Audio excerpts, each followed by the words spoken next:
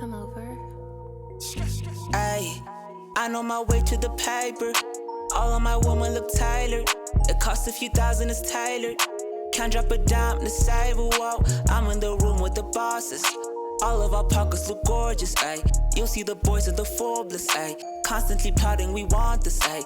I need my bag and clips extended, ayy. Blast you haters to fragments, ayy. Got no time for the cameras, cause I might just pull the extension, ayy. Young, back to the basics. Get in that bag on occasion. She top it until she get brainless, hey. Damn it, I love to be famous. Ayy, I'm in my bag, I don't have to brag, no. Ayy, she's watching me stack it, so water my cap and fold. Ayy, if I spend it all, it's just cause I'm racking more. Ayy, you so 10 in a back, you know I'm not capping, bro. Whoa, moving too fast, you probably thought it's a ghost. Whoa, stack it up, been doing the most. Whoa, moving too fast, yeah, I just hopped in a ghost. Whoa, stack it up, I've been doing the most. Yeah. Ayy, I got nothing to lose. I ain't got nothing else to prove. I see they all tryna shoot. Ashamed though, cause I'm bulletproof. Can't touch me, I'm up on the roof. I'm catching bodies, hiding all the proof. I make them disappear like poof. Just like that, you're gone for good. Little baby say she want the wood. Man, I'm so misunderstood. Done playing games, we want the goods. Really did start from the bottom. Those moments can't be forgotten. And they been trying to see how I got it. Just know it ain't the least I bought it. I bought it. Ayy, I'm in my bag, I don't have to brag, no. Ayy, she's watching me stack it, so water my cap and fold. Ayy, if I spend it all, it's just cause I'm racking more. Ayy, you so 10 in a back, you know I'm not capping, bro. Whoa, moving too fast, you probably thought it's a ghost. Whoa, stack it up, been doing the most. Whoa, moving too fast, yeah, I just hopped in a ghost. Whoa, stack it up, I've been doing the most.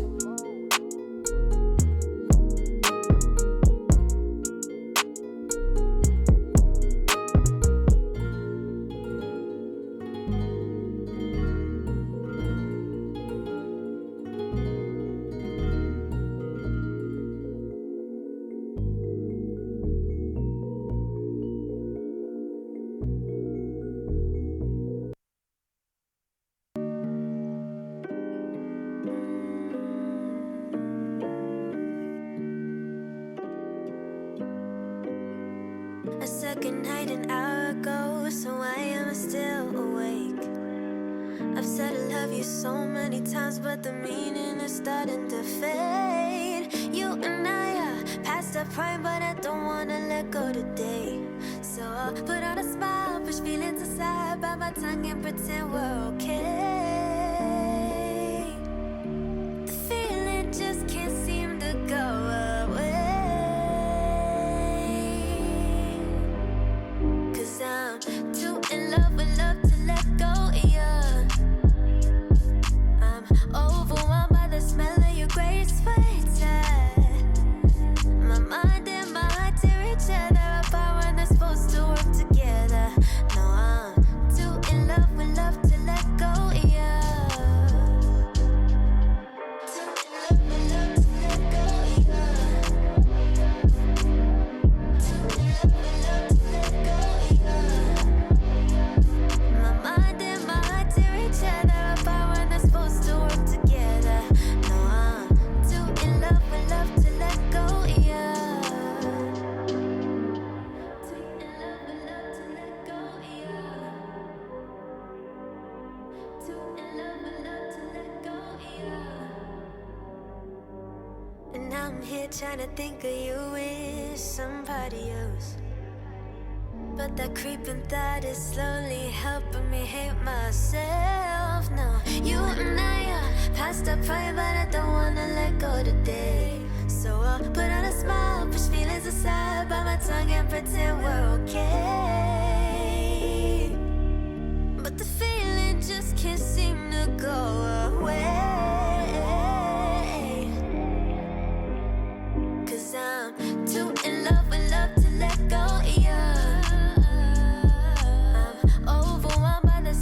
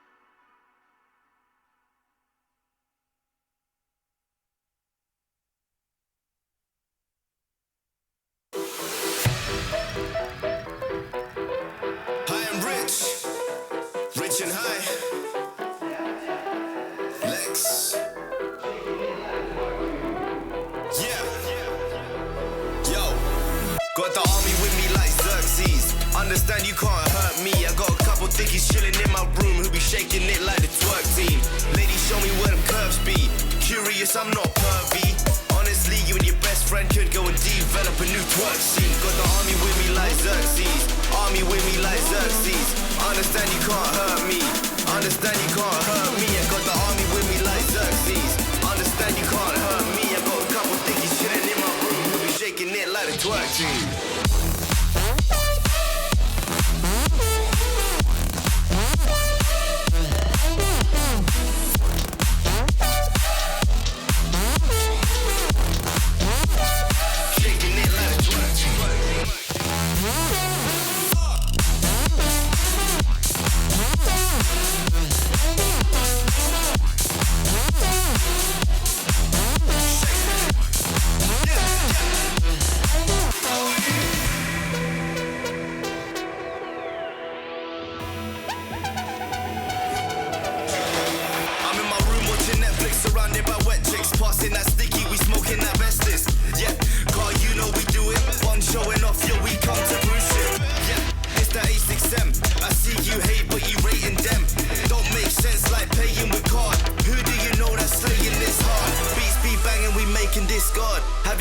Run straight to my yard and have her up in my bed. Yup, 20 minutes I'm dead. I tell her okay, leave. No Snapchat or backchat, please. What color is your backpack? Yep, green. Tell your boyfriend he's a whack twat G. Shake it.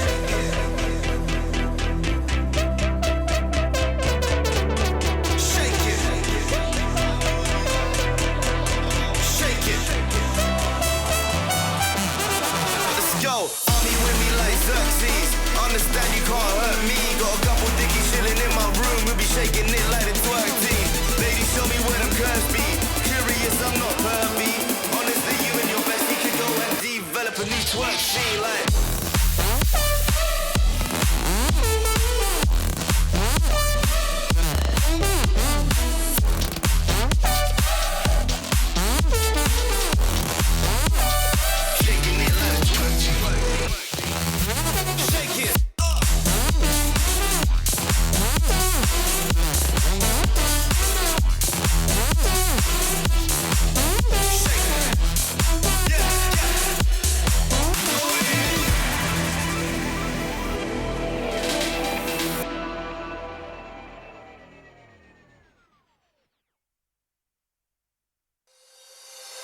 Call my bluff for the last time. This ain't a song, it's a battle cry. No life. I see the clue between the strobe lights. I'm haunted, black face. Hey, follow me around, okay? Black face. Hey, follow me around, okay? Used to want it bad, used to want it bad, but I can't taste it. I can't help you now, okay? Follow me around, okay? Black face, follow me around, okay? Follow me around, okay? Black face, follow me around, okay?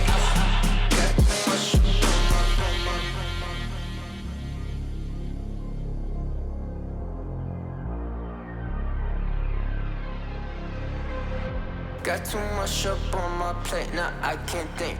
I said woke up to get X and now I'm feeling this is it. Want the money, want the rest. I do purse, not no cess. They say Donis, why you sad? I said I just need a thing. Red tape, got too close, I hate the city. Black face, show you everything you need to your phone, can't hit it bad. Someone said it's sad. I used to want it bad. I know it's in my head, keep seeing you too many times, yeah. I know it's in my head, keep seeing you. I know it's in my head. Follow me around, okay? Black face, hey, follow me around, okay? Got too much up on my follow me around, okay?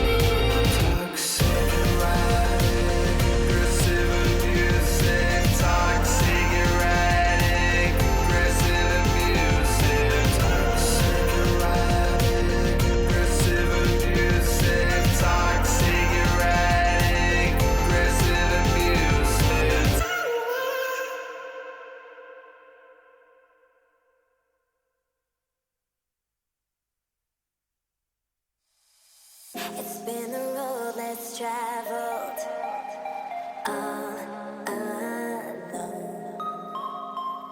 Feeling my body leveled on my own. I can just feel it, no way to stop it. The sounds of the music so through my bones.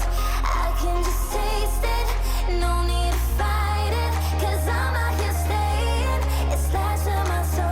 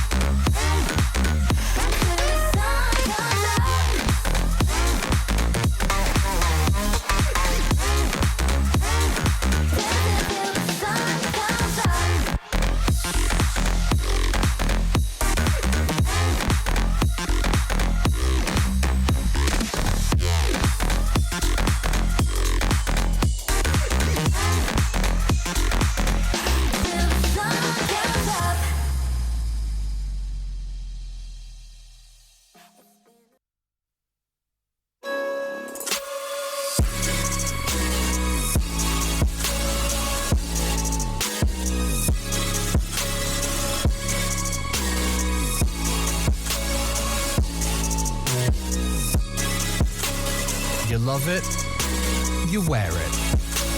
What's your style? Get your merch at shop.eslgaming.com.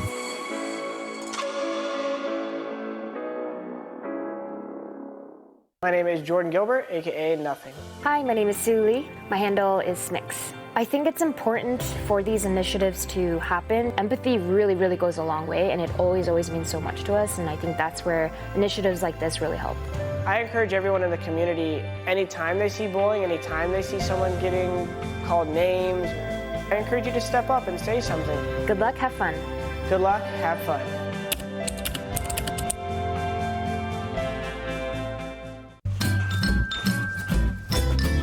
You ready? Huh? Hey, easy boy, huh? You ready? Huh?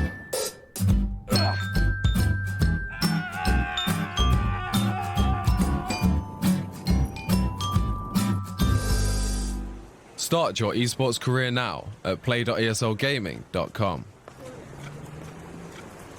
ESL One DPC Eastern Europe is brought to you by Intel and DHL.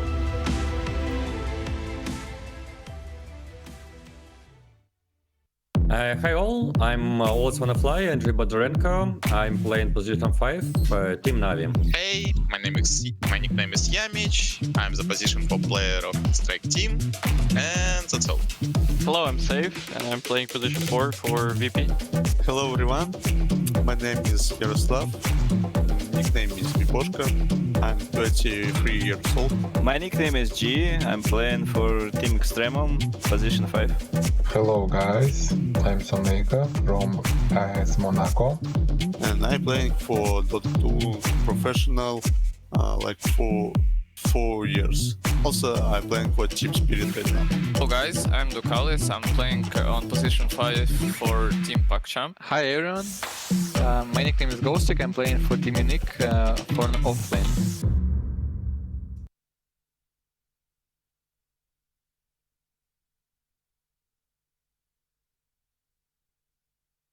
Welcome to the show, everybody. We've got two great matches for you for ESL One. It's going to be, I think, a pretty good one to start off with. We've actually got the promoted teams matching up against each other. Windstrike has been looking great, yes, but PacChamp did defeat Windstrike in the lower division.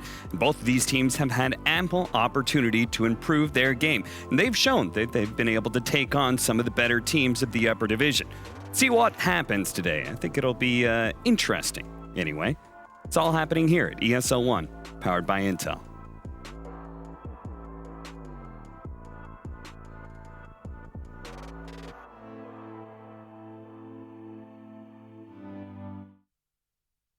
These are those moments I don't think anybody else is going to forget.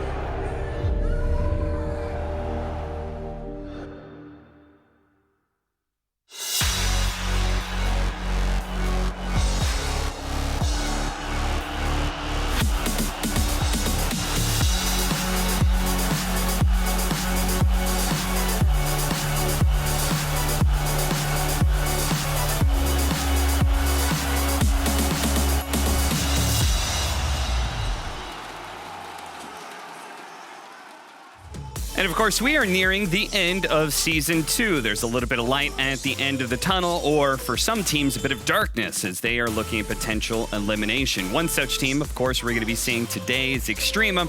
They've pretty much already been relegated down to lower division, but they still have a match to play against AS Monaco Gambit. And then, of course, we have our promoted teams looking to stay in the upper division and prove they deserve a slot here. And I've got two gentlemen who deserve a slot right next to me on the panel. It, of course, is Kyle and Odie Pixel.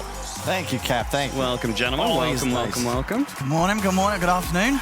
Yeah, we always say, I always say good morning. It feels like morning. Yeah, it's the start of our day anyway, but it's kind of a gamer's morning. It's 3 p.m. Yeah. Yeah, it's I've been talking to my girlfriend, and she's like, yeah, I had to wake up really early today. It's like 10:30. It's like, God, it's tough though. I got the sleep schedule set, so 3 a.m., 4 a.m., go to bed, wake up 10, 11, then you're like still fresh for our midnight nights. Yeah, sometimes I have to drive the car into to work just so Brian could get an hour extra sleep, so he can stay sleeping until 1 p.m. Don't know what he's doing that late at night, but Owen, what about you? What have you been up to in your spare time when it comes to when you're not working these events? Not a whole lot, really. Just watching a lot of Twitch streams. You know, that's kind of my homework as a caster and sometimes a panelist. Just watching all the streams, really keeping up with what's current and. Who do you think you've learned the most from? Is there a specific streamer or a specific analyst that stands out? Like, I personally will say that I've learned a lot from watching AUI. I think he's been a fantastic analyst to listen to lately. No, absolutely. In terms of actual just sort of personal streams, really, I find actually Excalibur, you know, young Excalibur from Team Bold. I very much enjoy his streams. You know, he doesn't mold. He doesn't get angry. He breaks it down. He keeps it cool, and he works through his mistakes. So, yeah, personally, I've been watching a lot of Excalibur recently. Yeah, and that sounds about right for, you know, we got that post-game interview with him, and he just had very measured takes across the board. Right? Yeah. He was talking about the fact that, yeah, like, playing professionally is stressful, and being a streamer is a lot easier for him. Kyle, how do you feel your life has changed since being a professional player? I think you're the one who always points to you being a lot happier now than you were then. Oh, yeah, definitely. It's really difficult to play and have all of your... everything in your life is linked to your performance. Yeah. So now that it's back to more of this, you know, I get to enjoy the Dota. You don't really enjoy it. Like, I didn't watch a minute of TI7. I didn't care. Didn't qualify. I don't want to watch other people succeed and smile and win money. That's terrible. As not a competitor, it's a lot more chill. Yeah, we just get to enjoy their successes, maybe lament their failures, like the failure yesterday of Team Spirit being able to take down Virtus Pro. They came oh so close. But it was painful to watch. Sadly, just managed to let that win slip through their fingers a little bit. And of course, we have also been watching other regions. I know, like I was watching NA because AUI 2000. Been tuning into some of the Chinese broadcasts as well because China's the region to watch right now. What's been going on in Southeast Asia, Kyle? Well, I love that leading question, Cav. If you follow me to the board, we can review what went down last week and look ahead to the near conclusion of this region. Big match from last week, Fnatic versus T1. T1 take it 2-0. I really enjoyed watching them play the PL Darkseer draft. Pretty much hard counters what Fnatic were working with. And a pretty surprising upset. I think a lot of people expected Fnatic, they won last season, to take this one as well. But T1, big upset. We'll see how that impacts the standings in a moment, because another match from that week was the one doubleheader Fnatic plays this season against OB Neon. They crushed them. OB Neon, twice in a row, Yopaj puck mid, Magnus carry. It lost both games, took less than an hour for Fnatic to clean up. Notably, the Arc Warden pick was really cool to watch. Raven absolutely crushed. Good replay to watch if anybody's trying to study the Arc Warden, and a hero I think we'll probably see at the Major based on how successful it was here. Now, if we look ahead at the standings, starting to heat up a bit. So right now, TNC sole possession of first place. Fnatic and T1 just behind them at 4-2. Boom, Execration, OB Esports, Neon at 3-3. Now this is big because Neon has 600 DPC points. They're quite possibly in based on points alone, but they're right at that cutoff where they may or may not make it if they don't score points from the season. If we look ahead to the remaining matches, TNC and Execration, they both play Lil Gun. When we go back real quick, you'll recognize Lil Gun hasn't won a match. I don't think they're going to. So consider TNC 5-1. Execration will be 4-3. Omega plays Boom. Let's say Boom were to win this match as well. Let's Execration wins, TNC wins. The big two matches, Fnatic TNC versus OB Esports Neon versus T1. So if we go back here, T1 4-2. Neon 3-3. Neon wins, they go to 4-3. Execration wins, they go 4-3. Boom Esports beats Omega, they go 4-3. Quite likely a TNC at 5-1 is going to be playing against a Fnatic 4-2. If they lose, Fnatic also goes to 4-3. And keep in mind once again, T1, they're playing Neon. If they lose and Neon wins, that means they go to 4-3. So we have an actual possibility where 5 teams would all be 4-3 for the 2 spots SEA would get, one for the group and one for the wild card, with TNC taking sole possession of first place. If Fnatic were to beat TNC, they'd both go forward. They'd have to play a tiebreaker most likely, again, assuming TNC is able to beat Lil Gun, which, sorry Lil Gun, but I know who the favorite is here. That would mean TNC and Fnatic go ahead. We have a massive tiebreaker for third, and then they would play again. Even if Fnatic win, you still have to have a tiebreaker for any tie in between different placements in a DPC. So if one go playoff, one go groups, there's a tiebreaker. Doesn't matter the head-to-head results. So main point, look ahead. at these two matches, Fnatic TNC, OB Esports Neon versus T1. That'll decide pretty much everything. And a lot of people probably rooting against Fnatic, because the more points they get, the less that go towards the region, the less chance SEA get of having multiple teams qualified directly to TI. So yeah, that's about it. We're gonna go back over to the panel. A lot of stuff, a lot of chaos, a lot of craziness. It's gonna come down to the wire. So the one thing that I have a question about all that, who do you think is going to be making it through? I know you said the potential for tiebreakers and everything, but from your personal judgment, who do you think the three teams are? Man, it's been very draft-based so far. I think TNC and Fnatic are almost locks. TNC for sure. They're going to be low gun. They do that, they're through. So that's a given. Fnatic has looked better since as the season's progressed. They had a roster change, obviously. They're trying to just basically get back into form. I think they've done so. I'd say those are my two. And then really it's a toss-up for me between T1 and Neon. Although Boom, if they can eke out a win, has a shot. It's just really, it's really tough. Honestly, I had no idea. It seems like across the board, all these second seasons, like all the groups are a lot closer. I mean, even like this Eastern European one was like more lopsided than other regions, but we still had Team Spirit almost managed to take a game against VP. It's pretty much that in NA, right? Yeah. That is like super. NA is not so close, man. No, that's what I'm saying. Yeah. Every other region is close except for Eastern Europe and NA. Yeah. Right? Okay. It's like those are the regions that like, okay, we know guaranteed who top two are, most likely top three. The entire upper division, I just saw God's tweet about it. They've had 2 series go 3 games. 2. We've had Liquid Alliance rather in Western Europe have had what? All 5 of their series go 3 games? More than 20, like That's pretty it's wild, insane. Actually, the NA disparity is very much the the bourgeois up top, and everybody else is a very distinct pecking order. And then you've got like over in China, right? You have Team Elephant, who is a team that is supposed to be a superstar team, didn't manage to make the major last season, end up falling short just ever so barely.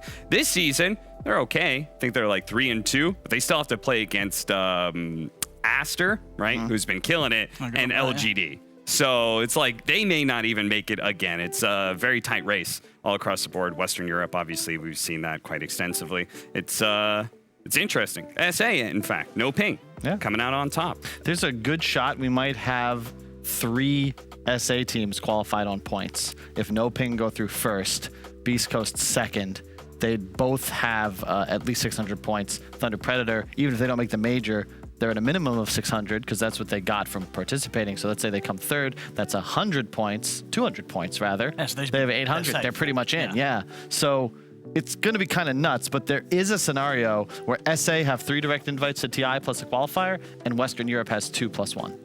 And how do you feel about that? Oh, and do you feel like as you're seeing the DPC break down, is this a good set, bad set of rules? What do you think? I mean, well, if you consider what happened last major, I don't think there's anything wrong with that, really, right? 2 slots for Western Europe, 3 for SA. I think that, it should. We dropped the ball last major. It wasn't great. Obviously, I think a lot of the teams, as we've seen this season, the competition has stepped up in Europe. As we've said, it's a lot closer from the Western Europe side. So I would imagine we are going to see better results this major. But if we don't again, then absolutely, I think it makes complete sense that the region as a whole should have less teams making it through to the most important tournament of the year. Kyle, I'm sure you have some thoughts on it. Only thing I don't like is that it sort of provides like false incentives to inter-regional play, where Secret performing well actually hurts Europe as a whole once they acquire enough points to go to TI. Yeah. So you're actually rewarded as a region when your strongest team then falters a division later. I just think there should be either more international events that provide points, or majors should perhaps be weighted a little higher, because I think that that was everyone's biggest, number one potential complaint is like, why are the DPC regions weighted the exact same as the major? Yeah, right. Because like the difference between, say, if I'm say Eastern Europe and I come first in my league and I get not just a direct invite to the playoffs, but I also have 500 points. Then compare that to, say, the 4th team in Western Europe. I get 100 points. I fight through the wild card. I fight through the group stage. But unless I win the major, I won't make up that point differential between our placements in the league. I have to win the major to actually make that up. That's kind of crazy. Like if I finish 3rd, I still end up behind the point total of this team that placed higher in their region. And I just think that your participation in competition at international events with the best of the world all competing, that should be pretty damn important when you consider points awarded. But are you not still just sort of putting Western Europe on a bit of a pedestal compared to the other regions, when in reality, do they really deserve that after lackluster performance last major? Well, that's why you're right, they wouldn't. But I'm saying if a team shows up, let's say even wins a major out of the wild card, and they don't go to TI directly, I think that'd be a little crazy. That's going to feel weird if the points work out that way. Which I believe is the scenario if OG or Nigma were to win the major and come finish 4th here in the DPC. Well, that would apply to almost every, any wildcard team, right? True. It's like even the other regions, Southeast Asia, 3rd place, you're in the wild card, you go all the way through. Well, yeah, I guess same point like Thunder Predator, they earned an equal number of points for their placement in their region and their performance at the major. And what got your eyes? What was considered more important? I'd argue it was their performance at the major, yet it was rewarded the exact same. Yeah. It's, I think, a very interesting discussion and one that I'm sure we'll continue be having as the DPC season, the inaugural one, continues forward. But for now, we've got a match to focus on. That's going to be PugChamp versus Winstrike. We'll be right back after the break.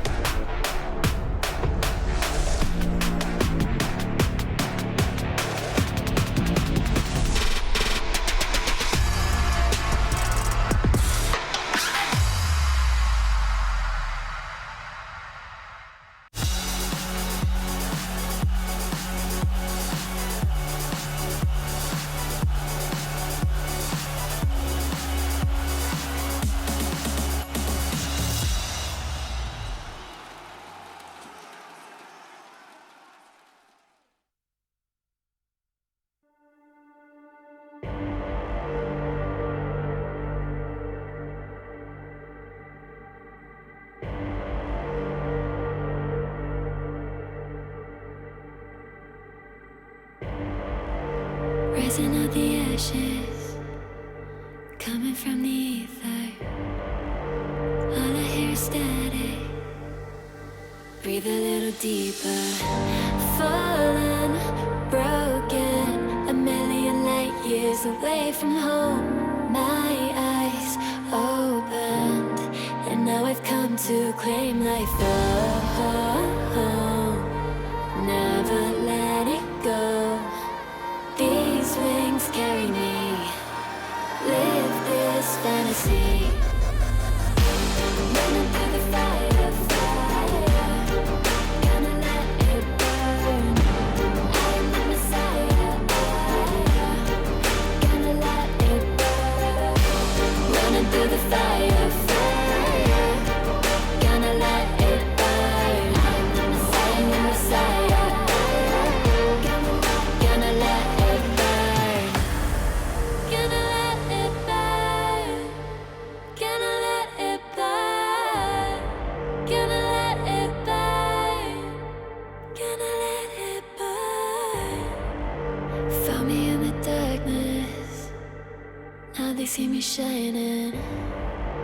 Calling me a goddess. Thunder and the lightning. I'm falling, I'm faster. Making my way back, I'm close to home. I'm fighting harder because I've come to claim my throne. Never letting go. These wings carry me. Live this fantasy. Burning through the fire, gonna let it burn. I am the Messiah, gonna let it burn. I'm running through the fire, gonna let it burn. I am the Messiah,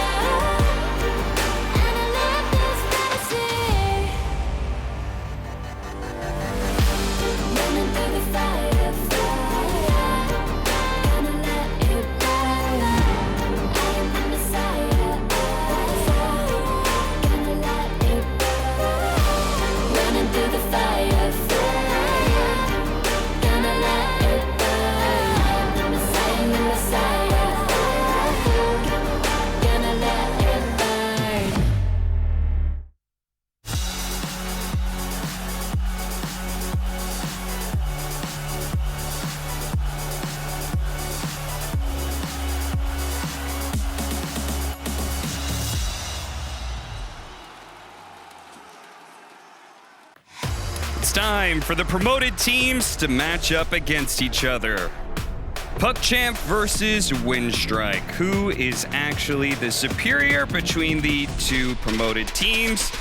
The score will tell you it's Windstrike. PuckChamp did take first last season, not only beating them Windstrike in a series, but also in a tiebreaker, I believe. But Windstrike are the ones who have been looking far better, and I have to assume that is just them improving faster than their younger brothers, basically. Yeah, absolutely. Now you look at sort of this region, this division. There's two halves to it, isn't there? There's the top four, there's the bottom four, and for me, Windstrike are clearly ahead of the other three below them. You know, but from what we've seen performance-wise and improvement, you know, in terms of when you compare what they were bringing out last season in the lower division, it's just their tenfold in comparison to a team like PuckChamp, which I think has definitely struggled a little bit coming into this upper division.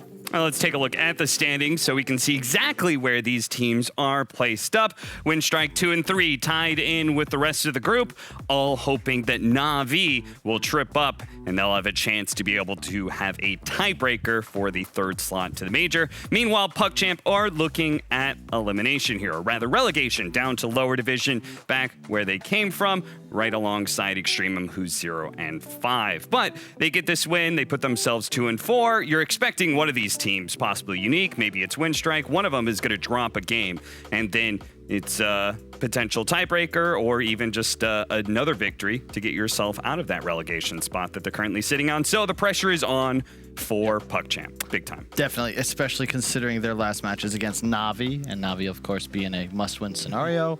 I believe Windstrike, unfortunately, plays VP, so they'd like to get this win so that they don't need to get that win. Otherwise, they're in a tiebreaker to be eliminated. You should win this series if you can. You should win this series if you can. I mean, they should win the series against Virtus Pro if they can, but that may not be possible, right, Kyle? No, I wouldn't bet on that. All right. Well, they actually both of these teams actually, they have very similar stories. After all, they're quite young players, and they've gotten here in the support of both their friends, their family, and also their fellow teammates. My name is Andrei, I'm 18 years old, I'm from Russia, Moscow. Now I'm just only playing Dota 2, nothing else, maybe walking at streets. I would say that I was having very good childhood because my mom helped me a lot, I was having good school, my father just helped me a lot to grow as a boy. So my life is very simple, I'm just a simple human. Zip in from Evan. The follow-up into Jason, though, as they go, they drop the rock. And that's a really nice LSA. As they're trying to run them out, look at Blake's gonna get thrown out, but Evan, he still falls. And now... I just knew Dota from friends when I was in school, from 6th class. I was playing Minecraft, and then he said, yo man, let's go Dota. So we're having 12 years different with my brother, so when I start played, he was already a drop and he was not having time. But now he really helps me. He watching all my games. Sometimes he gives me some suggestions just for fun. He supports me a lot, and my family too, mother and father is watching games too. That's my favorite comment. Doesn't matter, it seems, what region you're in. If you have the support of your family, they get into it and then they start saying, why didn't you pick this hero? Yeah. You know, you guys are winning on that that Mars hero. Why don't you keep drafting it? We had to put a moratorium on that, me and Zach. Like, we'd get texts. We'd be like, Mom, Dad, no texts. We lose a match, give us 24 hours. I don't want to, sorry, it didn't go well. I don't want to know why you think we should have banned Meepo. Not now. Not now. Wait for the next holiday. Maybe they should have sent that text before the series. Yeah, shut up, kid. That would have been helpful, yes. But, man, no comment. That's an inside. I get grief for that constantly. In fact, one of my younger brothers, his yearbook quote was some line from an old school Han video. It's like, you know, he it was his senior photo, him in his suit, and underneath, you know how highly your own character. He just dropped that in the group chat. That's a great line. Yes. Oh, and what about you? wrote him out of the will. I have very briefly met your parents, but they seem very supportive. They do. They're always watching. They're probably watching now. So hi, Mum. You know, I normally get a message if I ever say a slightly rude word. It's always like, "Well, you shouldn't use those words on the broadcast, Owen." And I'm like, "Yes, Mum, I'm sorry." So you know, they care and they watch, and it's great to see. And I think we're seeing that as well with a lot of players, more so nowadays, because it's become a little more mainstream. You know, more people, more parents are going to understand. Hey, you considered a computer, play video games, make money with it. You know, rather than look sort of 10 years ago, you know, around the first TI or such, where you know, trying to convince someone about this sort of thing coming out, it was almost impossible. You know, understandably, they would be very sort of scared and apprehensive about encouraging this sort of career. But nowadays, it's much more mainstream. As you said, the newer generation does have a lot more support from their family. And for Winstrike, especially Yamich in particular, it's his mother. Over here on the side of Navi. He's got a blink. Our organization helped me to get a new computer, actually for time. And all time I was lagging, but maybe 1 month ago, but now it's very good. And Winstrike team helped Anton to play in Moscow, to play in a good team. And we have salaries, which every month, and it's good for us. Going through their spike, does manage to go land over onto V2 as a big ice blast comes in on. They go and they land, and they'll always want to fly around. He's both crumbling as V2 trying to man fight through here. I live with my mom and dog. She's a psychologist. She's helping with mental issues. She's happy. She's helping with me with this. Also, then when I was 16 years old or 15 years old, she also helped me with this, with mental, with something. You know. She just knows that I can do something if I will try. That is adorable, and shout out to his mom for being so helpful and being able to. And Dota is like a very big mental game, right? So it is important to have that experienced voice to be able to help you work through problems. After all, like competition, you know, whether it's playing at real sports or esports, playing CSGO, playing Dota, there's a mental game to it, right? Oh, absolutely, yeah. Well, he says his mum's a psychologist. I mean, I think that's pretty much the best situation a player could be in. You know, that's a huge boost, and you know, maybe one of the reasons why we are seeing them just to improve. That on top of the fact that they said, you know, they've been playing with some ping issues before in their players. You know, I think we're seeing why, you know, coming from last season to this season, moving up, why we're seeing the improvements that have been there from them. Yeah, probably useful as a player. Maybe not so much growing up. You know, hey. What's wrong? Oh, wait, I know exactly what's wrong with you. No, you don't, Mom. Yes, I do. You don't know me, Mom. Are you sure? I have your whole profile, right? Nah. Yeah, but yeah, the credit to them. They've definitely improved, so we'll see. See what happens right now. Yeah, see if they can continue that improvement as it's ready to start. PuckChamp versus Winstrike going to start right after the break.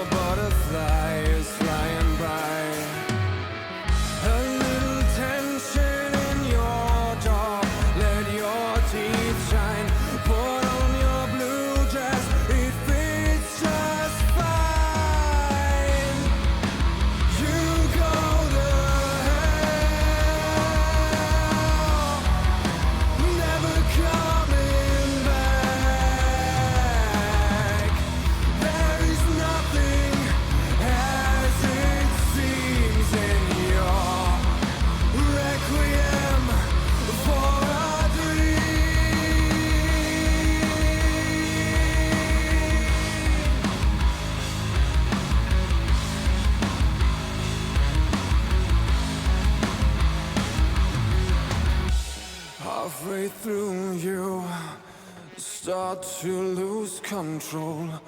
Orange autumn leaves on the ground. At the end, there's nothing, and you face yourself. Green is all you see as you fall.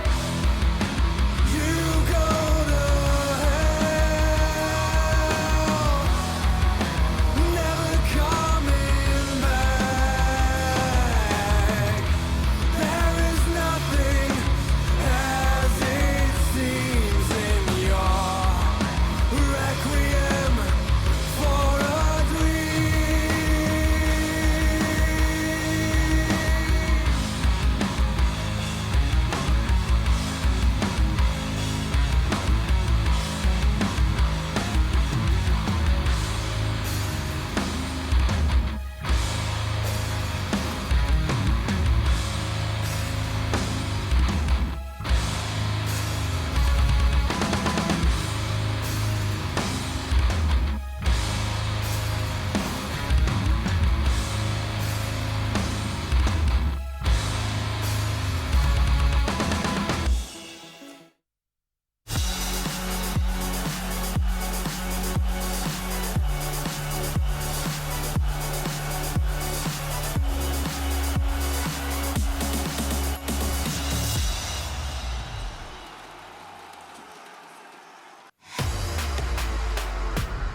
It may be a bit of an uphill battle, but PuckChamp is here to try and stay in the upper division. They're going to match up against Windstrike, so they should have some confidence. They've beaten these guys before. Who cares if you've been having a rough go of it lately?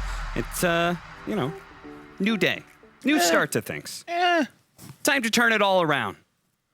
Life doesn't typically play out like a Miyazaki movie, Cap, but if you insist, perhaps PuckChamp will oblige.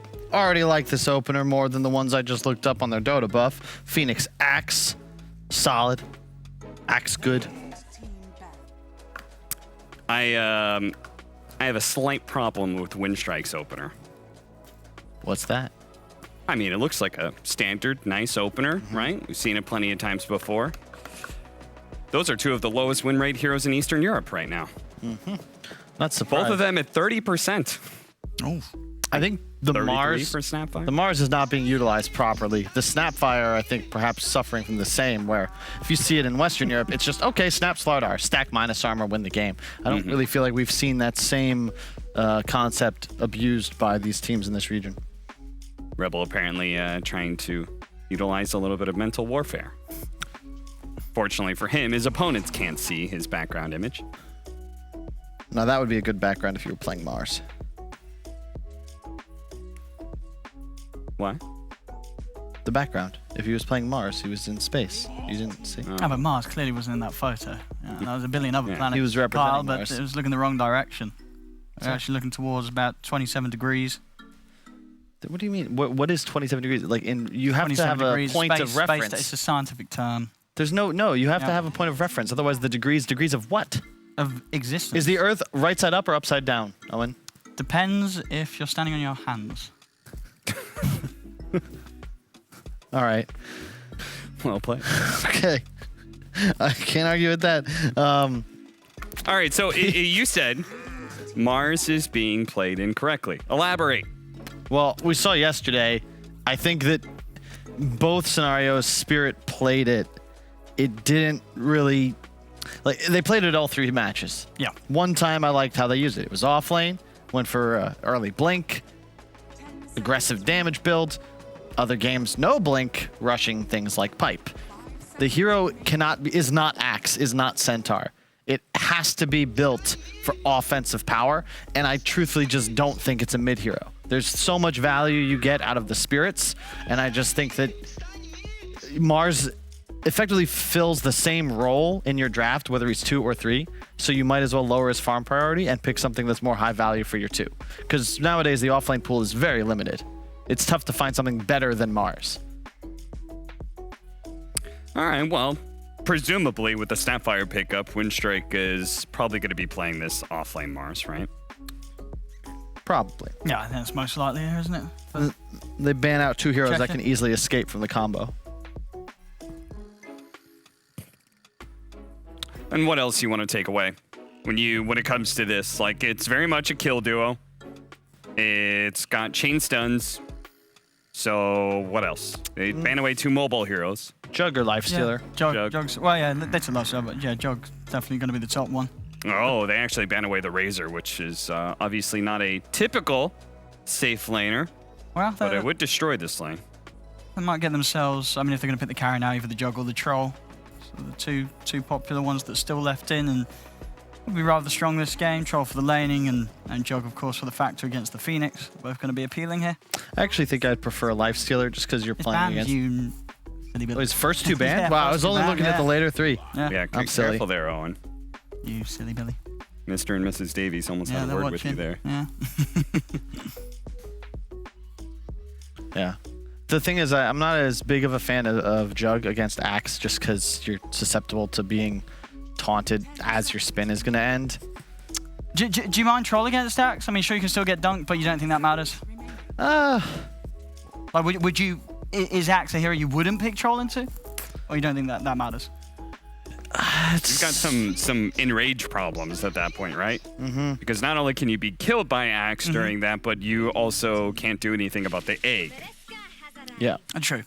I think I'd prefer just... You know what? I'll take that back. Troll's always okay. You can always pick Troll.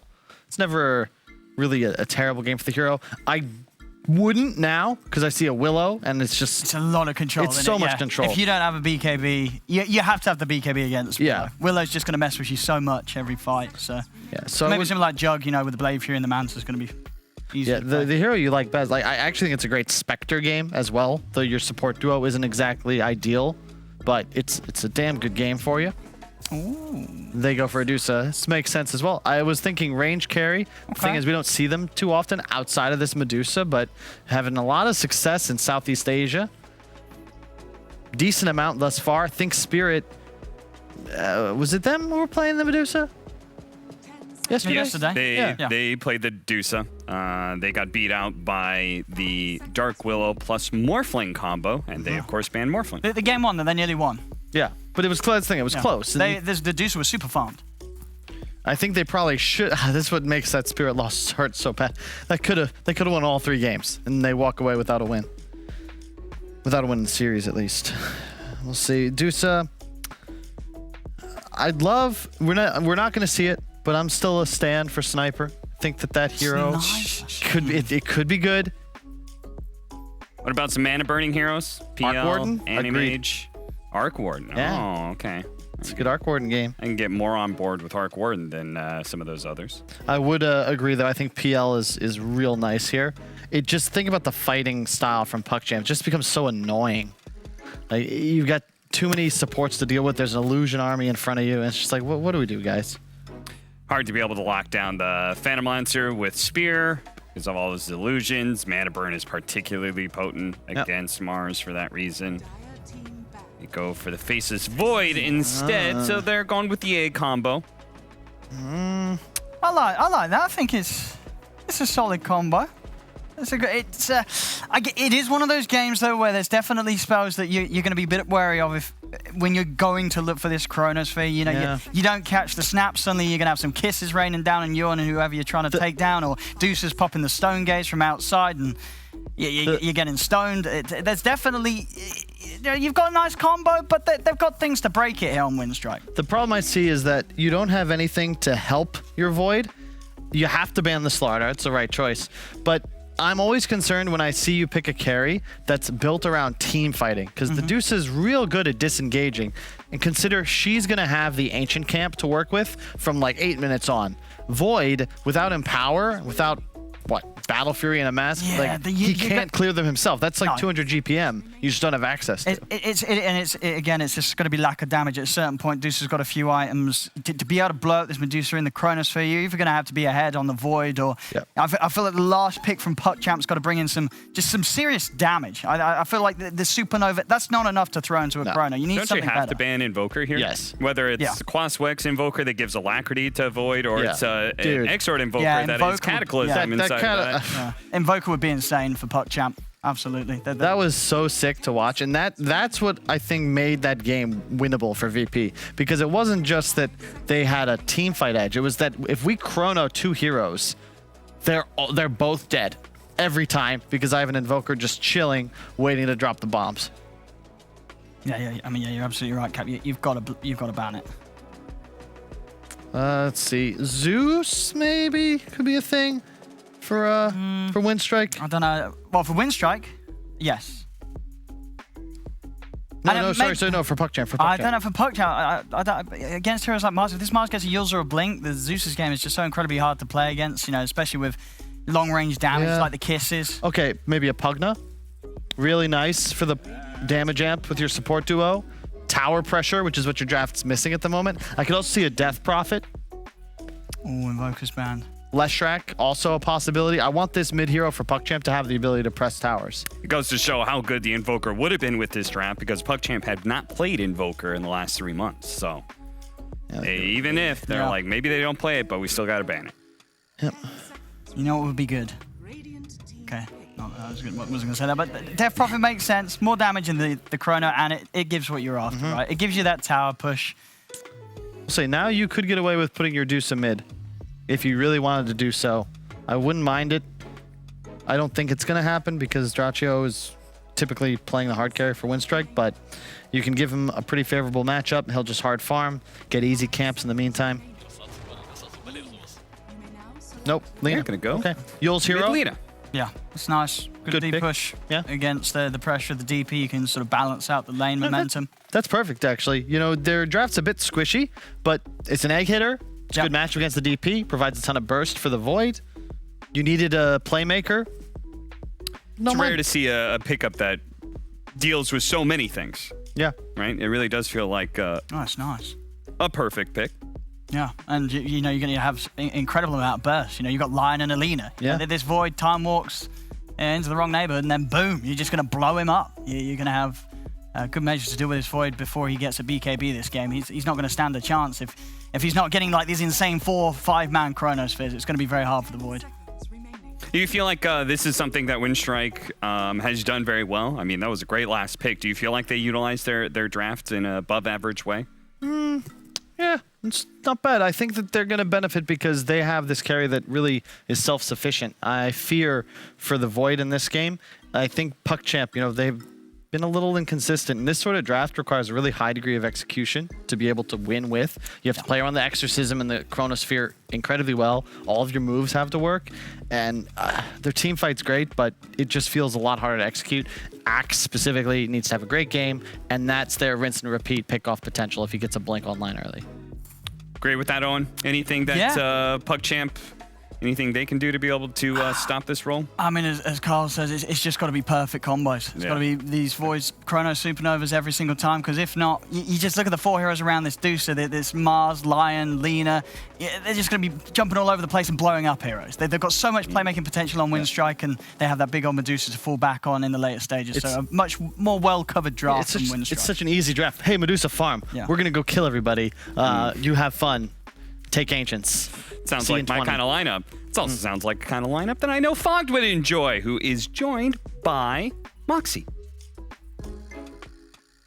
First match of the day, and that is indeed true, Cap. Fogged and I were chatting about it, and it seems like he definitely prefers the draft coming out from the side of Windstrike a little bit more than what we're seeing from PuckChamp. Yeah, I do think they could suffer in the lane. The Medusa lane could have some problems with the Axe Phoenix. It is a very strong lane. The Battle Hunger plus the Spirits are just annoying. The constant whittling down. But I think inevitably they're going to be able to find space for this Deuce. I love the rest of their picks. Not a big fan of when you pick Death Prophet when there's literally no kind of save behind it. They have Sunray, they have some type of heals.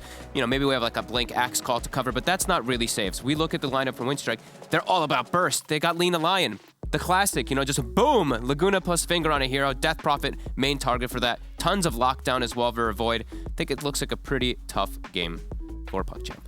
I think the other thing, too, is it almost feels like they're a little bit on a timer, right? They have to get this momentum coming from PuckChamp because as it gets later and later into the game, it's going to be too difficult for them to try to take down this Medusa with what they've got going on over here on the side of PuckChamp.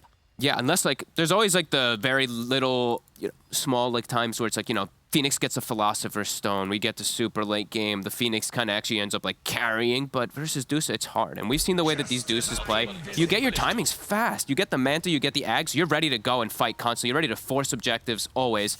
And I really do think that PogChamp, they have to kind of play perfectly. They have to get a really good start for the Axe. Desperate has to have pretty much all successful exorcisms to pressure buildings. Otherwise, yeah, I think they're just going to start falling behind in that department. We will have to see as game number 1 is getting going here, and definitely feels like you could see that aggression coming out now from the side of Windstrike as they are smoked up. Yep, and look at this. Hoping to grab themselves a first blood. Great first blood lineup. You look at the lineup of PogChamp, not strong whatsoever at level 1. They have just some awkward spells. Windstrike's all stuns. Easy ways to get onto somebody. And PogChamp, are they prepared for this? They don't look very prepared.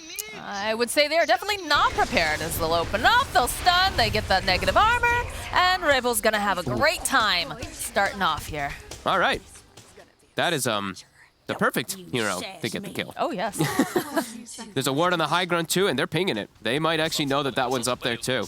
So that's a great hit, and I love when teams do this. You know how strong you are level 1, you assert your dominance, get the scouting out, get a ward down aggressively too, and now you can go back up, maybe even get yourself a secondary kill because you have all these stuns. And the way that they're rotating already. Do have a bit of vision though, so they can see that they are getting into position on the side of Windstrike. Looks like they'll probably just back off. I don't think they want to run into this fight anymore. It's not this early. No. So it's just going to be a 2-for-2 rune, though. But yeah, we'll see how it all ends up coming down. But I think it's going to be problems. It really is. It's going to have to be such good positioning from Axe to cover this Phoenix, to protect the eggs, because eggs are the big thing, the big damage reliant inside Chronosphere. And there's a Snapfire. And not only that, there's a Lina, too. So it's like a double counter for the Phoenix. That's why I'm really liking the way Windstrike has set themselves up in this draft. Yeah, it was pretty surprising to me that they picked up that Phoenix like very, very early on. And there's just so many solutions, right? You talked about it. The fact Snapfire for right now has been constantly picked as, the egg scrambler because of the fact you get those rapid shots off. And then, of course, the Lina is definitely one of those heroes that also is able to provide those fast hits to take down the egg. Yeah, I think that's why Pano was just like, wow, that Lina is like a jack of all trades. It takes all the boxes that they need. Tower push, burst, ways to kill the egg as well. This is the lane we have to watch because this one is going to be a bit problematic. Okay, they actually set up the lanes like this. Okay, I thought for sure we'd see Phoenix plus Axe. It's a tested staple that people have ran so many times. Hunger plus Spirits. You can't last hit creeps when you are just attack speed slowed, and that hunger is always great. But they're deciding to just make the Willow more of that priority for the 4 rather than the 5. I guess it comes from team to team how dependent that is going to be. Perhaps it's the idea, too, that when you start dishing out that damage with that little shredder, you're able to go and just go into Shadow Realm where you can't be targeted, maybe? Just a little bit more of an insurance policy, or? Yeah, I guess so. I guess that's kind of what they're going for here, too. And I guess it's going to be more farm priority on Willow, but I really hope that's not what they do, because I don't think that does anything versus a hero like Medusa. Usually when you see the Willows getting more farm priorities because they can set up these solo kills, as this could be a kill onto Ducalis. Yeah, I think that they want to dedicate themselves to this. Yeah. Yep, that's definitely a kill. No Icarus dive, of course, on that Phoenix. I don't think this lane can pressure Dusa either. Yeah, I'm not a fan of this setup here from the side of PogChamp either. I really think they should have just put the Willow top and you put the Phoenix down bottom, because then you can actually slow down Medusa's farm. I think with this one, you can't slow down Medusa's farm whatsoever. She's going to free farm down here, where this is the lane that they have to win in the game. Yeah, very concerned for them. And I think Phoenix is just super, super weak in the lane, especially with a hero like Void. You don't really provide too much. So this is quite rough, I think, as a start here. I feel like something that might have been able to provide some sort of protection for Krylat perhaps would have been nice as well, throwing in that top lane, because, I mean, there's only so much a Phoenix can do, and Void is not one of those cores that wants to get aggressive. He just wants to hang back, hit these creeps, occasionally, time walk damage off, but at least with, like, a Dark Willow on that lane, you'd have, like, Brambles or something, right? So you could potentially slow them down if they start to get too aggressive. Yeah, and you can actually, survive. Sure, you have to, watch out for, ground stuns and stuff like that, but you're at least able to secure the farm a little bit better as a Willow. Huntsman eating some little bit of harassment, but he'll have a salve to be able to regen back up. And yeah, they're not going to pressure Dusa. Mars is free farming and has 7 denies, and they're probably going to get another kill right here. Yamich will be able to get this one here, and the tips are getting dropped. As I feel like they should. They're going to win all 3 lanes with this setup. Maybe a little bit of a trade-off, but I think Lina comes out with a tiny bit of an edge. Jesus, Desperate. Careful. I guess the one thing that, you know, is going really nicely for PuckChamp is the fact that if Vrabel decides that he wants to make a rotation, right, he toasts to the top lane or bottom lane, wherever, puts pressure down. If you have that exorcism online for Desperate, he can try to pressure the tower, right? Yeah, he can, but he can also just die, right? There's Yes. so much stun and burst, so I'm really scared for this Death Prophet. I feel like the lanes are just going to start getting very disastrous very early. Void's going to start getting more pressure onto him. And yeah, Phoenix just free kills. You have 1 armor. Mars loves playing versus 1 armor heroes. Rebuke just does so much damage in lane. And when your Medusa's free farming, unpressured in lane, that's always just, you know, that's always just saying that there's something problematic in the game coming out. Especially if you don't have like, especially if you don't have like this frontline 5 position here, right? We've seen like these Clockwork Tusks, etc., being positioned to protect the Medusa, but this time he has a Snapfire, so it's in theory just a weaker lane overall, but they're not able to take advantage of it. Mela's actually just is going to constantly get right-clicked here from this double range instead. I mean, they just walk around these brambles every single time. It's just too difficult for them to try to get them to hold in place. Because they are able to kite like this, and he's got a cut. He's got it. That's pretty much all that he's got left here for options, as Yamich is attracting some attention here from Krylan. Oh. Ducalis misses that spike. But he's drawing them away from the creeps. I don't understand why they're chasing so much. Manless 2, Cookie hop forward on one of the creeps. Phantoman's dishing out a lot of damage here. Don't think he's quite going to have enough damage to go and take him out, but it's enough to bully him at least. Yeah. All 3 lanes looking real good. Lina free farm, Mars free farm, Void getting little to no CS up top. He actually can't even walk up to the wave. 14 denies on Cheshire Cat. He's going the double bracer build, just super high base damage, high regen too versus this Phoenix and Void. They can't touch him. They can maybe kill Yamich if he steps super out of position, but even that is very unlikely. Definitely getting a bit concerning here for the side of PuckChamp. It's, what is it? Do we still have like the percentage on the win rates when you end up losing all of your lanes? It's very bad though. I know that at the very least, but it's interesting to, you know, consider how do they get themselves back in here as Phantoman was sitting very, very low. Not quite enough damage to take him down. Oh yeah, he's got like nothing down here. He's just gonna have to hide for some time. So Melas, he'll at least be able to finish up his Vanguard at the least here for the side of PuckChamp. He'll have that at a good timing. But my god, yeah, Void's getting no CS. He's still at like 20. Look at these denies, look at this Mars. He's just taking over the lane completely. This is the kind of CS that we need to see on this Axe, honestly. Yes, for the side exactly. of PuckChamp. This is very, very concerning. They need to have that good early start for themselves so that they don't start falling behind versus Dusa with their lineup. As Lina has hit 6, gonna just return to mid lane. Desperate. He's getting his rune checked for him. Nice move from Astral, at least to secure that illusion room. Same thing with Ducalis to check it out. I guess here's the question. Now that we have the level 6s online for both the mids, where do we see our first like real skirmish come out?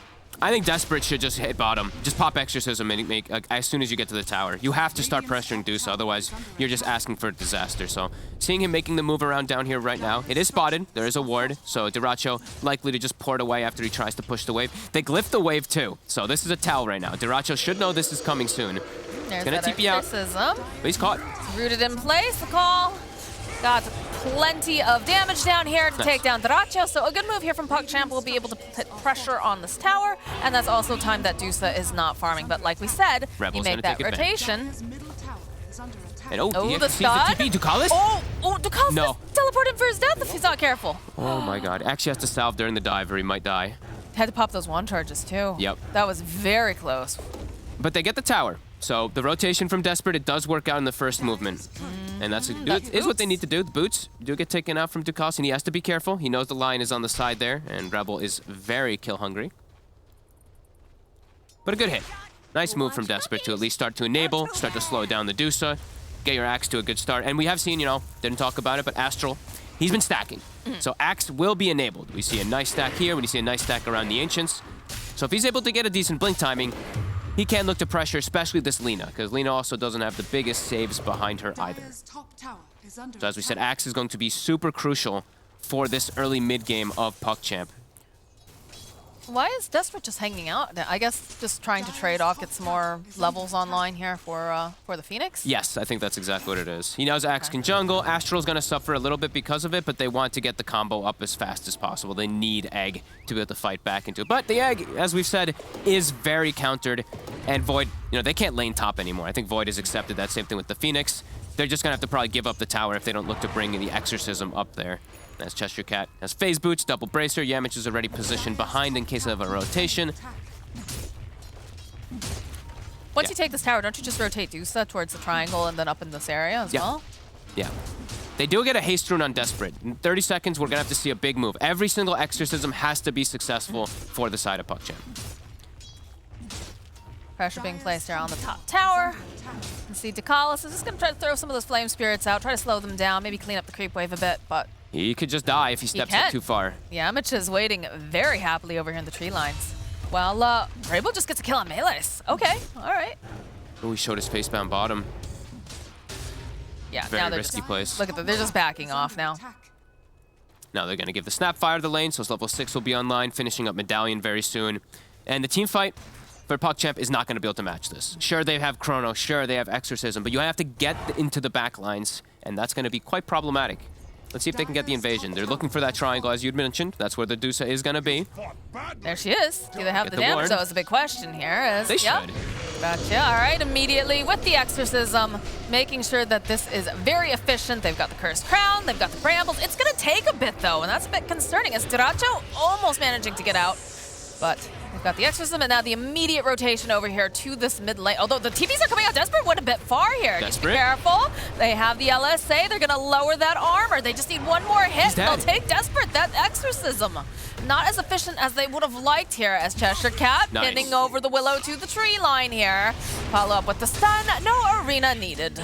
It's a dead Astral. Too ambitious. Oh, and Dekalis is still here. All right. Rabel is on the hunt. Not going to be able to quite get his hands on him. He Got does have the Yules, actually. Oh. This is usually where you pause and you say, all right, guys. You don't want to do this. I love when they start just spamming all these chat wheels. Oh, they got such a good... I think they should have just been satisfied with the kill and not tried to swoop behind you. Try to go for tower pressure, because now they're, Went too far. They get a great kill, but it's just a kill. Like, it doesn't really turn into any objective taking it. So, yeah, it ends up just hurting them, because it's two committals too, right? It's the Chrono and the Exorcism. I don't even know if they... I'm thinking if they even needed the Chrono, because they had Exorcism, they had the Willow there, and it was a haste rune on Death Prophet. I think it might have been just a bit of an overcommittal, and now they don't have ults. The side of Windstrike has most of their ults up. They did use the Snapfire Kisses a little bit off the mark there, but yeah, now next fight, they're not going to be able to battle at all on PuckChamp because they did double utilize those ults. And they get the Yules, and this will be a free one. That's a very dead Phoenix, as they chase them fairly far behind the tower here. And, Oh, whoa. I don't know. Oh, okay. Cheshire Cat was like, are you really going to go and TP to this? All right, but we'll end up, burning the arena. But Was tower not secured. necessary, but yeah. I guess I'm concerned if they don't use the Chronosphere, like you said, you do have the haste rune over on the Death Prophet, but then does she chase too far? Because you saw how much damage was necessary to take down It that was. Dusa. They might have just overextended. I mean, it might have just been an overall overextension, but that right there proves a problem immediately. When you see they have to put both of the ults to even take out the Deuce, it's so early on and they have to do stuff like that. Axe has his Blink Dagger slowed down a decent amount too from that Death Bottom. Map control is going to start to dwindle very quickly. Nice Windstrike, they're on the hunt. The combo, as we love to see it, the finger plus the Laguna. Don't cross the laser beams. They just delete heroes when they do cross the laser beams, so. But yeah, we are going to see the Blink Dagger soon, and I would like to see Melees and Astral perhaps group up together, start to get little pickoffs if they're able to. My concern is that this Dusa, how are you going to slow her down without taking a lot of your team over there to attack? Also, it's not the best kill combos unless they're either isolated away from a creep wave or in the middle of a creep wave for Axe to get all the spins. So it's either you have to get the Willow to connect perfectly with her ult, or you have to get the Axe to get several spins, because as the panel mentioned, damage is going to be a pretty big issue on the side of PuckChamp throughout most of the stages of the game. And this is an Axe who's rushed the Blink, had stacks for himself, and he's still behind the Mars. This Mars has a Blink, Phase Boot, Double Bracer. So he's way more enabled on top of that. He's actually been able to do damage on top of all of it too, without just relying on a Blink initiation. I mean, that's what happens when you get a couple kills early on in lane and you just aren't able to, put that pressure down. That's good. It's just great planning from Windstrike, really. As now Medusa's starting to hit triangle, gonna be able to farm way faster than a Void. And let's see what PuckChamp does. They've got ults at the ready. All the both supports level 6. Axe, Blink Dagger, Void. Don't know if he wants to come join the fights just yet. Even though he has Chrono, probably wants to show up toward the ends of it. And Desperate still doesn't have Yules, so no protection for this Death Prophet if she does get stunned. Smoke on smoke action here as PuckChamp. Ooh. Just twirling around this high spot. They're not going to find anyone. Do you see Pantomin perhaps Desperate. over in the mid lane? But They see Desperate. oh, Rebel double damage. Doesn't after Mark. quite land the LSA. So the arena gets used over on the backlines. Melee's looking for the opening. Does manage to get the taunt up here over onto Lina. Ducalis going for the egg. The fear coming out. They should be able to, yeah, they'll take down Rebel. Okay. And they'll take down Ducalis. Cookie hop forward for Pantomin. He is looking very dead as well as Karailat shows up at the last minute. So it's a good exorcism. They should be able to go and put some damage on the tower now. Windstrike played themselves. He missed the stun. The Lina Yules the spear combo. That was not the Death Prophet's Yules. That was his teammates that made them whiff the entire combo. So I feel like Windstrike actually just gave PuckChamp that entire play because of just missing their spells completely. But PuckChamp do get a nice little wraparound. At the very least, hopefully they can finish this tower for themselves. The exorcism's done though. And now Kisses are back. I need the opening, the spear to the tower. Melees, he's just immediately obliterated. It's Karailat now. Time walking away. Pantomin chasing down over on Astral. I don't believe they have the means to catch him though. I think PuckChamp should be very, very happy at least with the small gain that they got from the rotation, because I feel like they honestly should have just gotten wiped there. I feel like they got quite lucky just from Windstrike making some big slip-ups, like stun, whiffed. Lion went for the wrong way. Yamich just went for the left side. Yules is his enemy. Spear misses, and then it's just a disaster because they did whiff all these spells because Yamich didn't even get the connection on stun either onto the axe.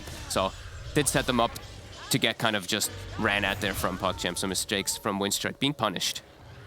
Yeah, but PuckChamp's got to be pretty happy about that. Gives them a little bit more breathing room. They need it. Although I will say that, you know, while all this is going on, you do have a Faceless Void who shows up at the end and could be hitting creeps, could be trying to, you know, put more pressure on the map, so to think. But And Duracho's just free farming during all of it too.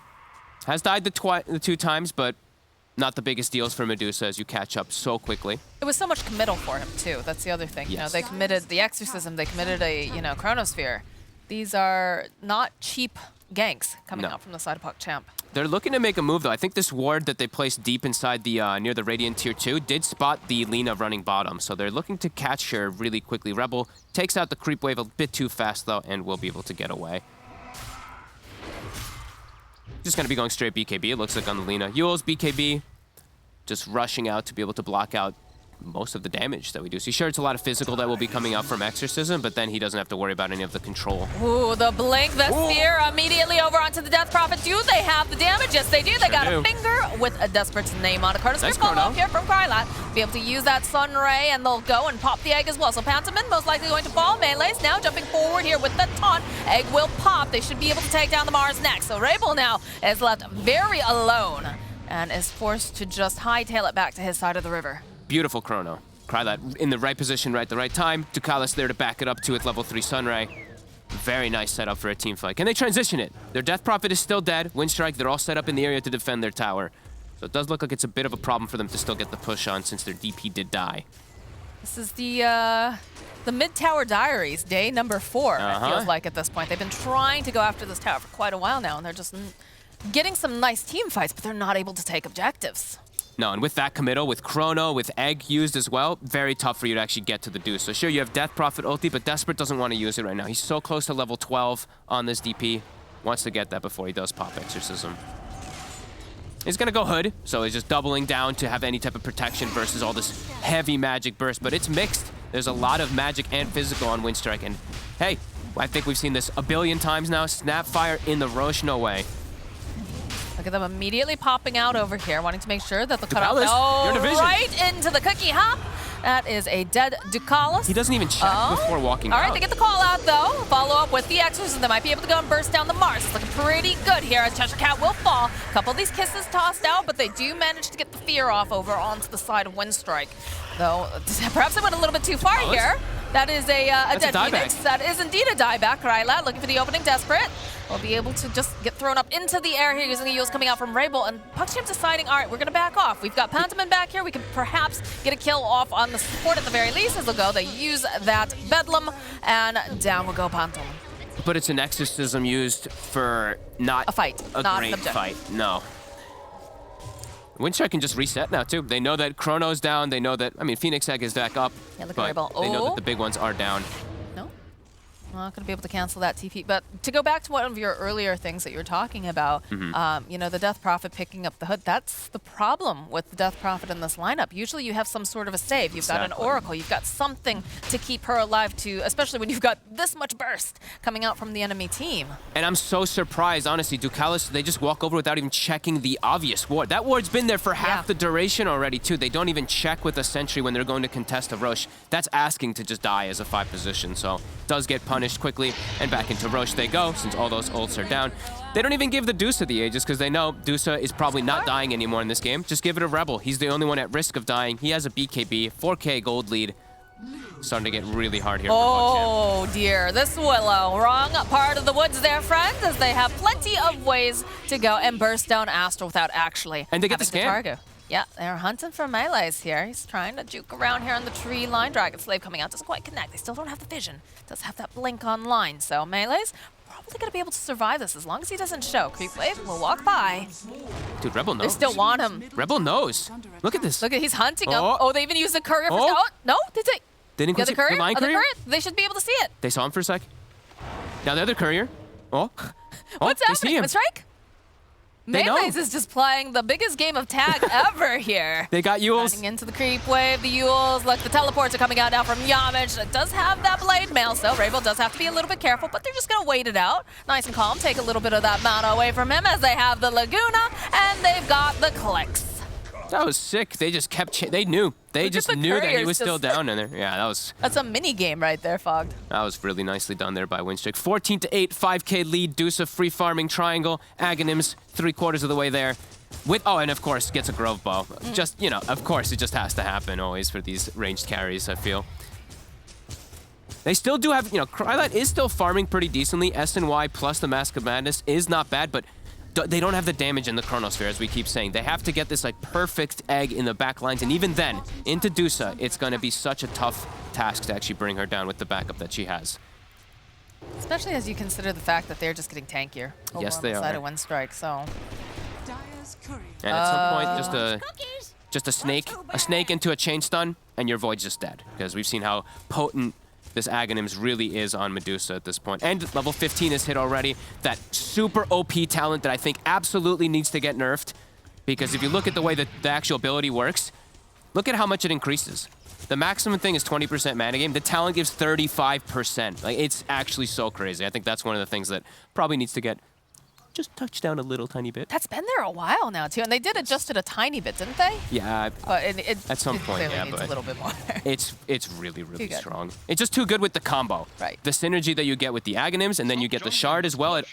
You just have so much mana to work with. You hit one person with the snake, you get 600, 700 mana back. It's always fun when you're watching cast and you're just like, oh, she's very low, and then all of a sudden, bam, she just has all of her mana. I gotta say, though, infinitely better than when it used to steal mana, which was absolutely horrific because your Tidehunter would run in or about to Ravage, you'd get hit by a snake, and then you just had a mana from one snake, so. But now you get to, as the game gets later and later, Lion's able to be Magic Immune and just steal your mana, so. Yeah. Or in this case, could give mana to his Medusa. I don't think we'll get to level 20 points. I think this game is going to end quite soon as Winstrike's hitting every timing. Aghs Dusa, as we said, is online. Phantoman walking right over here into the Faceless Void. They do look at these Power Ranger TPs coming out. Melees. All right, there it is. There's the arena. They'll spin them over to place, and they'll get the hold off over on the side, but they've got the burst damage as they just take down Desperate. There's no exorcism now for this Chronosphere or any of them now.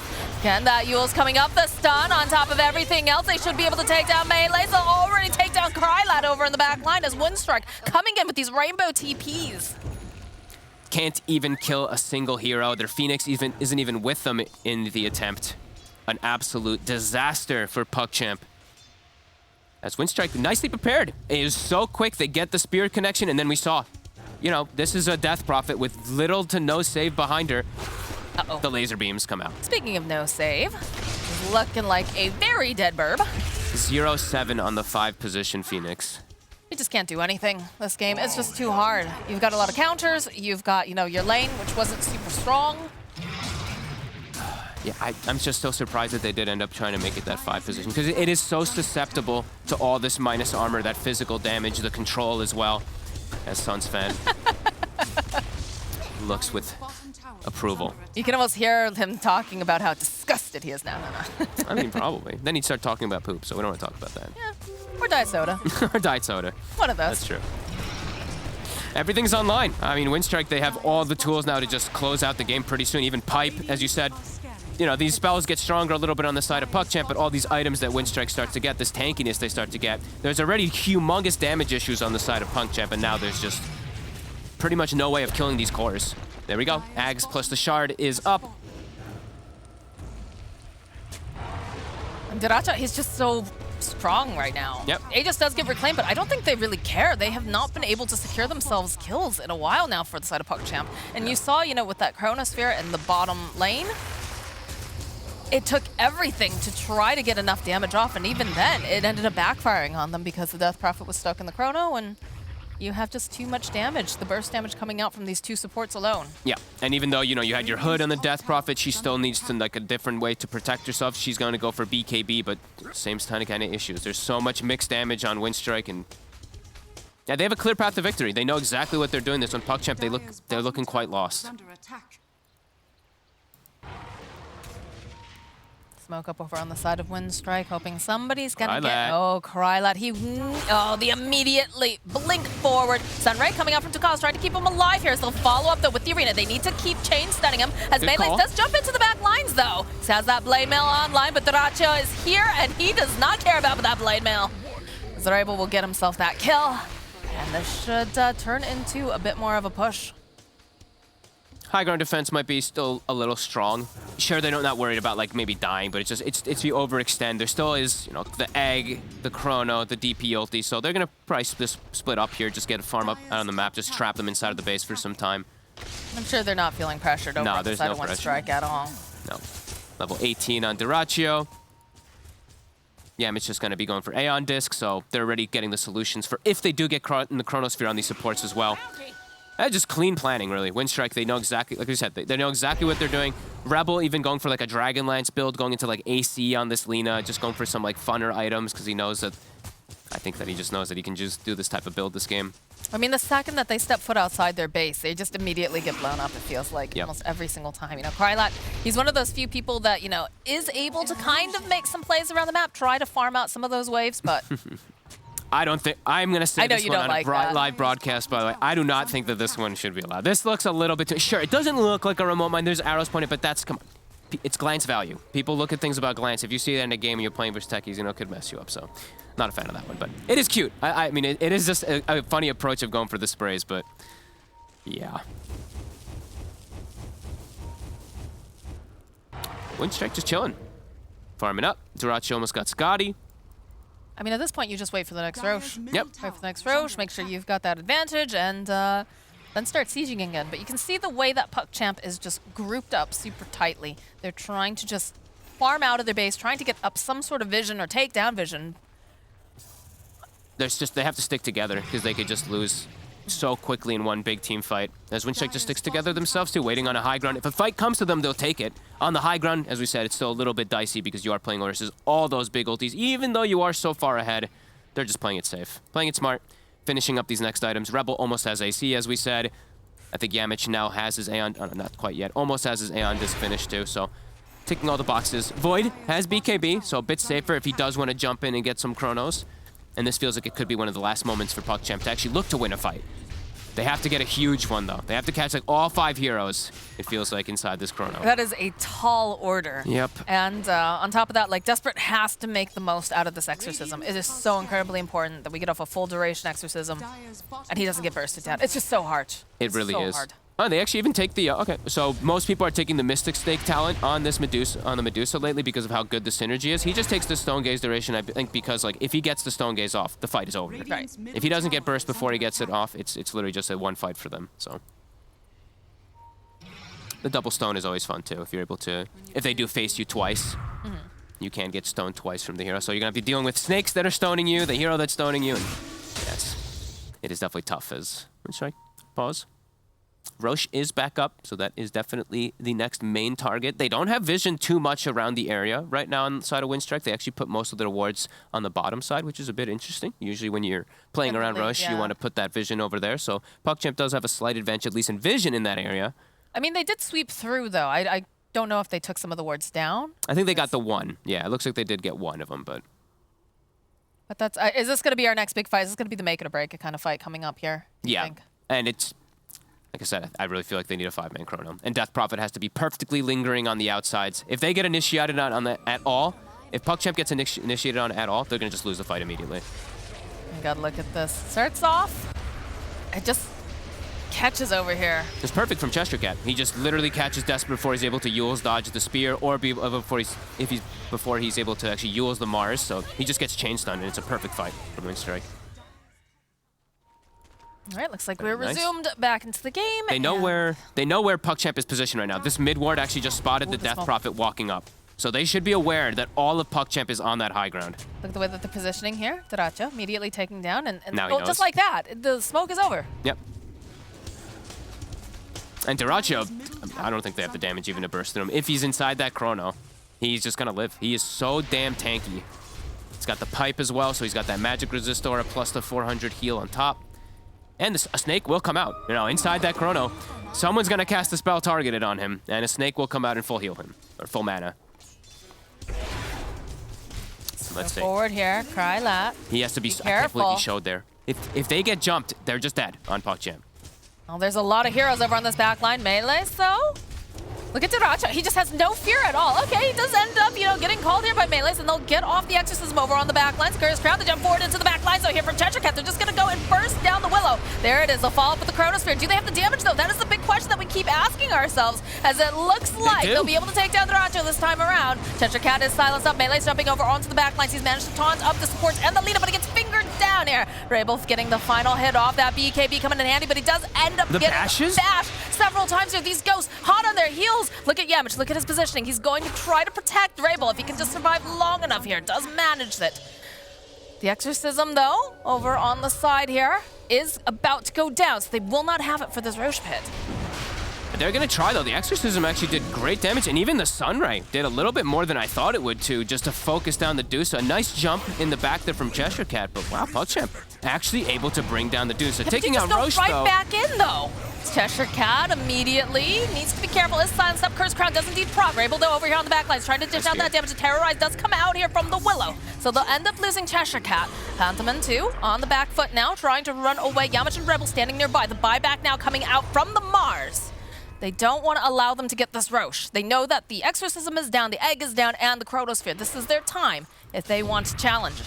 They're actually going to go. Deuce is back up in 10. They don't kill the Roche fast enough.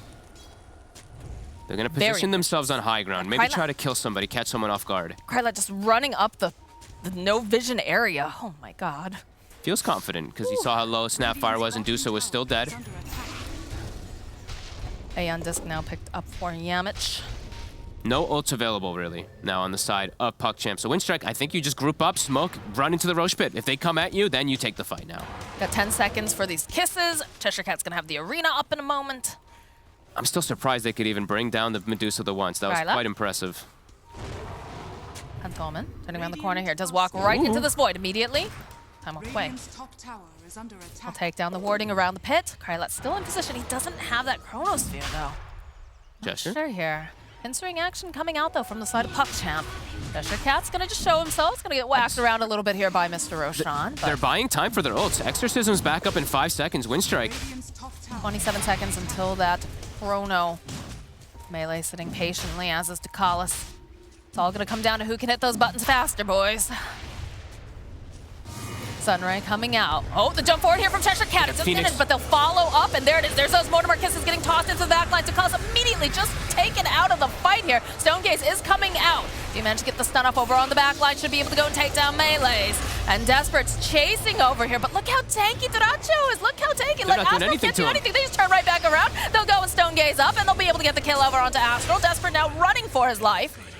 Krylat going down in the back lines to Pantomime during all of that. And look at this. Desperate is actually just so desperate right now, trying to survive. The stun comes out. Look at this damage.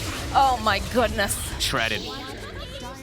They got a fortunate first situation where they got the Medusa completely isolated with a full Egg, Sunray, everything in the first fight, but this time, Dekalis gets stunned, and look at Yamich. Watch this stun.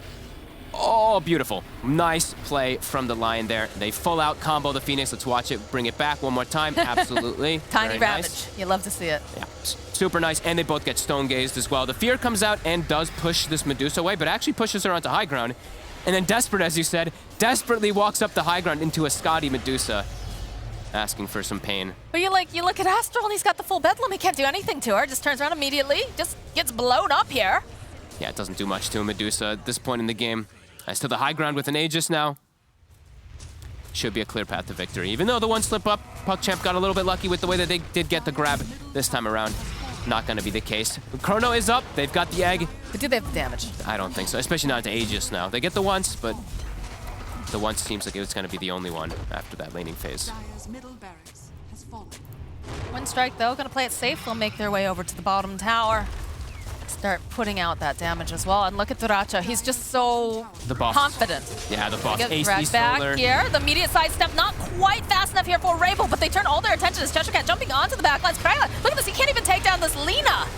Doesn't manage to eventually get sold into place over on the back line. So Duracho gets that stone gaze off. They just turn right back around. Desperate is just getting shredded here with all of the hits coming out from Duracho. Melee's following up again. They do have the control here for this. Oh, the finger coming out. Desperate over onto the back lines. The Spirit Siphon. Desperate is dead. Now they're going to chase right up. Yavich has been on point here. Manages to go get the finger off. They end up blowing up Astral. Yep, this time they can't. Even though they did get the Sunray actually pretty decently on top, but it's not enough damage. And there's still an Aegis they had to go through, and Rebel, he's too tanky. As you said, AC, he gets the cheese off too, stands his ground, takes a sip of his drink. He says, okay, thank you, Cheshire Cat. Very easy. Great initiations, and great counter initiations as well from this man right here. Cheshire Cat, the Mars, some great jumps into the back, understanding that he needs to just, it doesn't matter if they get the Chrono on the front line, he's always jumping and getting like 3 heroes inside of that Mars ulti. Even in the fight that they lost, he did his job very nicely. And yeah, I think Winstrike's draft just was much easier to play. I think PuckChamps just had so many problems where every single thing had to layer perfectly, and the lanes did not go in their favor at all. Nah, it definitely felt like, Cheshire Cat was very, very patient during all of these engagements. He realized, yes, the initiation is happening, but it was his job to not always be the initiator, but the counter initiator in some cases. Very, very nice. And unfortunately for the side of PuckChamp, their draft just a little bit too hard to execute. Perhaps just a couple too many layers, too many gears that had to be working completely together. So this time around, Winstrike is going to take game number 1. Yes, they will in a dominant fashion indeed, especially that last fight. Oh man, that did not feel good watching PuckChamp try and kill Lina and just fail. Unfortunately for them, they dropped this one game, but on the other side of things, they still have another game to be able to play out. So maybe they can change things around with their draft. We'll see. We'll talk about it more all after the break.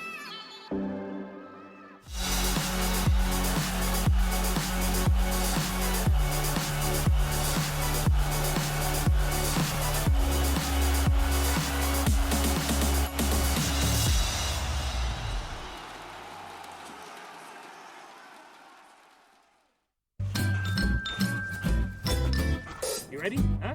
Hey, he's a boy, huh? You ready? Huh?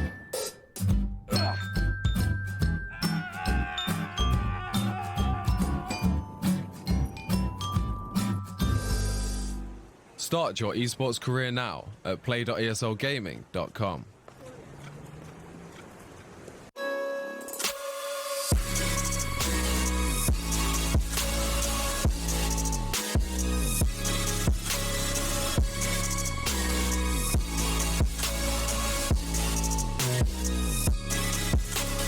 You love it, you wear it. What's your style? Get your merch at shop.eslgaming.com.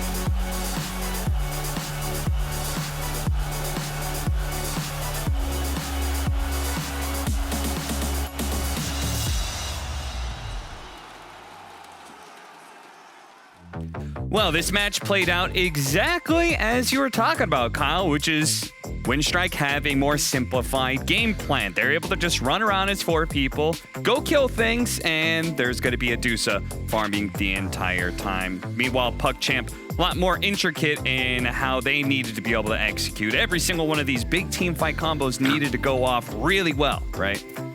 Just sorry, I saw the finger into Laguna, dead Death Prophet, just stun, kerplow.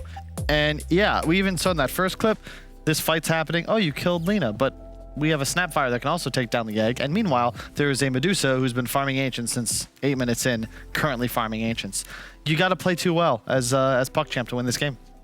Yeah. Oh, and it felt like it was an uphill battle for them very early on to the game. Yeah, I mean, and even in the mid game, they were coming in with the combos. So they were able to take down Duracho a few times, but just all in all, much too tough to deal with. And I really do feel that, you know, again, Rebel on his Lina, this as a last pick was just perfect. And he played it fantastic as well. Loved the build-up, this Dragon Lance, AC. It just got to the point he only died the once. You know, normally Lina, hey, hero, you think as a Void, you know, the Void having a decent game, he's got SMY, BKB, he can chrono and kill the Lina. That wasn't the case this game. With that extra HP, that extra strength, that extra armor, the Lina just was not an easy target for them to deal with, and Rebel had a great game. Yeah, the Phoenix especially had a rough time indeed, and that's something that Purge is going to be able to illuminate more in that subject with his Weatherman segment. Thank you, Cap. Yeah, the benefits of Phoenix as a support are amazing once you get your ultimate. It gives you the ability to take team fights where you're stronger than your opponents. You get objectives and things like that. But Winstrike punished him in the laning stage. And I feel like we're seeing this pretty often lately, that Phoenix has a tough time. And even though the carry might still be okay with it, because they're still getting farm, it delays his levels and makes it harder for them to take those early engagements. Here's his second death shortly here. Yamich just kind of waiting for him to come a little bit too far forward after he gets just enough right clicks in. Uses dive right before that stun, unfortunately. As a result, loses extra 15% health, and that's his 2 deaths in lane, which gets his opponents more farther ahead. Here's Rebel almost killing him. Watch this. He uses his salve, last attack coming through, that gets interrupted.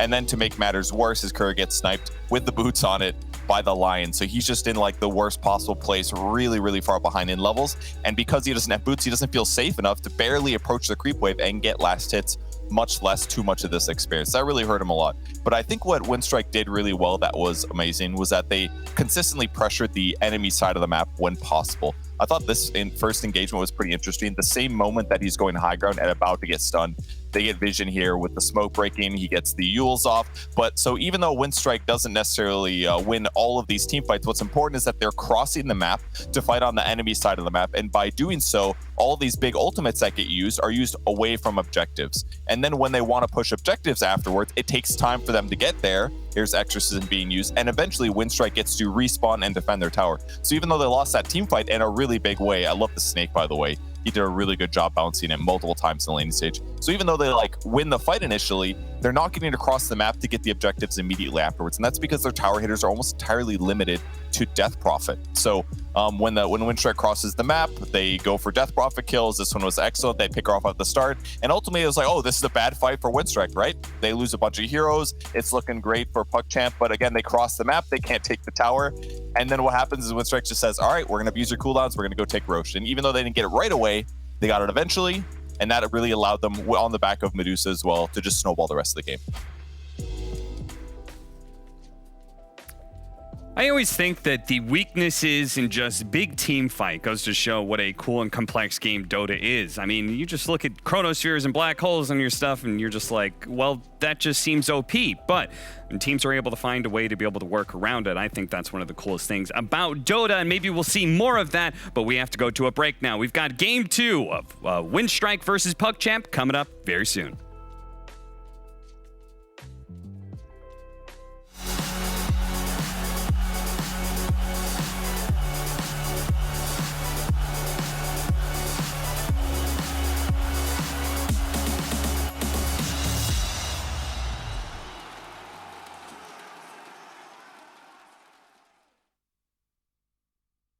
Opening in the clouds, and I'll take it, yeah.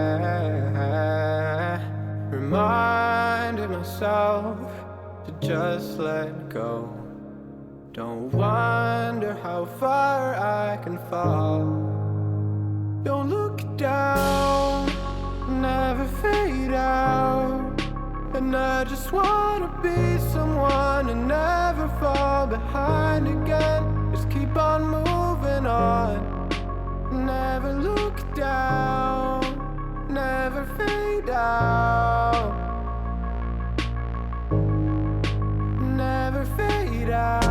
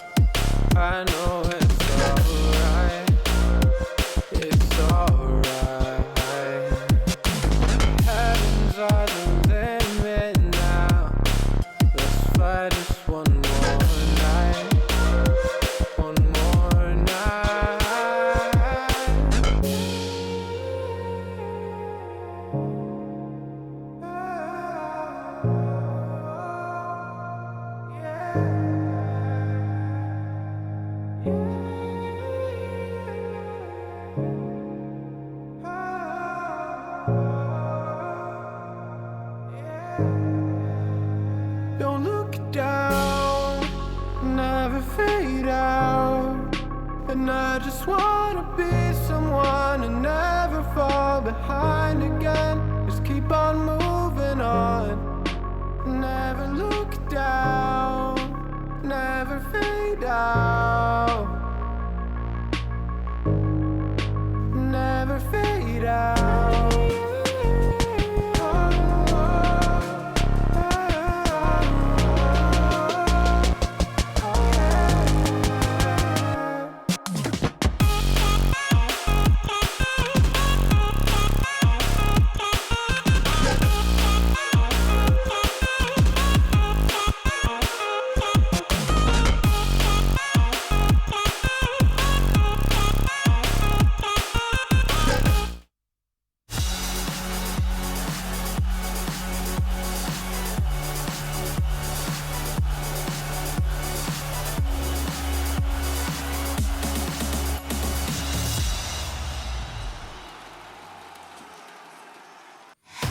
Well, we've got a minute here before the draft really gets underway. So, for the second game of PuckChamp versus Winstrike, we can actually talk a little bit more about what it was that allowed Winstrike to be able to take that game so handedly. And I feel like, Kyle, we didn't really get your full thoughts on the subject. I mean, it's the idea of playing around big team fight. How do you do that?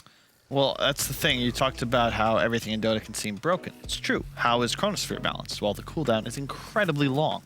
So anytime you see that used, what your enemy team is actually seeing is, oh, nice. That's a 2-minute window. We can now do whatever the hell we want. And unfortunately for Void, you also farm slower than Medusa, considerably slower, until you have a bunch of items online. So it's like you're falling further and further behind, and you need to land kills. You're the ones forced to make things happen just to equalize, not pull ahead.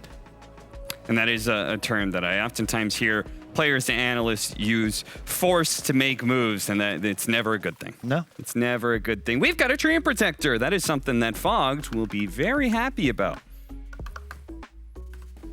He's been singing the praises of this hero, says that he actually quite likes it now. It's been run around in China a little bit. Entire idea just being face tanking smokes, keeping your towers up alive constantly.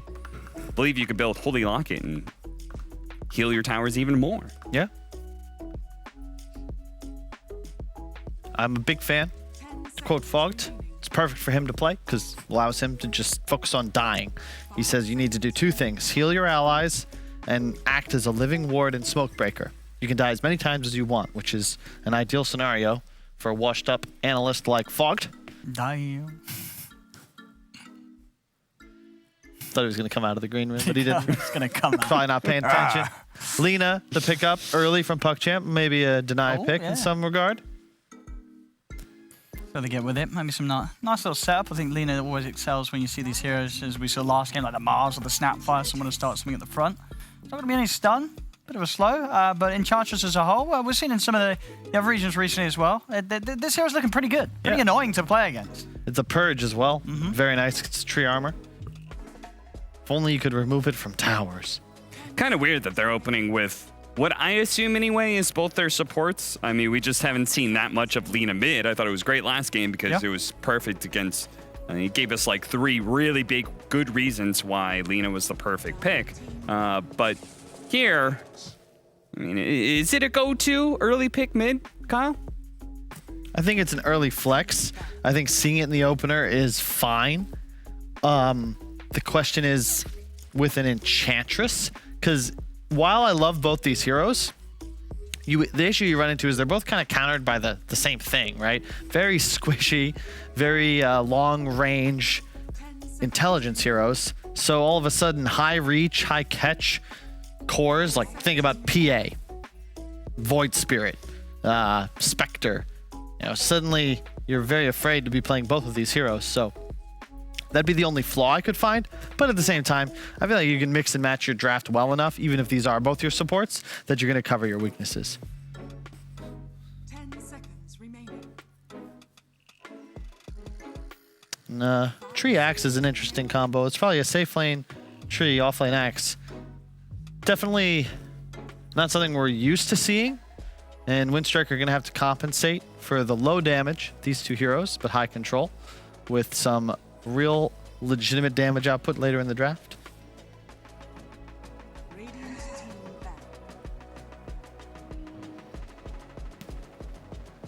Bless you, Yamich. Look at that background. Rebel's in a dark place right now. Little dead. How do you say it? What? The voice line. Oh. Omae wa mou shinderu. There you go. That was good. Nani? Sounded like one of those. Do you watch Attack on Titan? Yes. Interesting. I feel like that was a bait. I feel like I just got baited into admitting something I shouldn't have. Oh, do you watch this? Great. Yeah, I do. Interesting. let me write that down on my tablet here. No, it's I saw this. Has violent fantasies. I follow this. I don't even know what his field would be. Just like a science guy. Twitter. He said that he doesn't respect any grown man who watches cartoons. I was like, that's a shame. Damn, yeah. He said it was a unpopular opinion, and I would have to agree. BoJack, definitely solid viewing. I've become not a fan of anime necessarily, but like cartoons are just, I don't know. I like cartoons. Western cartoons. Play video games. Owen, what do you approve of when it comes to these drafts? These drafts, well, in terms of the picks, so we have the Wraith King coming out. I feel like we've seen a few Wraith Kings actually suffer a few times lately against the old Axe lane. I feel like I have just visions of skeletons being summoned, Axe is diving the Wraith King, and the Axe just spinning the Wraith King to death. Yeah. So I'd be interested to see how well the Wraith King's able to lane this game. Especially the Willow as well, another really sort of an annoying hero. Didn't we see this? Like Sven's, Wraith Kings, like playing against Willow is just like, I'm rooted, I'm stunned, I'm Yules, I'm rooted again. God forbid the shard comes out. There's a taunt. There's a treant root. It's just going to be a miserable game for the Wraith King already. Yeah, it's just really hard. Like you kind of need a BKB because of the Willow, but then Axe and treant are still going to mess with you through the BKB. So all in all, just a difficult game to carry as a Wraith King, and a game where they've still got 2 picks to continue to make that Wraith King game even more of a nightmare. Is this not like a Dream Morphling game that I'm seeing right now for Windstrike? Oh, yeah. They've got Treant Protector, Morphling, nice combination there. True. Dark Willow Axe, really strong lane. You can turn into the Dark Willow later. You're up against a Wraith King, which Morphling already does well against. I'm with you, Cap. Oh, my God. Not this hero. I'm not a fan Anything of this with the Sand King. Yeah. No. We don't know what to pick. We need a lot of things. We need a so let's stun. go, Sand King. I would have even preferred. Was Slaughter in the pool? It was. Maybe it's not an ideal pick. There's the more. Wow, Cap, look at you. I mean, now that the Sand King was picked, that's even more of a reason. Yeah. It's like, all right, we know what we're laning against. It's a free lane, and in addition, you get that easy, if you want a skill level 6 ultimate, you turn into the Sand King, you stun him, and now you've gotten a kill on the offlaner. Just... If they knew this was coming, because, I mean, I called it. I'm sure they figured out. Do you think... What would have been a better offlaner than Sand King? Because, I mean, there's something nice to say about being able to have heavy magic burst damage against these heroes, right? They've got Sand King, Lina, good combo. I think Carl's right. I think Slardar always just looks more appealing, especially if you were, as you said, having in mind that a Morphling might be picked. You know, Slardar offers that capability to blow up heroes like the Morph. Fog just did a little dance about Morphling. I mean, Fog got Treant Protector and Dark Willow Morphling. Oh, yeah. Same team. And Slaughter is not ideal against Morphs, don't get me wrong, but at least it's got more scaling potential, and it gives you a Roche window. Suddenly, like Armlet Wraith King, Blink Slaughter, wow, that's a power spike. We're going to get stuff done. We got a lot of damage behind us on our squishier support. Now you're in this position where Wraith King has his own problems with his game. Yeah, Top lane's going to be a disaster, and you don't have an answer to the Morph. You have last pick for your mid, though. So maybe they got something special. You know what it isn't a bad game for? Huskar. What, for Puck's Really? champ? For...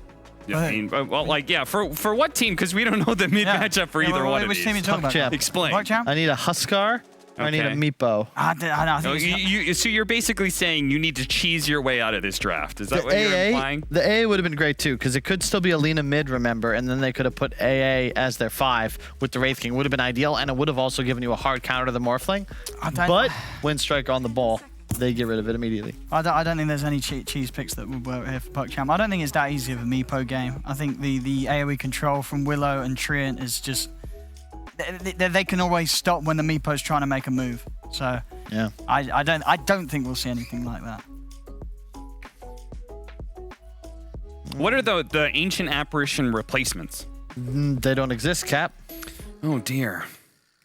No other hero removes your ability to regenerate. I mean, you kind of want... Ideally, you want sort of a carry that would build something like a Scardy, but you've already shown your carry as your 3rd pick, and Wraith King, he doesn't want to buy a Scardy. I mean, Void Spirit is certainly an option. They could also just keep the Lina mid, but it's a pretty rough game to play it, I think, against a Morph who can just waveform directly on top of you. Later on, has a Scotty, maybe a BKB, or maybe just bombs you from afar with Willow. You do need something that has some sort of innate disjoint, right? Against Morphling Willow. Wow, they take the Void Spirit themselves. Yeah, I like that. Techie. Oh my god, it's a techie. Oh my god. I mean, it was honestly, I think this was the only way they could go out on this. Hot diggity damn. I don't think there was anything else that would actually kind of do it. This, I kind of like. I think this is literally the best option they had, considering the point that they drafted, the corner they drafted themselves into. Wow. Morphling does not like playing against techies. This is the best opening they could have gone for. It's a good match with the Sand King as well. Old school combination. Sir Action Slack somewhere is smiling. You said there was no cheese pick that would work on. I was wrong. Yeah, techies. Yeah, I don't think there was nothing better they could pick as the last pick. There has to have been something. It's not like overall the draft is not great, but I think that nothing else would have done it. Isn't it Rebel or something? Game 1 had the techies in his background. Yeah, it was. He switched up to the anime. I wonder if he expected this to happen to him. Game 2. All right. So, does techies give PugChamp enough of an edge? I don't think so. I like the techies pick. I think it is a smart end to draft that had a lot of question marks, but I don't think it will be enough to beat Windstrike. Windstrike will still have this. Let's go techies. This hero should be auto banned. If it were up to me, if I wrote the rules, Cap, this hero would not be allowed in competitive Dota 2. So, better perform, because your days are numbered. All right. Y'all are killing me. He's a techie spammer. Oh, God. Y'all are killing me right now. No. All right, well, let's go ahead and jump over to our casters. We've got the dazzling duo. It's Musical Moxie and Dancing Fogged. So, techies? Get me out. Techies? How do we... Fog, please. No, don't leave. All right. But we do have a Morphling, right? We do. We've got a Morphling. We've got a Willow. We do. We got the combo for later. Okay. Techies overall, very good pick versus Morphling. Can be super frustrating. I think Tree is actually one of the better answers, though. I think Tree is actually very difficult to punish inside that laning phase. He secures farm so nice for your carry, and he's the one who just eats the pressure. So he's looking to just get jumped on. He's looking to eat these jumps from that suicide that's coming out. And look at PuckChamp. I mean, they got a plan already coming out. They got the no techies already being spammed out. They're all 5 together. They've got stuns. How many? 1, 2, 3 stuns, plus a suicide. And look at these beautiful stats. For Treant, of course, because no one likes techies. We'll look at techie stats afterwards, perhaps. But yeah, Tree. China is insane with this, specifically Lanem. They ban it. It gets first ban versus him in almost every single game. He does such a good job of just securing farm and then just also armoring towers. You can't remove it from these towers. You get Holy Locket, it heals towers for extra, and you're just a smoke taker. You just sit in a location where you expect smoke gangs to come, you die, who cares, whatever. Your lane is super strong too. Level 1 Nature's Grasp is very strong. Love that hero, actually, right now. I feel like we're going to start seeing it a lot more when we get to the international stage. I just imagine the way that you've described this, especially we were talking a little bit about it earlier, is the meme of it ain't much, but it's honest work. Basically. It is. It's not the flashiest hero, but it is a hero that does provide exactly what you need for your draft, especially when you're trying to protect those towers early on, and also the threat of ganks. Yeah, and protect the Morphling, right? Like these ranged carries can struggle a bit inside a laning phase unless you have like a big bruiser like your Tusk, your Clocks, or Treants to be able to protect you. So. Yeah, we'll be strong. And the heal is super effective. Morphling is actually the hero that benefits the most from Leech Seed, which is the ability that you pretty much get every single time, either at level 1 or 2 in lane. Even though they're ranged, that extra that you get because of how Morph does work, Attribute Shift, is super effective. So let's see. Let's see if the techies ends up working, because this hero is also conceptually broken in Dota, but also extremely frustrating. I know Cap's been playing a lot of techies too recently, right? Damn you, Cap. That's why he was on the techies train on that panel, He was excited. He's going to be taking notes. Yeah, and they're going to go straight for first blood. They've got the ward already placed up above the tower to watch where the Morphling's positioning is. They're just going to go probably immediately onto him. See what Pantomin does. Look how careful Duracio's being. He is not even approaching the wave. He's like, yeah, nice try. Nice try, guys. He knows better. So we'll see these lanes moved around now here. Tukalos will make his way down toward bottom to put the harassment onto Cheshire Cat. And yeah, lanes overall from PuckChamp infinitely better than last time around. Here we go. The teching begins. And there's the Leech Seed to counteract it a bit with the heals. So much damage. Pantomin will be okay. Phew, that was close. 20 hit points. But that does mean Morphling is not getting suicided on. So Treant already did his job at level 1 there to soak that pressure. They will, I believe, get... Is that both range creep denies? I think it was from PuckChamp. So Duracio will be a bit sad about that, but... Not as sad as if he was getting suicided on top of. I was about to say, it could be so much worse. So luckily, you do have that big tanky boy to be up front. It's going to be able to absorb a lot of that damage and potentially slow down the plan of PuckChamp here. And look at this tree. This is where you become the boss. You just hit heroes. You don't cares. And the biggest counter usually versus techies that people absolutely know is you just buy a ton of regen. Laning phase, you just bring out just salves and tangles aplenty. Duracio does get hit this time, but he is safe. And Astral's now dead here. Astral's just gonna go down. One more hit. Oh! The fairy fire. One more punch. He's trying. Another fairy fire. Come on, giant tree, crush the techies. No. Oh, we all want him to die. No one likes seeing techies in our clubs, except for the techie spammers. Yes. The rest of us are just like, oh no, not again. Mm-hmm. Desperate's doing really well mid. That's going to be the best lane that they do have. It's a Lina versus a Void Spirit matchup. It's just a clean one for that ranged hero. Easy stun setups onto Void Spirit too. Good lane control. So that should be a very big win for the side of PuckChamp down in the mid lane. Bottom, Damage is eating some pressure. These skeletons do hurt, but he'll be okay in the realm. Definitely one of those heroes that allows you to have a little bit more comfortable laning, being able to put a lot of pressure down, and then immediately, as long as they don't have a lot of ground targeted spells, be able to get out of trouble. Top is already a disaster, though. Morphling free farm, and he's also into a matchup where he's versus Sanking. They picked the Morphling immediately into Sanking because you're actually just a better Sanking. You turn into Sanking inside of fights, and now you have this incredible stun always inside of it too. Laning phase, as we see also, you're able to just farm very nicely. So I think Duracio and the boys will be very happy, even though they are versus the techies. Nice little half pull there coming out from Pantomin. He'll be able to deny those two creeps quite easily. And yeah, every time they get aggressive, if they don't kill the Morphling right away, they're going to get turned on and probably die because of this tree and how the way Nature's Grasp and Leech Seed works. It's so potent in laning phase. I feel like it's such an expensive spell to not be able to get something off of, like the fact that you've got the blast off and whatnot. Like, if you're not getting things from it. Yeah. Especially when you're up against something like, you know, Pentiment just, where is it? Where is it? I hear it. Right at Boom. Don't let your Morphling tank that. That's the tree's job. Panto, you can actually walk through trees as well, so it's easier for you. Come on, you gotta eat that damage. Let your Morphling get it. He was blind, dude. He could find it. That's fair. You know, sometimes it's like that. And they're still safe top to get all these last hits there for the Morphling. Oh, what the? Ducalis, you just walked your courier right through an axe that's spinning. The axe just literally just punched it. He just walked it right through. I mean, Ducalis is just getting his courier killed left and right. Did it last game like 3 times as well. Up top. Again, they're not achieving enough here. They immediately follow up. Body blocks coming out a little bit, trying to protect Astral, but you can just waveform forward. Oh, and they just killed him. Just easy 50 gold. Thank you very much, Astral. Holds his ground, though. Maybe they can actually turn for Pantomin. He's got stick, but they can't quite. And he does actually put the second point in Leech Seed. I like that.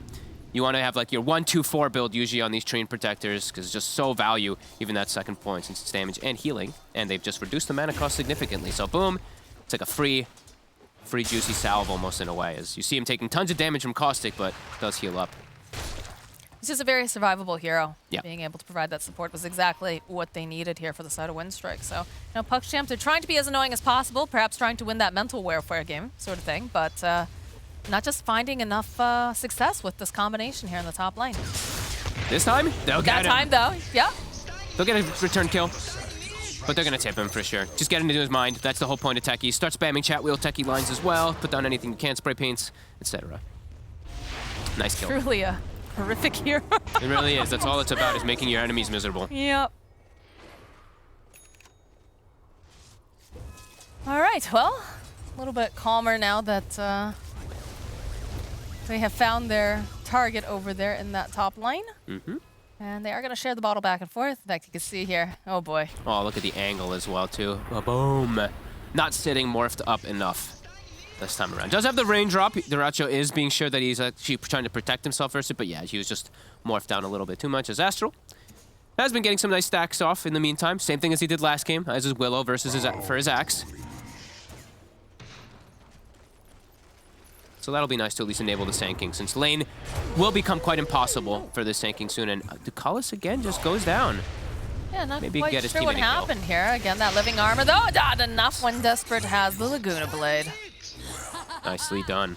These are going a little bit better this time around here for PuckChamp. Much better lanes. This time, like, they actually have lanes that can work and actually pose some kill threats. The Sand as we said, though, you're going to get pushed out of lane. Like, you've done a decent job to with the pressure. Maybe with, like, a couple more stuns, you might get yourself another surprise kill or something, but overall, that lane is going to become too challenging. So jungle will just be safer, and it's just so much more farm, so they're going to be able to clear that out nicely. Astral making it go really fast, too. With these double mines, it is going to go down a lot quicker, so they can return to lane faster as well.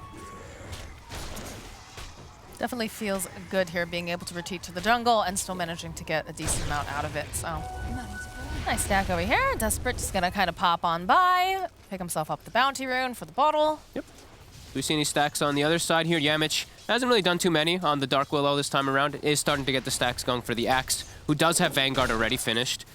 So now this gets to the point where Wraith King can't actually lane. Krelot has to go to the jungle, and he wants to go to the jungle anyway as this Wraith King because he just does farm that much faster inside of there. So all 3 lanes, though, look at that. Doing infinitely better this time. And even now getting a secondary stack here. Look at this. Another one for Melez. Getting nicely enabled by this Techies. Pressure Cat just continuously putting the pressure down. It's going to continue to do these creep manipulations. Drag these creeps out from underneath the tower here. And Krylite is queuing from... it's a Techies game. You know what? I was going to say, I'm not a big fan of Midas lately. I like just these armlet and aggressive builds on these Wraith Kings more than I'm even liking Radiance at some times. Maybe this game the Radiance is still appropriate, but it's a Techies game, so Midas is always going to be valuable. You know, this game could go 80 minutes potentially. Come forward with the silence into the Burrow Strike, but Morphling fairly tanky here. He's about to bring a health actually in the lane too, just to keep himself up at max full HP. Doesn't want to keep spending money on salves and whatnot, so going for that approach rather than going for a Morbid. Panto actually steps right over the mine.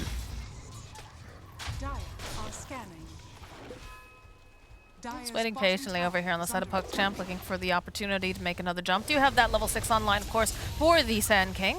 As over in the mid lane, we've seen that the 6s are up and running. I'm a little surprised that we haven't seen Rabel make any sort of rotation yet, but Desperate is forced to go all the way back to the fountain here. He's just trying to catch back up on Rebel, because it is that tough lane versus the Lina, and he did give up a kill, even though he got a kill return himself. Oh, the traps are set. look at it. Careful, Pantho. Here's the bumps. There's one. Here. Boom, boom. Both. And they get the third one. So a little bit of gold going our Train Protector's way, and Duracho, he'll heal up just fine. He also has living armor behind him, level 2. Ooh! All right, the follow-up here from Melee's, plus that silence. Oh, Dastral, no. though. They have the epicenter, so they'll be able to collect the kill on Duracho. Nice. Oh, God, Techies is so annoying to watch. The silence, everyone knows the way that feels. You're just like, wait, why does it last 50 seconds? Why am I still silenced forever? Do get the kill. 2k gold lead out of this laning phase. Nicely set up. And Astral, yeah, he's a techie spammer, so he knows what he's doing there. You see him setting the trap there with the 3 mines with the root as well early on. Rebel, now getting active. I don't think they have the... All right, they've got the protection off to the side, but he's able to just teleport out because it's just outside of that reach. Very trinket, though, for Rebel. Be pretty happy to find that. Yeah, and he actually has the mask. So give that to Duracho. Duracho is a very happy boy. We've got the possessed mask of OP on Morphling now. The best neutral item in the game for him. Hasn't brought it out yet, though. He's taking some time to bring it. There we go. Thank you. Midas is completed now for the Wraith King as well, so... Tateki's game. In the middle lane, the gank is on here on Desperate. He's trying to sidestep. He's not going to be able to. They just have too much lockdown, too much damage, as Desperate eventually falling to Panto. Nice rotation. Yamich setting it up nicely. See some Enchantress creeps chasing a courier. Couldn't quite kill it. Very close to Shard Golem, so get over here. Those little tiny legs. He was They're so trying cute. so hard. But yeah, this game definitely feeling a lot different than game number 1, of course. Now, having that little bit of the techies advantage in the top lane has absolutely paid off for them. And then, you know, looking at what they have for, you know, the waveform forward again here. I feel like they always try to, if the techies was there, they would try to punish that.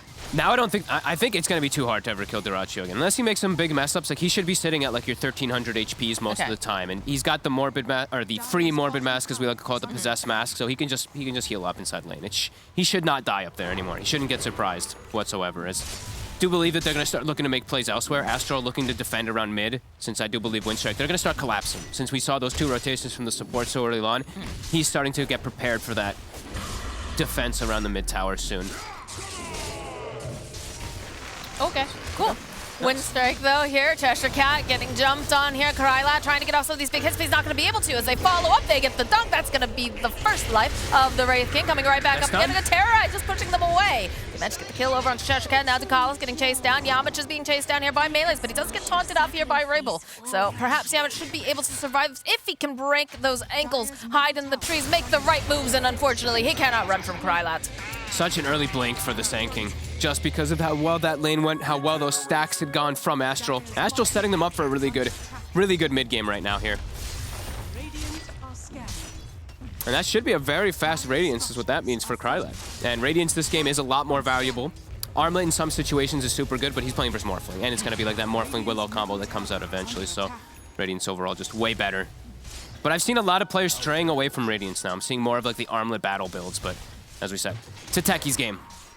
We're going to get to the later stages. Look at this pin string moment coming out here. Do you really expect Melees to be jumping out from that corner of the map? I don't think so. As they jump over here, can they take down this axe? Chester Cat is just getting too bloodied by the side of PuckChamp, and that should be a pusher onto the bottom tower. 3k gold lead.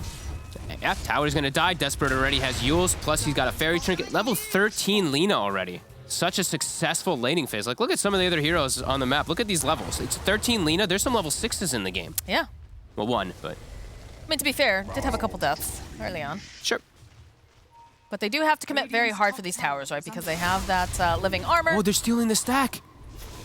This is really bad for Windstrike here. This is a Cheshire Cat. He needed that. He was very much reliant upon it. He actually bought the hood this game. I mean, he sees so much magic damage as the axe, but I feel like this is such a common thing that we see where you're like, all right, I'm going to be invulnerable now. I bought my Vanguard, I got my hood, but now you're delaying your blink so much. The Sand King already has Blink Dagger. Playmaking is going to be very limited on the side of Windstrike now because of that. The PuckChamp, I think they can just dictate the whole pace of the game right now.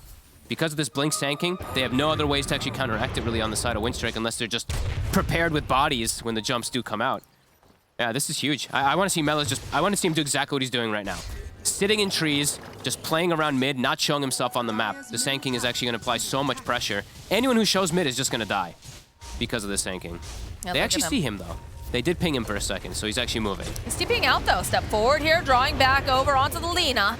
Step forward out again. Dekalis left over on the other side. Curse Crown does get applied over to the Lina, but now they're on the chase here for Dekalis. Mela is just... well, we'll go back to that after they chase. Yeah, I'll let you know what happened. They're gonna kill the Enchantress. Yeah, and Mela's, I don't know what happened. He's prepped his Epi, started the Epi top as they were going on Morph, and then just didn't blink. He just ran in, Epiing the floor, and then stuns and completely whiffs. It was very, I don't think they killed him. No, it was up. It was not on cooldown. He just didn't cast What's it. happening? I don't think Morph would have died anyway, but it was It's very a very strange. yeah, because you figured that he would be on the point for that. Yeah. Mid tries to make another play. Go for Rebel, but will be pushed away. So I like the way Melas is playing. He's just looking to be super active, like just trying to make constant plays on the map. He's 5 of the 6 kills already for his team, and it's just going to give space for this Radiance to come up at a very good timing for this Wraith King. I mean, it's definitely working out for the side of Puck. Oh, okay, Cheshire Cat falls to a bunch of the mines, I'm guessing. Oh no, Yep. Did he really? Oh, he did. That's tilty. Axe misjudged. misjudged. Oh. And that's, you know, he went his hood and his Vanguard, but now this blink is going to be so delayed. It's 15 minutes. We still don't have blink. How does Windstrike make plays? Like they have to rely completely on Rebel for plays, and he's gone bots.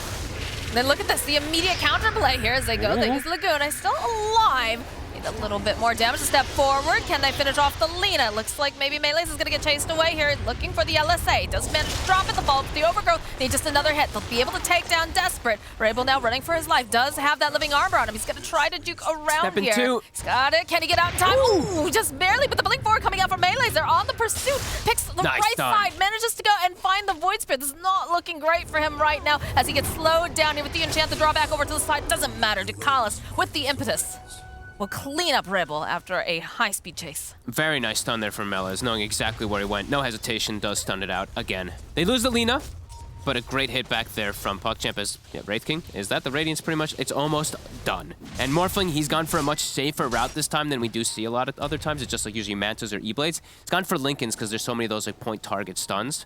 But this is an old school build. This is it's been out of favor for a reason because the item overall is not the greatest, just to be able to do much of anything. It just gives you some sustain. Doesn't give you any type of like aggressive potential, just gives you some stats and sustain. Well, I mean, that's one of the things too I know that Kyle's always talked about is the fact that, you know, you want these items that are going to be able to scale. They're going to do something for you. Yeah. They're going to allow you to get to your next item. And these defensive items like this, unfortunately, don't really add to your momentum here. No, they don't. But they are behind, so they're playing from behind, and he's just going to go for greed completely on Morphling. Lincoln's is done, and as we mentioned, he has a Willow on his team. Cheshire So Cat. he's going to go for that Aghanim's Cheshire. He'll be all right. Still a bit tanky. There's not enough mines there to kill him out, because he does have that hood. And he will get his Blink Dagger, but it is so delayed. Like, they could have made so many more setup plays if he did have the Blink earlier instead of going for that hood, so not a big fan. I'm usually not a big fan of when I do see the Vanguard and the hood on the Axe. And Astral, does he just get another one? He does. Oh, techies. I love how you and I are getting triggered. I know that the people watching the game are definitely going to be getting triggered too. Just like, oh, another one, another stupid techies. But, you know, it's working. It's working out for the side of PuckChamp. I know that the panel was not super keen to see it come out either, but... Well, it's just a techie set. It's working, though. Yeah, it's it is. doing what it needs to do. It is also helping to, you know, mess with their mental fortitude here on the side of Windstrike, I'm sure. I mean, Mox, we've got Treant Protector with Holy Locket, who heals buildings, and then we've got techies who remote mines and also kind of protects buildings in a way. I'm telling you, this game could...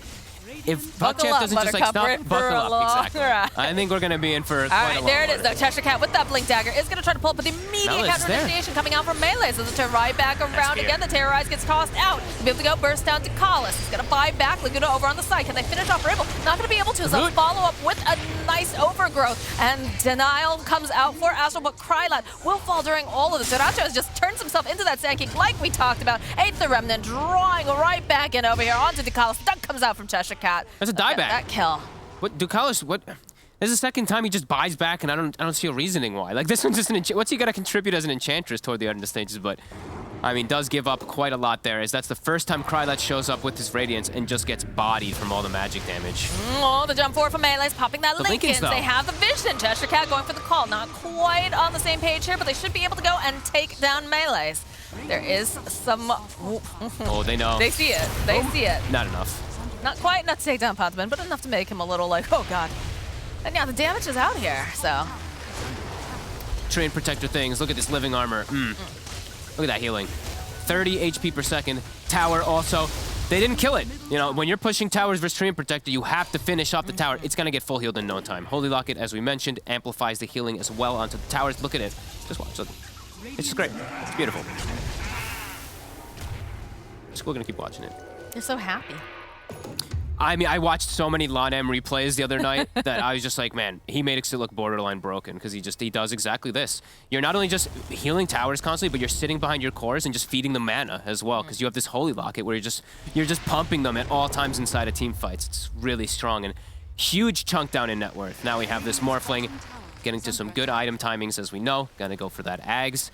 Isn't the most potent until you get more levels of your Morph, of course, because then you can stay in constant Willow form, but still gonna be very strong. I mean, the idea is that, you know, the side of Windstrike just continues to put pressure along the map, makes the space, and then eventually, you know, by the time he's completed with this item, he is going to be more formidable when he can stay as that Willow for longer, like you said. Yeah, and then he'll kill almost everybody. The only person that won't just die almost like immediately to this Morphling will just be that Wraith King, or if Sand King's able to just hide himself in Sandstorm, but they'll have vision provided for him.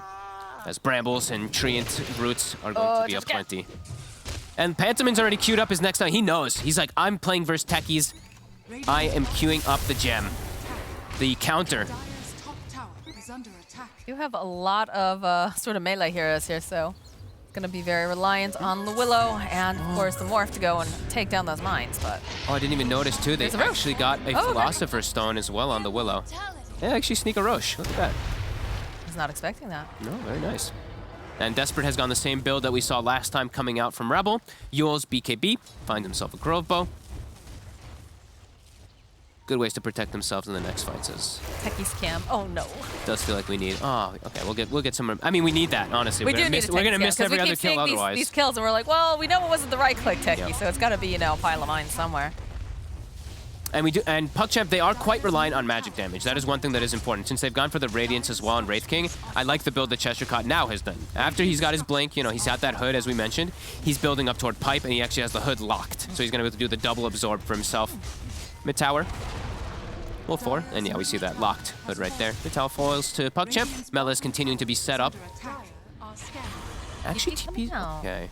TP's to the front tower. Usually when you're the setup, you want to TP to the back tower to leave those fast TPs for the front, but either way, Windstrike, they back away immediately when they see it. They respect it. You've seen the way that Melee's has been playing this game. He's had some really nice initiation, counter initiations as well, so. They know they're hitting a timing on Windstrike too. They're playing into Aegis right now, and Morphling, he has Aghanims. So they've hit this big fight timing that they're going to be able to actually battle back into PuckChamp. As long as they don't get badly initiated on and just lose the Morphling at the start of the fight, he's going to be unbelievably powerful. I'll take your tribute. And look at the way that these mines are spread out. I actually really like. Techies players. Yeah, he's a techie spammer. He's a platinum techie. I hate it, but it's super efficient. It is. It's very effective. Like you can definitely see the value in this here. As Ravel immediately gets moved into place. A follow-up here from Melee. Probably didn't need the epicenter to boot, but now they're going to counter-initiate here. And we've got all this damage coming out from Taracho.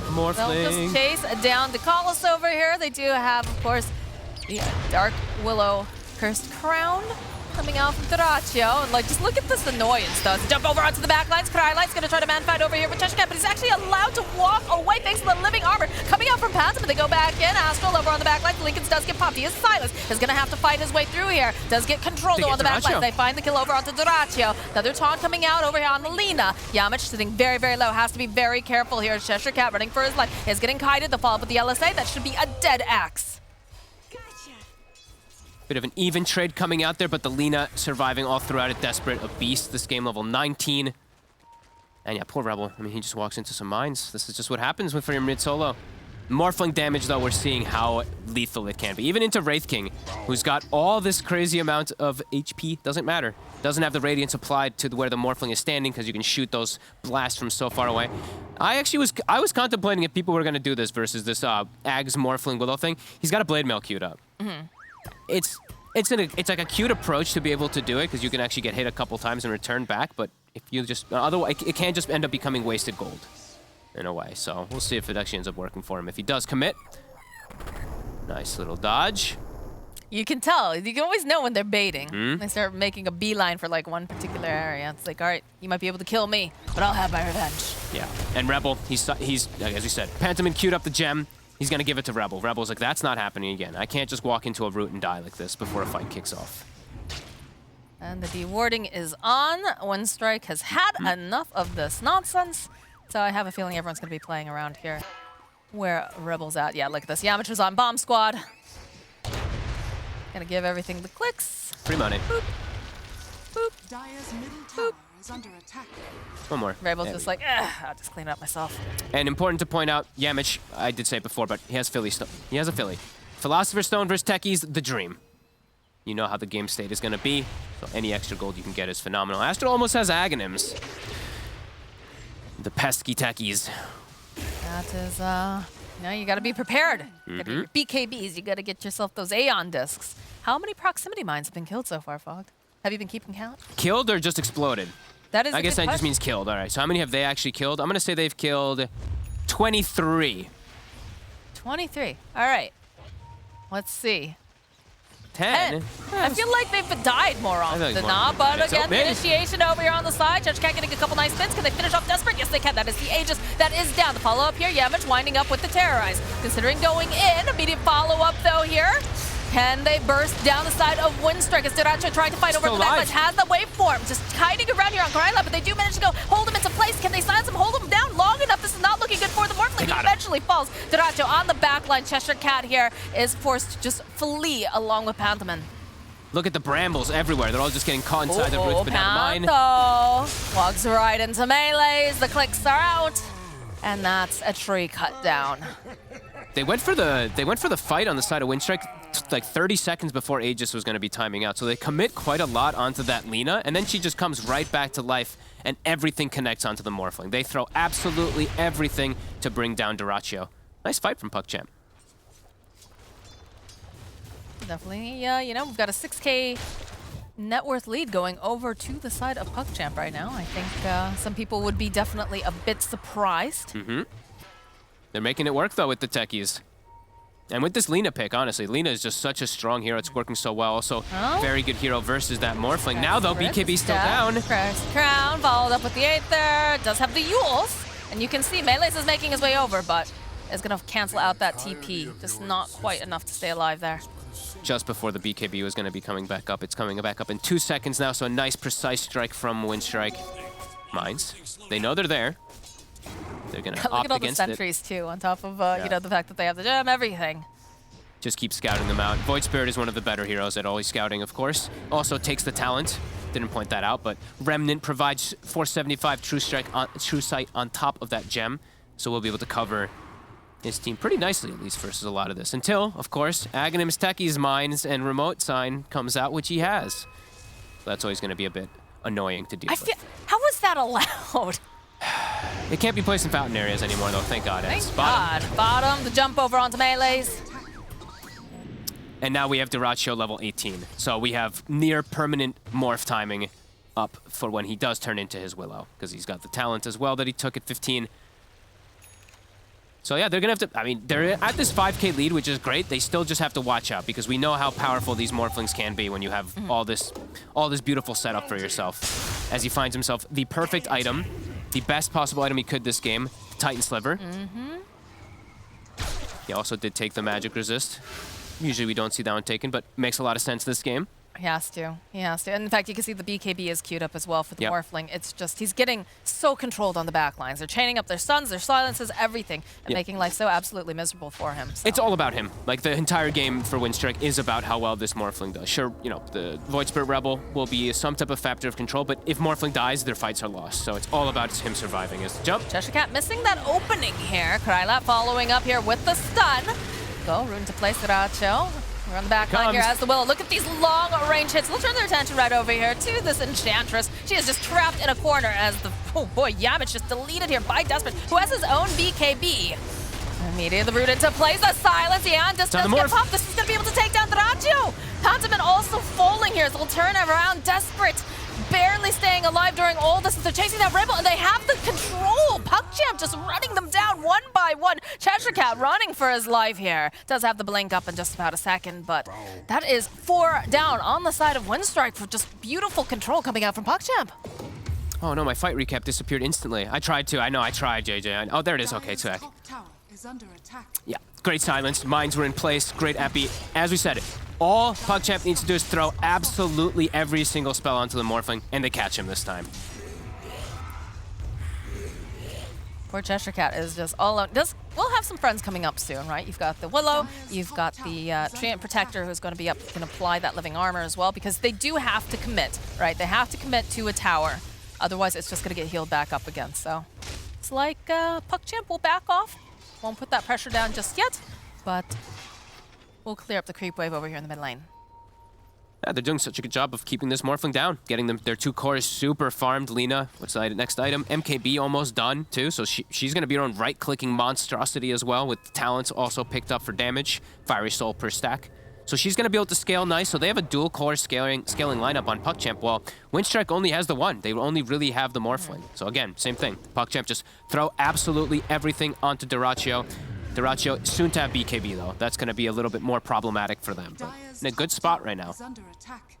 I think they need several BKBs over on the side of Windstrike, because it's just, even, you know, watching Vrabel just getting controlled that entire time. He's a skirmisher. He doesn't want to stand in the middle of everything. He wants to be able to dart back and forth, and he's just struggling. He needs to be more of the control, though. He needs to actually just be that annoying nuisance to get into backlines and just cause some silences. I don't think he can go BKB this game. It's just, they have to just always set up everything. It's Dyrachyo. It's not about your game at this point when you're playing any of these other heroes on Windstrike. It's all about him. That's why you see like these Aeon discs all being queued, Kaya Sange, etc. They just know it's everything has to be played for him. As they don't even have a solo crest. I didn't see the Treant actually buy one. I don't like that Pantomin's queuing up Blink Dagger. I actually want them to just get solar. You just solar buff up. Everything is about Morphling. You need to have all these little items. Even a Lotus Orb, just anything to cover him, because that'll actually be able to remove the silences. So I hope that they do change that itemization, because I'm just going to keep saying everything is about Morphling. Someone did just pick the Lotus Orb. It was on the side of PuckChamp, though. It's the Sand King who got it. Yep. So they're enabling their cores nicely on the side of PuckChamp. Windstrike starting to fall pretty far behind here. Takes out the wave. The living armor not quite as effective as it used to be now, as it does get chewed up. And look at this immediate rotation here to the top lane. MKB done for Desperate. They've got a siege wave coming in too. Living armor coming out here, Cheshire Cat. There's a ward. Spotting Cheshire. Rip it down. Feels like they're just a little hesitant to fully commit right here. They don't have you can't set up mines in the enemy base. Ooh, Rebel. Rebel, the stun coming out immediately here. Desperate. Waiting patiently, hoping to follow up. Not going to be able to quite do it, though, as he does have that Yules, and he just TPs on out. They're going to look to swing through their jungle now. PuckChamp has to be a bit careful how they are positioned. They know that 2 TPs went down bottom. They are playing around this whole mine area, though. That's important. They have the double damage rune as well over here onto Krylat. And they're rotating fast. Melis as well as Desperate. Immediately, followed up with the Curse Crown and the Brambles. And again, you can see Dyrachyo over here on the low ground, just tossing out as much damage as he can. The call coming out here from Cheshire Cat. All right, that's going to be the first death here of Krylat. Comes right back up again. Windstrike seems like they want to play this very carefully, though. They'll back off. Yeah, Desperate was making the move already back up with the They Sanking pincer too. on him? Do they have any vision? They do. They actually do see Desperate. If they can get an initial call onto him, Desperate can just get full to zeroed. Does have Aegis.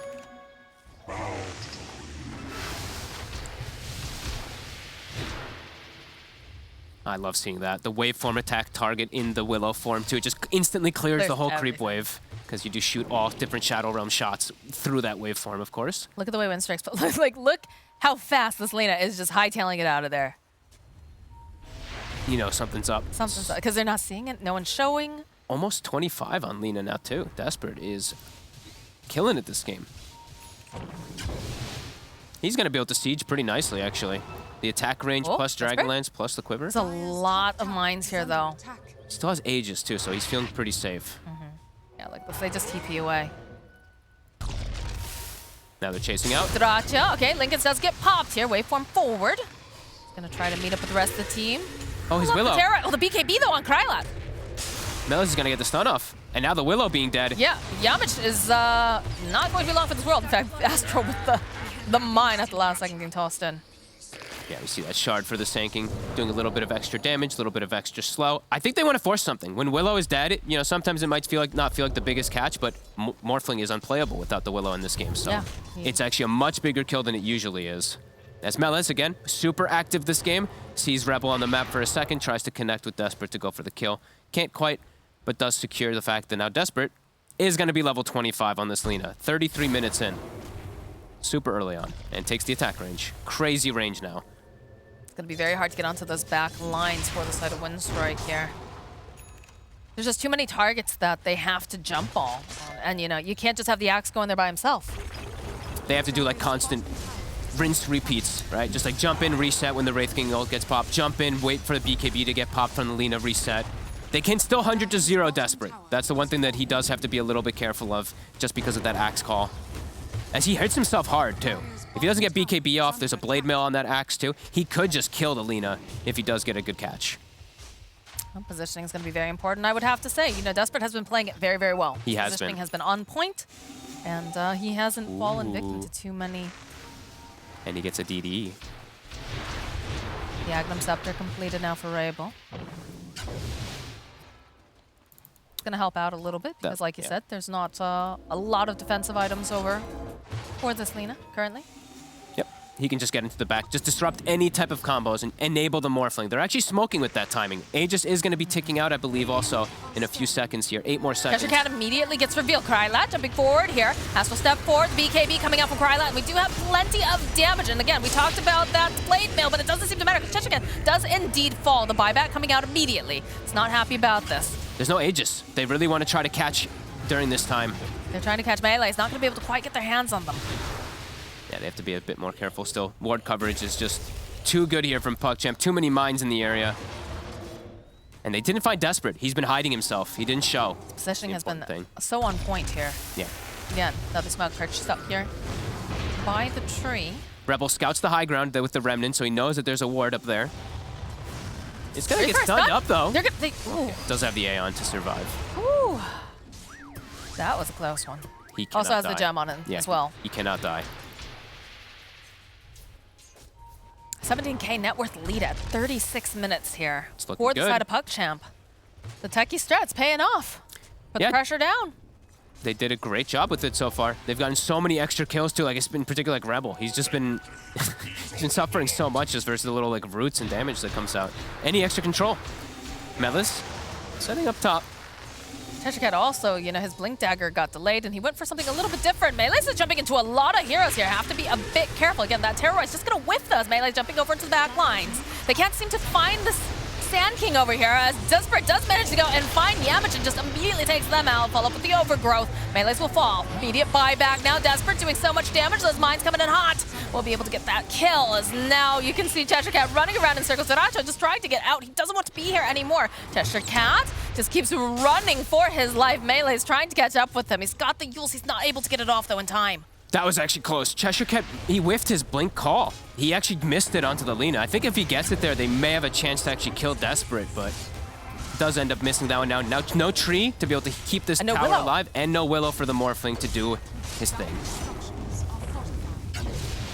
This gonna continue to try to push off. Oh, the jump forward from Melee's again here. Follow up, though, turns himself into his own Sand King. They've got the... Nice stun. Oh, just look at the damage from They got the Willow again. They can take out Yavich immediately. Melee's, he's still alive. He goes down to the low ground. They can turn this around. They could be able to take down Racho here as they pop the link. It's a call coming out from Tushka, but it doesn't matter over on the bottom lines.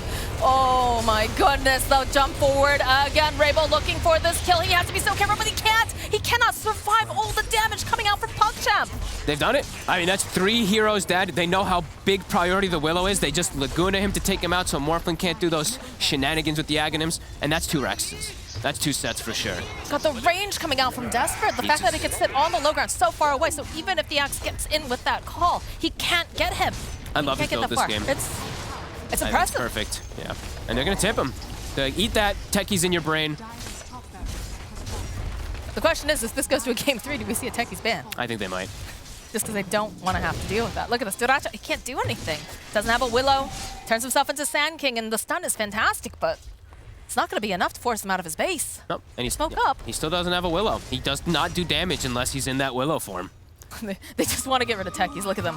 I hate this guy. I hate him so much. Oh my god, immediately. Look at that damage. The BKB comes out. They just want to take down Astral, and they'll be able to do it. But now they are looking for a world of hurt here as the overgrowth does come out from Phantom, and Duracho should be able to go to the top lane here. Be able to get up to the high ground. He survives. Willow is here. My Willow's back. Let me wait. My Morph is going to come back up soon. I need my Willow. Wow, baby Morph needs his Willow. He does need his Willow. Look at this, though, already. Terrorize getting popped out. Only lands over to Brylat. Look at this range. The Lina has a Satanic. You can't kill her. Now it doesn't matter if she gets Blade Mill called as Megas are online. Step forward again. I don't know about this here, Winstrike. They're putting up a good show, though. Needed a little bit more damage. All right, that is the reincarnation. The step forward, Aeondis does indeed get popped. As they just walk out of the base. GG. GG gets called, yeah. Oof. They could not get any items to enable the Morphling at all. I did not like the itemization from the supports. I guess they didn't really get too much out of it there on the side of Winstrike just because of how quick-paced PogChamp was playing, but you gotta build your Lotus Orbs, you gotta build your Solar Crest. This game is all about Morphling's game, and they didn't set him up for the most success. I think the Axe going for the Hood really hurt them inside that mid game. I think the timings from PogChamp just got sped up that much more because the Sand King had such a good lane, constantly made plays, constantly hunted Cheshire Cat to slow him down even more. And yeah, the Morph was under a lot of pressure this game. Same thing with Rebel. They couldn't actually do too much with space, and PogChamp playing fast with the Techies looked good. Probably gonna get banned because I think that's probably one of the only win conditions they have versus Winstrike in most situations. I mean, it's also just the tilting effect of having the Techies to have to play against. I mean, we watched this Axe. This Axe was trying so hard, and you talk about the fact that, you know, he didn't go for the Blink Dagger, he went for the Hood, but also he just blew up several times in the jungle. He just couldn't catch a break. The control was there coming out from PogChamp, and, you know, they made it work. They focused down the Willow every single time, so that way Duracho had nothing. He couldn't manage anything during all that. So, you know, it's a bit of a surprise, but we did get that Techies game, and the Techies was too powerful today because now we are 1-1, which means we're going to a game 3. Oh, dare I say, the Techies might just be a good hero. Instrumental, in fact, to be able to win that game 2 and push us to a game 3, which we're going to talk about after the break.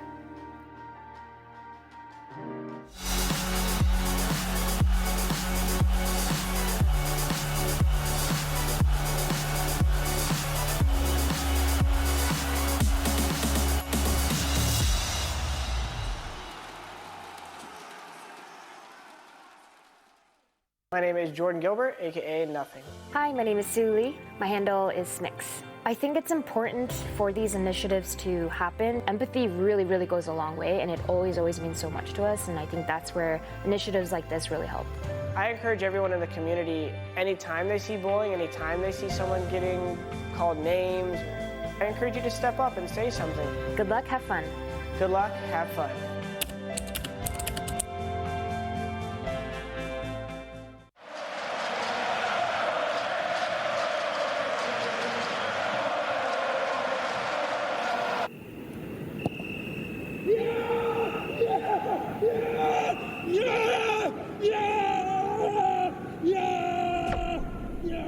Start your esports career now at play.eslgaming.com.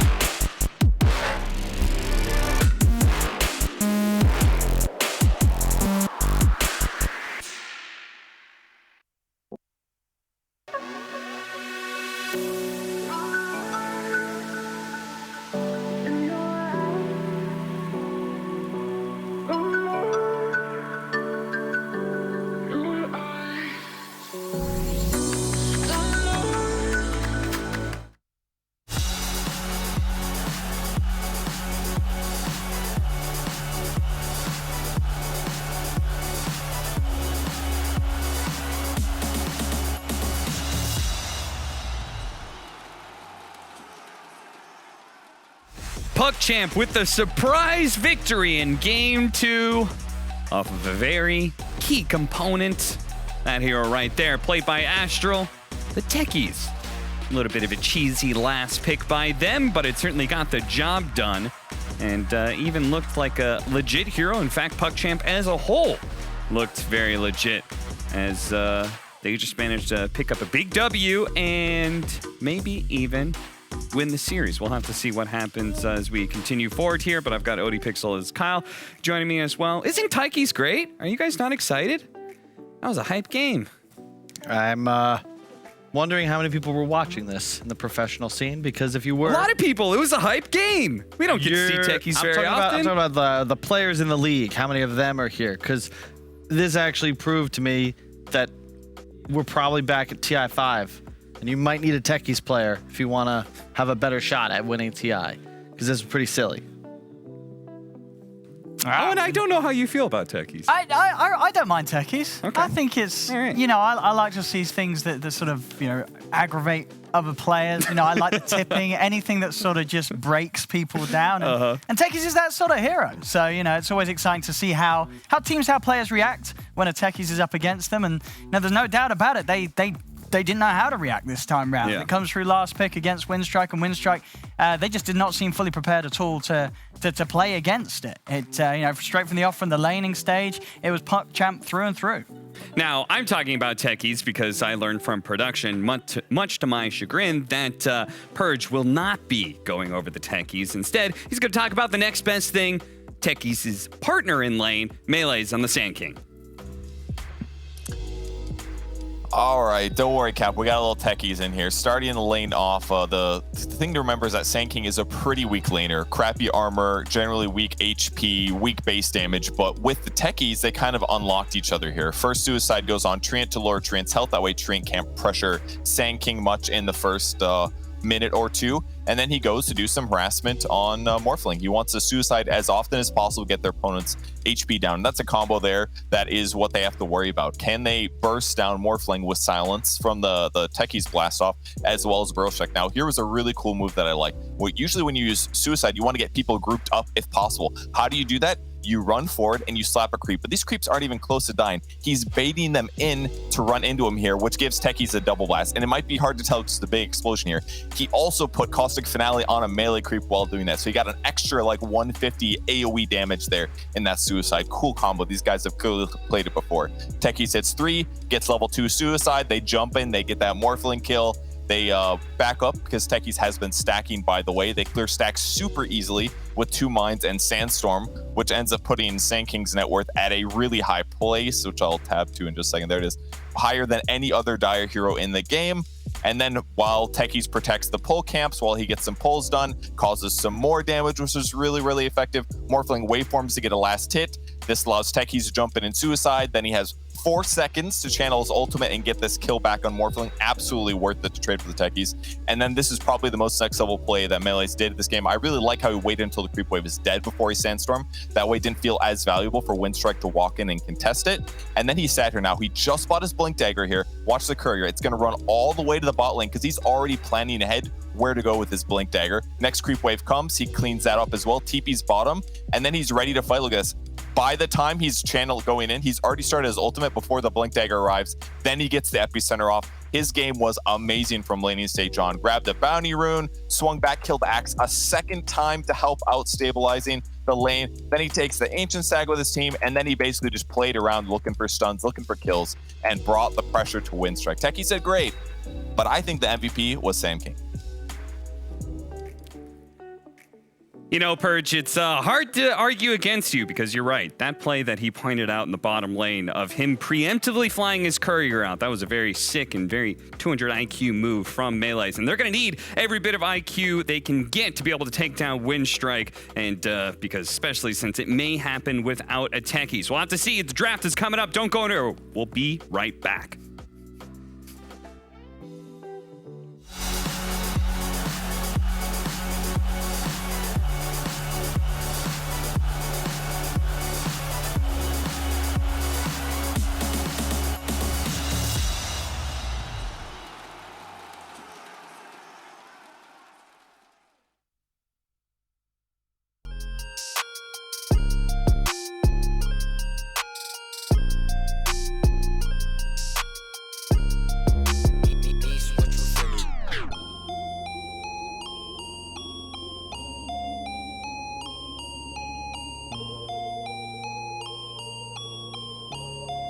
Niece, what you finna There's no defense, I'll buy it if I want it. I'm going supersonic, come on, beg for it. Alright, okay, running out of luck. Too much in my cup, Nishi run it up. Why you always tripping like you top? Cause you not my team pop. Shawty, I know. Why you always tripping like you top? Cause you not my team pop. My team pop.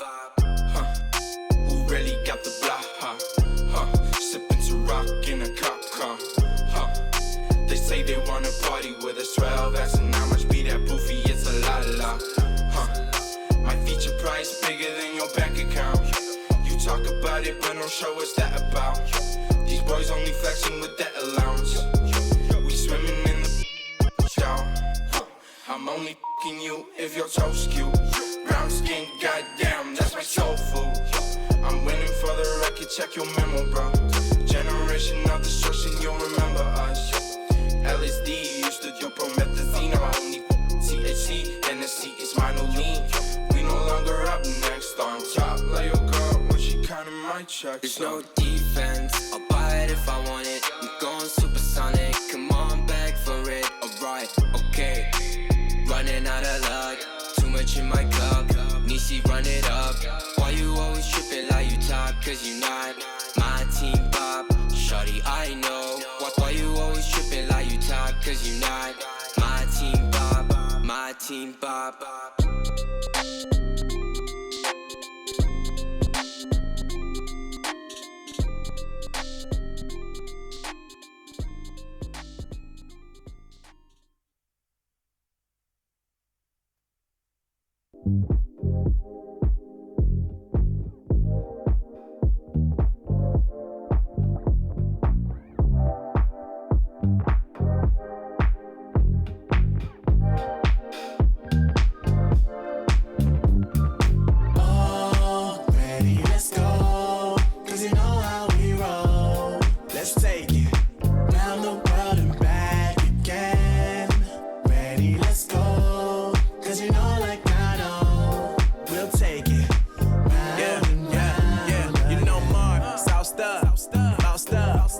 Never let you double cross them. Moving through the city like it's Gotham. They told me get one, so I got one. Stop saying you're a boss when you not one. You ain't sacrificed, nah, you ain't lost none. All over the gram like you got a bag. You ain't big dog, we ain't hear none of that. I'm in the gym looking like a running back. How you know the flow, got them coming back. Who I was in the past, I'm unattached. Only focus in this moment is bringing the summer back. Oh, respect my grind, elevate souls and I spread good vibes. Young divine, you know I gotta shine. Raise your hands for a good time. Aye. Vibe until the morning, sleep until the noon. You said that you want it, so I got it for you. Let's all get together and show them how we move. We move, we move. 3, 2, bringing summer to you. Oh, ready, let's go. Cause you know how we roll. Let's take it round the world and back again. Ready, let's go. Cause you know like I know. We'll take it.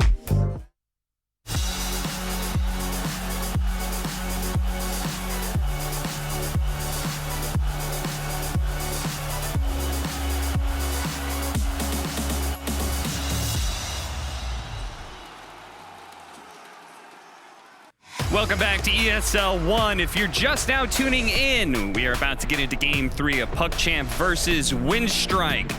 The two promoted teams. They were in the lower division last season, and they're looking to be able to prove that they deserve to stay in the upper division this season rather than getting knocked down. We just had PuckChamp managing to win Game 2 thanks to a bit of a cheesy last pick Techies, and now we're into Game 3 where I see Techies isn't bad Wow. yet. We'll see. That's very brave. Very brave. PuckChamp, just pick it up. Just do it. Well, part of the reason it was so good was because they already saw the safe lane carry, right? Yeah, that's true. So they go with more standard opener, which is what Windstrike opened with in the very first game. It's funny because I actually, in some ways, feel like I should have even seen it coming because I don't know too much about Techies, and what I do know, I try to forget. But that was a damn good Techies last pick. Morphling, one of the better carries for you to play against. Nothing even the way they played around it, right? They kind of knew what they were getting into. I typically hate when Wraith Kings go full greed, but when your lanes are going well, you have a techies. You can go Midas, you can go Radiance. You know the game's gonna be drawn out, and they just built up an insurmountable gold lead. Now we have an even series. We do indeed. Axe, Phoenix. So Phoenix is a hero that dropped off very sharply. Felt like we saw a little bit maybe at the start of the season. Lots of it picked up last season. We've said that tanky heroes are currently the meta. Percentage-based damage is good. So why is Phoenix not in that list? Why isn't it being first 1-2'd every single game? I think part of it is the Snapfire and also the rise of Lina. Yeah, Lina, Mirana, hot as well at the moment. You're seeing these ranged carries as well, like Dusa, Gyro, that can get the egg. Yeah. I think the big four for me, Mirana, Lina, Snap, Dusa. You just hate playing Phoenix into them. I think that the previous patch was a little bit better for the bird because you just see, as an example, Centaur is not just this guaranteed first 2 anymore.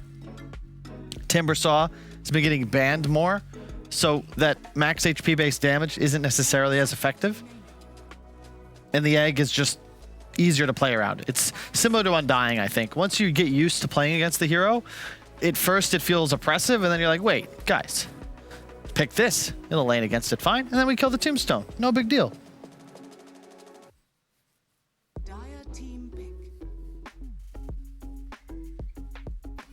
Anyway, Morphling, Razor, Ursa for the side of Windstrike. Some very active cores that they're concerned about. That's mostly just to deal with Axe, right? Make sure the Axe's lane is good. Yeah, and they see the AA ban from PuckChamp, so a high likelihood that would have been opening up for something like a Morph. Wraith King, maybe just the hero of the series. It's good against this very focused burst damage, right? Mars and Snapfire, they both have an intense amount of burst that they like to be able to just make the fights 4 versus 5 right away. Wraith King's good against that. Also, always nice to have a good frontliner if you've got a hero like Axe, who's maybe a little bit more particular about when he wants to jump in. Get that big call.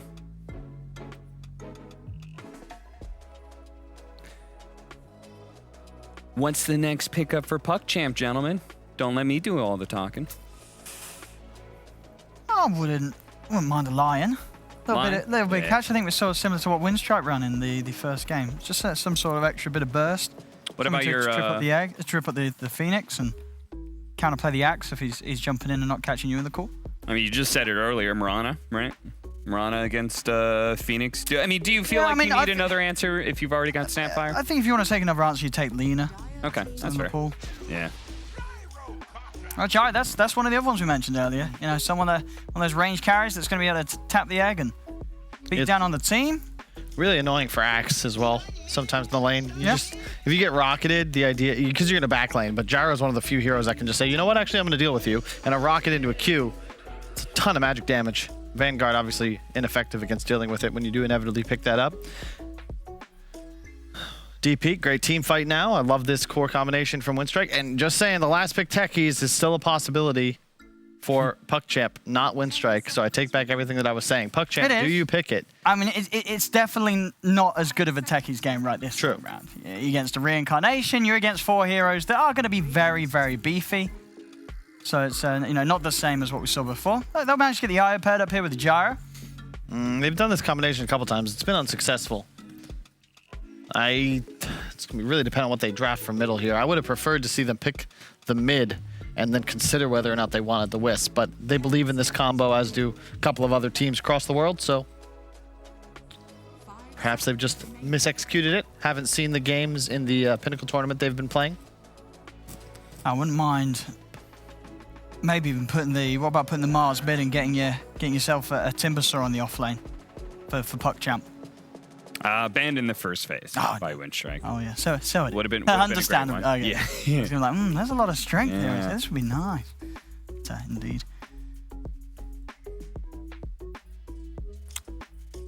Feels like you just want a bit more catch, right? Like right now, your biggest hero is Mars. It's a nice big team fight catch, yeah, but I think you want a mid laner that's a little bit faster played. Just a Spirit's hero, Void Spirit probably.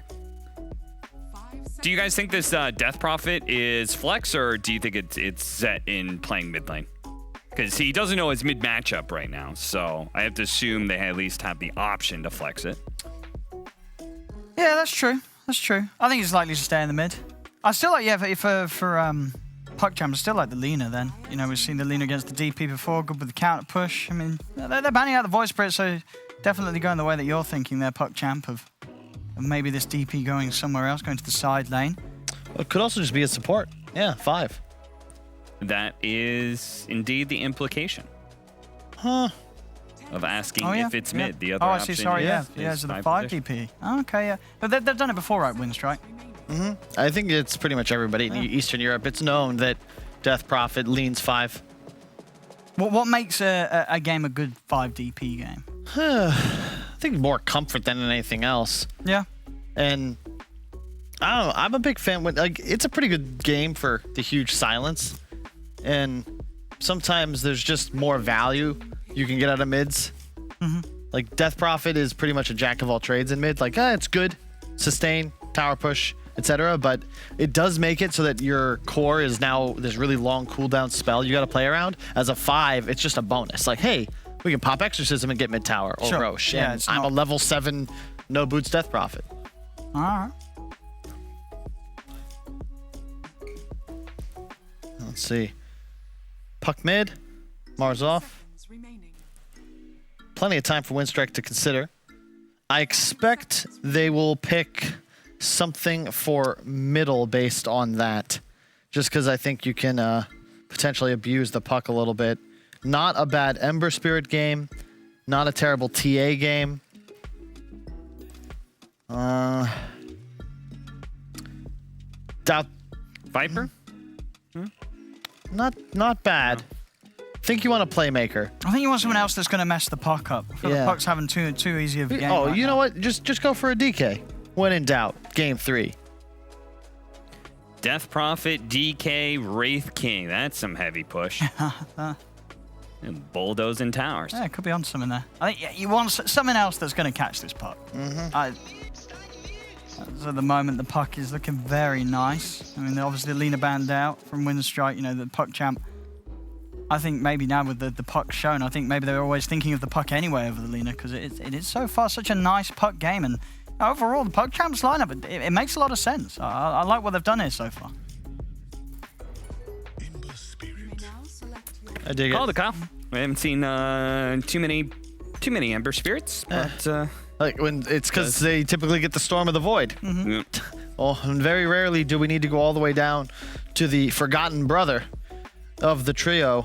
And gotta say, I dig it just because it's kill threat. You don't have much control for it. You can juke the rocket, the spear, the arena.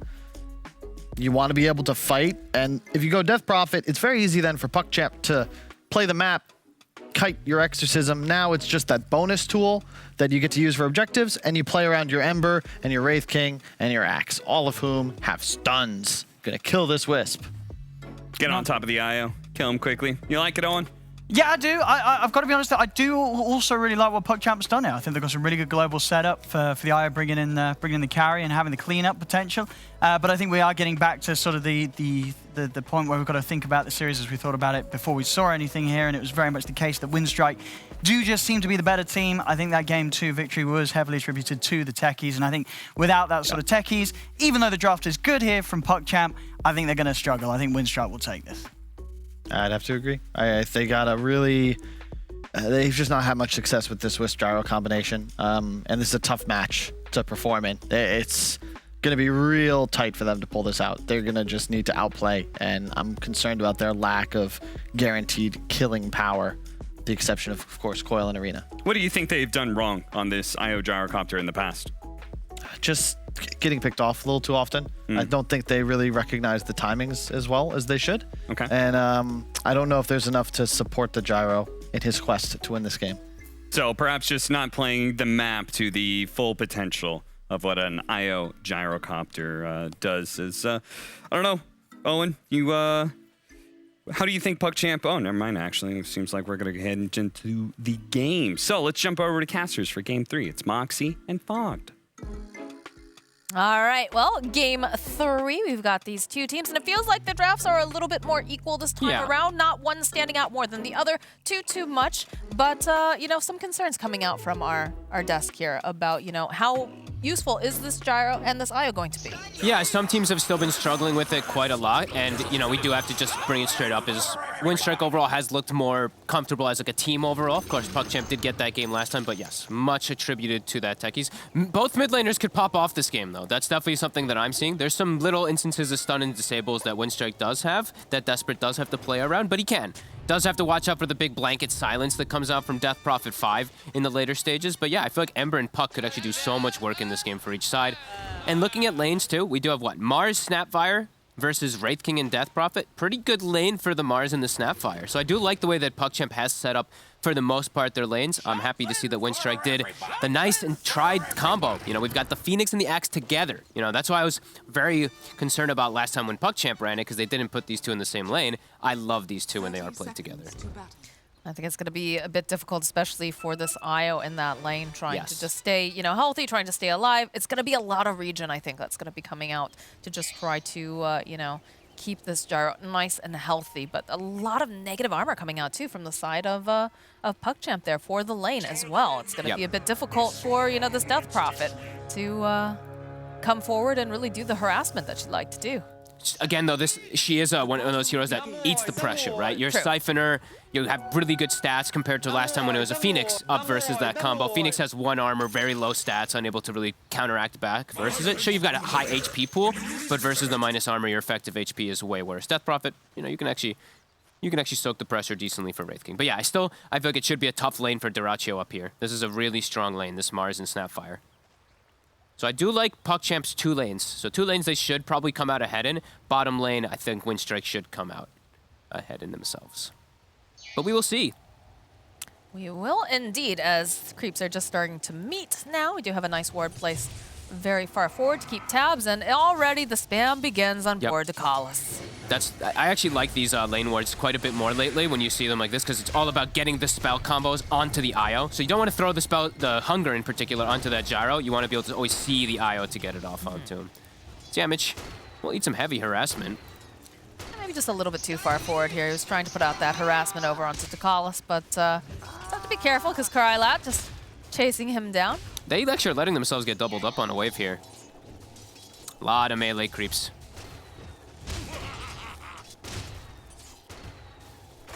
You can feel that they want to be very aggressive, but, you know, they're taking their time. So in the mid lane, Puck coming out on top as expected so far. It's still very, very early, but again, really nice auto attack animation and that base attack, obviously, on a Puck. Yeah, Puck favored matchup overall. Embers have ways to play around it, but overall, yeah, Desperate's going to have a very free one. Bottom, as soon as they hit 2, Yamich is probably just going to dive, throw Spirits onto Dukalis. They could definitely go for some type of increased pressure onto this IO. It is a hard life for a little ball of light here on the bottom lane. Yeah, and they do have natural Spirit Vessel bio on the side of Winstrike as well if they'd like to, and Yamich is able to go for that. Can he get the side pull off? He's going to try. Doesn't quite. Okay, he gets 2 creeps. Not bad. Top lane, you can see they're putting out a lot of pressure here on Melee's. Nice cookie hop here from Astral. Slow down just a little bit here, so Melee's will be forced to heal up a bit. Do have a salve over on Astral if he wants to share.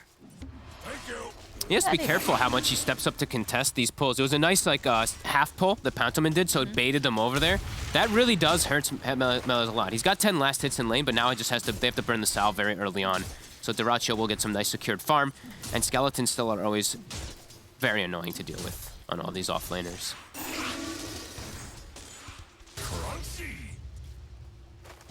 If you're a betting man, which lane do you think are we going to see the most action coming out of? Obviously, you know, Melee's here on the top lane. He has to be very careful with his positioning, but of course on the bottom lane too, when you've got something like an IO getting harassed. I think Melee's is probably the most, Melee's or Astral are probably the most likely to die. It looks like from the way that the lane's positioning's been. They've just been stepping up way too far versus these Skeletons. Bottom, if they play the Sustain War, PuckChamp can farm. It's just the IO has to be careful. Krylet should not be at risk of dying, though, because you just sit behind the IO, and he's able to just heal you with crazy amounts of wand charges that you do get from Hunger. Do you think we're going to see any sort of movement towards that middle lane, trying to put pressure on the Ember before he hits the 6, or is it just going to be kind of a gentleman's agreement? I think we got a gentleman's agreement. I think both teams just want to stick in their lanes. Astral actually goes for Scatter Blast in this lane. Not the biggest fan, actually. Feels like that negative armor is just way too nice, right? Plus with Mars, stun with the cookie. With Rebuke, it's just amazing. Like you put someone at like -8 armor and then you just rebuke them. He doesn't have Blightstone in the lane, but either way, it's like it's just way too valuable the way it works out with Mars. So not a fan of seeing that Scatter Blast anymore in most of these lanes. Sometimes sure, but not in this one too much. Not when your 3-position hero can just benefit so much from the minus armor. Phantomin. Phantomin's very, very far forward. He's got the here. double siphons though. Now the siphons indeed. So immediately tables getting turned a little bit over here. Melee's just forced back. Still able to get good last hits. Actually better last hits than we're seeing on Cheshire Cat down bottom. And Taracha's having a great time in his lane, you know? 26 and 6 right now. Yeah, Phantomin's doing an excellent job. He's doing the half pull again too. Up top as the Death Prophet gets like 2 of the creeps and 1 melee creep does run through, so he should be able to deny this entire wave as well. Again, very nicely done. Phantomin is playing this 5 position very nicely today, gotta say. Treant Protector, I think he looked a bit uncomfortable on it overall. I didn't like the Blink Dagger pickup and stuff like that, but overall his 5 play has been just a bit better in my opinion than from what we've seen from Ducalis. It almost makes me wonder, you know, we hear a lot of these regions talking about how they watch a lot of Chinese Dota, you know, and you said that with, what was it, Lanam who was playing the Treant? Perhaps he was watching it and was like, let's try this, you know. I think so. Maybe he's had a little bit of experience, but just like you said, not super comfortable with it just yet. And then again, it is kind of a, I don't want to say a boring hero, but, you know, you've got a very specific role, and that's kind of it. Yeah. So perhaps you get a little bit too twitchy. You're feeling like, oh, maybe I should be doing more. You know, we're having trouble. We've got a techies that's on the other team. You know, maybe the tilt starts to play into that. They're actually going for the play. Used here over in the middle lane. Cookie hop forward, the Scatter Blast. Got him. And Astral will get the kill on Rebel. So making the rotation with the level 2 Scatter Blast rather than playing around the lane ends up working out for him with the skill build. And they do take advantage of the fact that, yeah, Desperate hit 6 first. A nice aggressive move. PuckChamp starting this one out nicely. Has been trying to trade a little bit over here with Astrals. The runes are coming up. Gets off a nice couple clicks, though. It does have quite a few wand charges available to the Snapfire as well. He can deny away this bounty rune. Yeah, we got it coming in 10 seconds, so he's going to stick around the area, also check out that top rune, secure it for Rebel to come back in. As we said, you know, it's Puck versus Ember. It's a tough matchup for him. We do see that PuckChamp come out ahead a little bit there, as Phantomin might be able to just find himself a kill. There's a lot of stick charges. We'll be forced to use them. Even manages to go and still, I believe, stack that camp. Yep. Tarachi, though, making the best of things here in the top lane, knowing that there's no one babysitting here for Melees, is trying to put the pressure down with the Skellymen, as Yamich sitting a bit low over here as well. Tarachi will get more free farm than the Gyrocopter now at this point because of the rotations from Astral. Although it does net them a kill mid, it does make it so that the Wraith King is going to get that increased farm up top. As, oh, Phantomin, poor Phantomin. Tried to pull the side, but the skeletons ran over and actually stopped his pull. So, come on, They boys. don't listen. They don't listen. They have a mind of their own. You have to, you know, it just happens. These skeletons don't care. The trade-off of having your own mini Legion, you know? Sometimes you're just not going to listen. And look at this again. They're setting up for mid. Once again, Rebel. Careful, Be careful. Coil, and I think it's going to be a wash and repeat. Does have, you know, the Remnant if he wants to try to jump away to it. Can he do it fast enough, though, as the silence does come out? There's a little bit of a slight right over to safety as Yamich makes a rotation, and it feels like they really want to punish Astral for being here. They have the Sunray, they've got the bottled up region, and they Desperate will as well. find Astral. It looks like they're going to not dive too hard here on Desperate, though. He thought his Arcane Rune just ended. I thought maybe Rebel does go for it. He had an Arcane Rune to start it off, and I like that he goes for this, just some early stats. He finishes up the wand in mid and also gets raindrops, so any type of little absorptions that you can have versus this magic damage that comes out from mid will keep him alive, and now he resets, goes back to base, comes right back with the bottle. He'll heal Yamich up to full as well in the mid lane. Nothing like bottle service. Gotta love it. Top lane, though, you are seeing that the Wraith King starting to take a lead here, 3.2k currently. But the rest of the side of PuckChamp not too far behind there. The Puck 3.2, of course, having those ganks always helps a lot. And, of course, the Gyrocopter with his babysitter here in the bottom lane sitting at 3.1. Very even start here to the game. We just have, as we figured, you know, Puck coming out tiny bit ahead of that Ember Spirit, but the two offlaners are suffering quite a bit. And we're seeing Chester Cat This is not a Vanguard game, and I definitely agree with that. Usually just, it's autopilot builds, you go for it. This time, look at the magic damage, right? It's Gyrocopter carry, he's all magic damage early, Puck all magic damage, Io amps it, yeah, etc. So, do like that he's going to be skipping that one this time around on the Axe. Oh, top lane. Melee's was going for this kill. Nice sidestep here from Pantomin, though. He's got his dancing shoes on. They'll turn right back around. Can they take down Astral? Pantomin, he's sitting very, very low. He's going to be the first one to go down. They'll follow up, though, with the kill on Astral.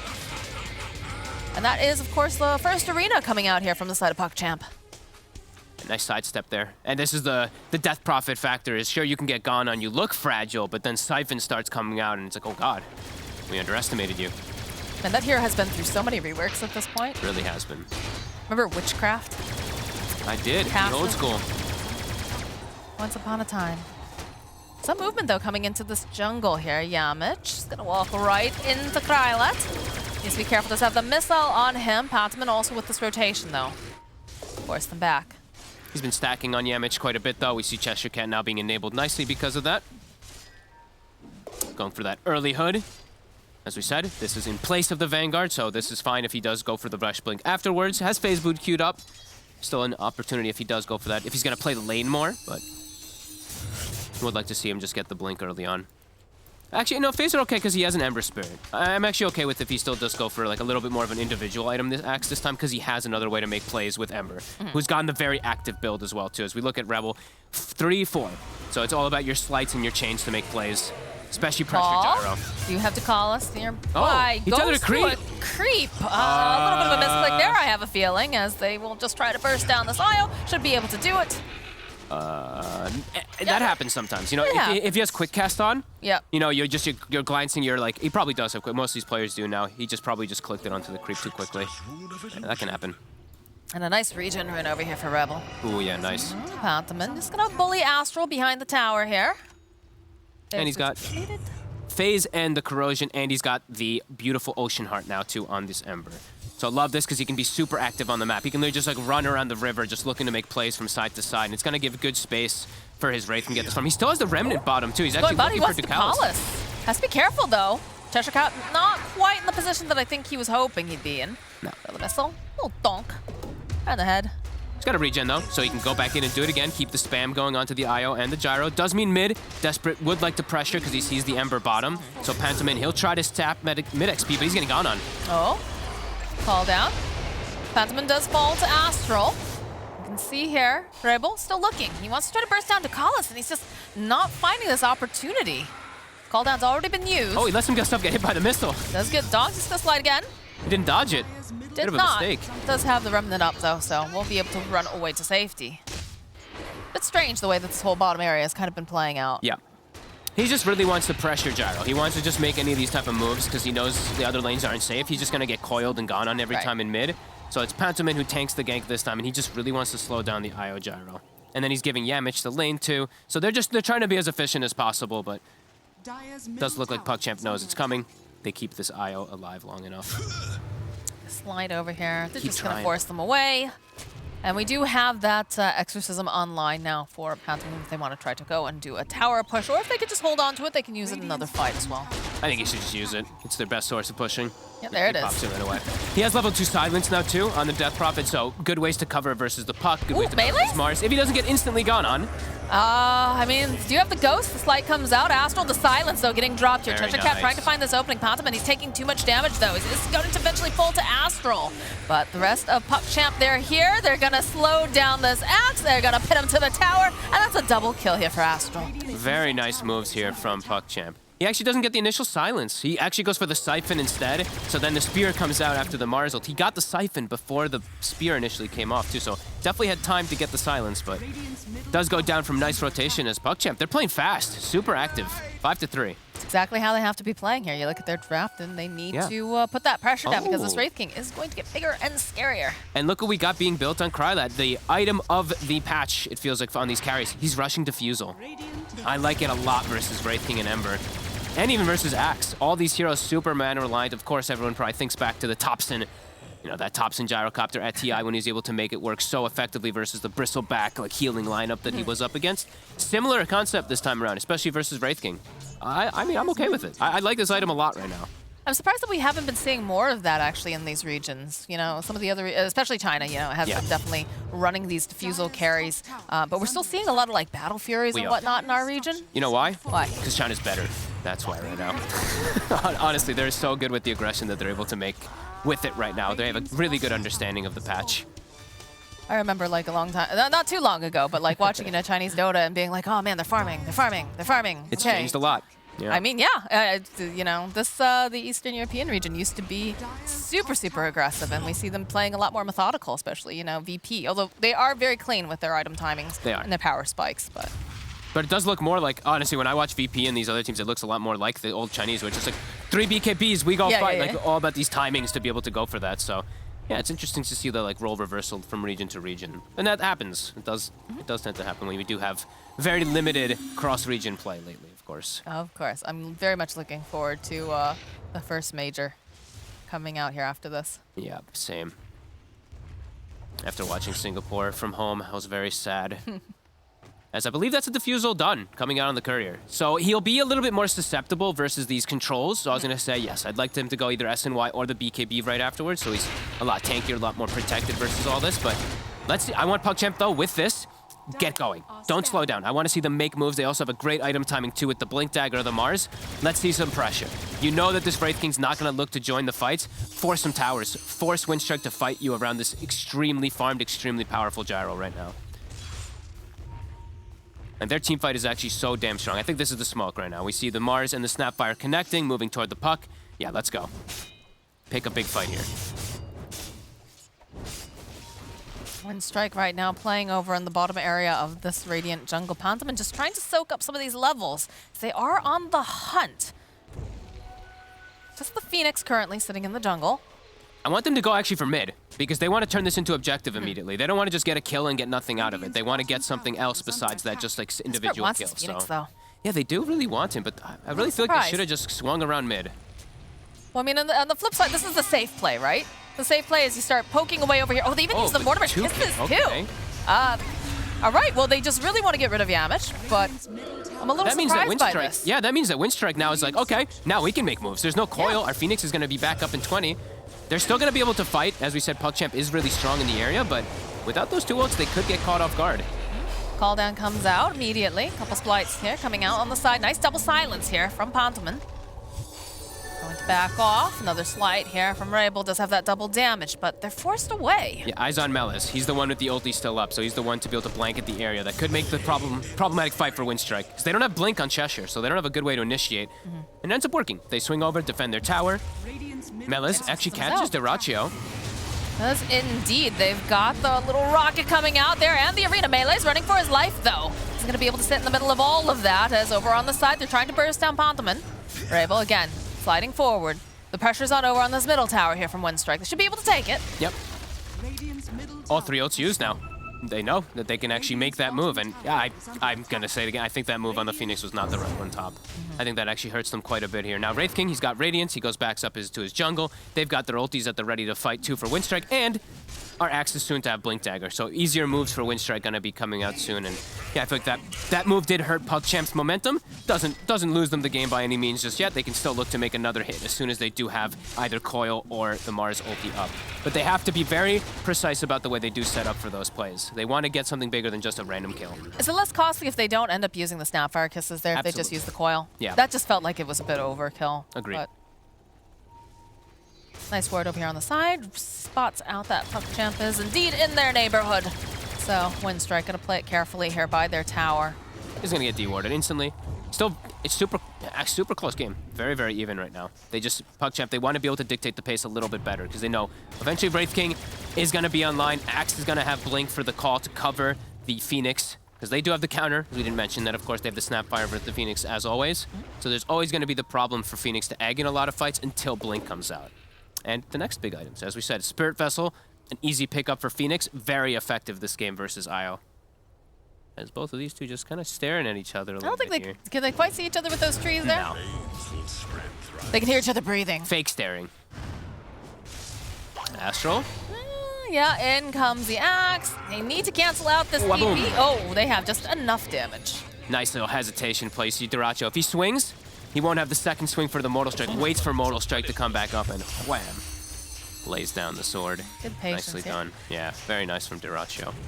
I like that he's actually doing this too, going straight BKB. Very appropriate game, as we said. PugChamp is all magic damage, absolutely. And he's playing versus Diffusal, so that'll at least protect himself to always get his second life off. That's one of those situations too where you want to survive the initial aggression, right? Coming out from the side of PugChamp, and then after that, you know, the later and later this goes, the more confident you probably feel here. Very nicely done from Duracho, as we see once again. This is, I mean, this feels like a great time period for Winstrike. Just the slowness of the game. Yamich is chilling up top, finishing up Spirit Vessel. The Mars keeps pushing the wave into him. They're gonna try to punish him a little bit here, but Cheshire Cat isn't at the ready. These TPs, the egg immediately follow up with Cheshire Cat. It's beautiful. He catches both of them with that call. And they take down Ducalis. They'll get a big old dunk off on Krylat, and this is not looking good for Melees. It is 3 heroes down on the side of PugChamp, with Winstrike being extremely patient. They're playing into the Winstrike draft, it feels like. Them even trying to make that move up there. It's a bait, it's a trap. This Phoenix is doing this on purpose, the way he's playing there. And they're perfectly able to do that, and now they're able to go straight into Rush. So he knows that he's 100% aware that they're gonna go to make that play. And they just fully counteract it perfectly. Melees comes in, but it's way too late. Too much damage coming out from Winstrike as all 5 heroes teleport on up. But it looks like they're gonna back off of this Roche here. Yeah, the Kisses will push them away. They're gonna have their Gyro and their Mars back up very, very shortly. They just go back in. They have Vessel charges to heal up. They also have Sunray up in about 15 seconds to heal them up in the line. These ghosts are about almost finished though here for Husband. They have to be a little bit careful. Very reliant on that damage here. They're looking to get the catch, Cheshire. Here, all right, Cheshire Cat gets the jump over here onto the puck. Nice spear away though as the double silence comes out. Duracho is just soaking up too much damage. Cheshire Cat gets a couple spins, gets the kill on Desperate. The buyback comes out now. Astral over on the back line. He will fall as well. Krylat, he's trying to run away. The Sunray coming in hot though from Yamich. Will be able to collect over on the Gyrocopter. Another call here coming up from Cheshire Cat. They just, oh my god, Desperate. He just bought back. The tips come out in mass.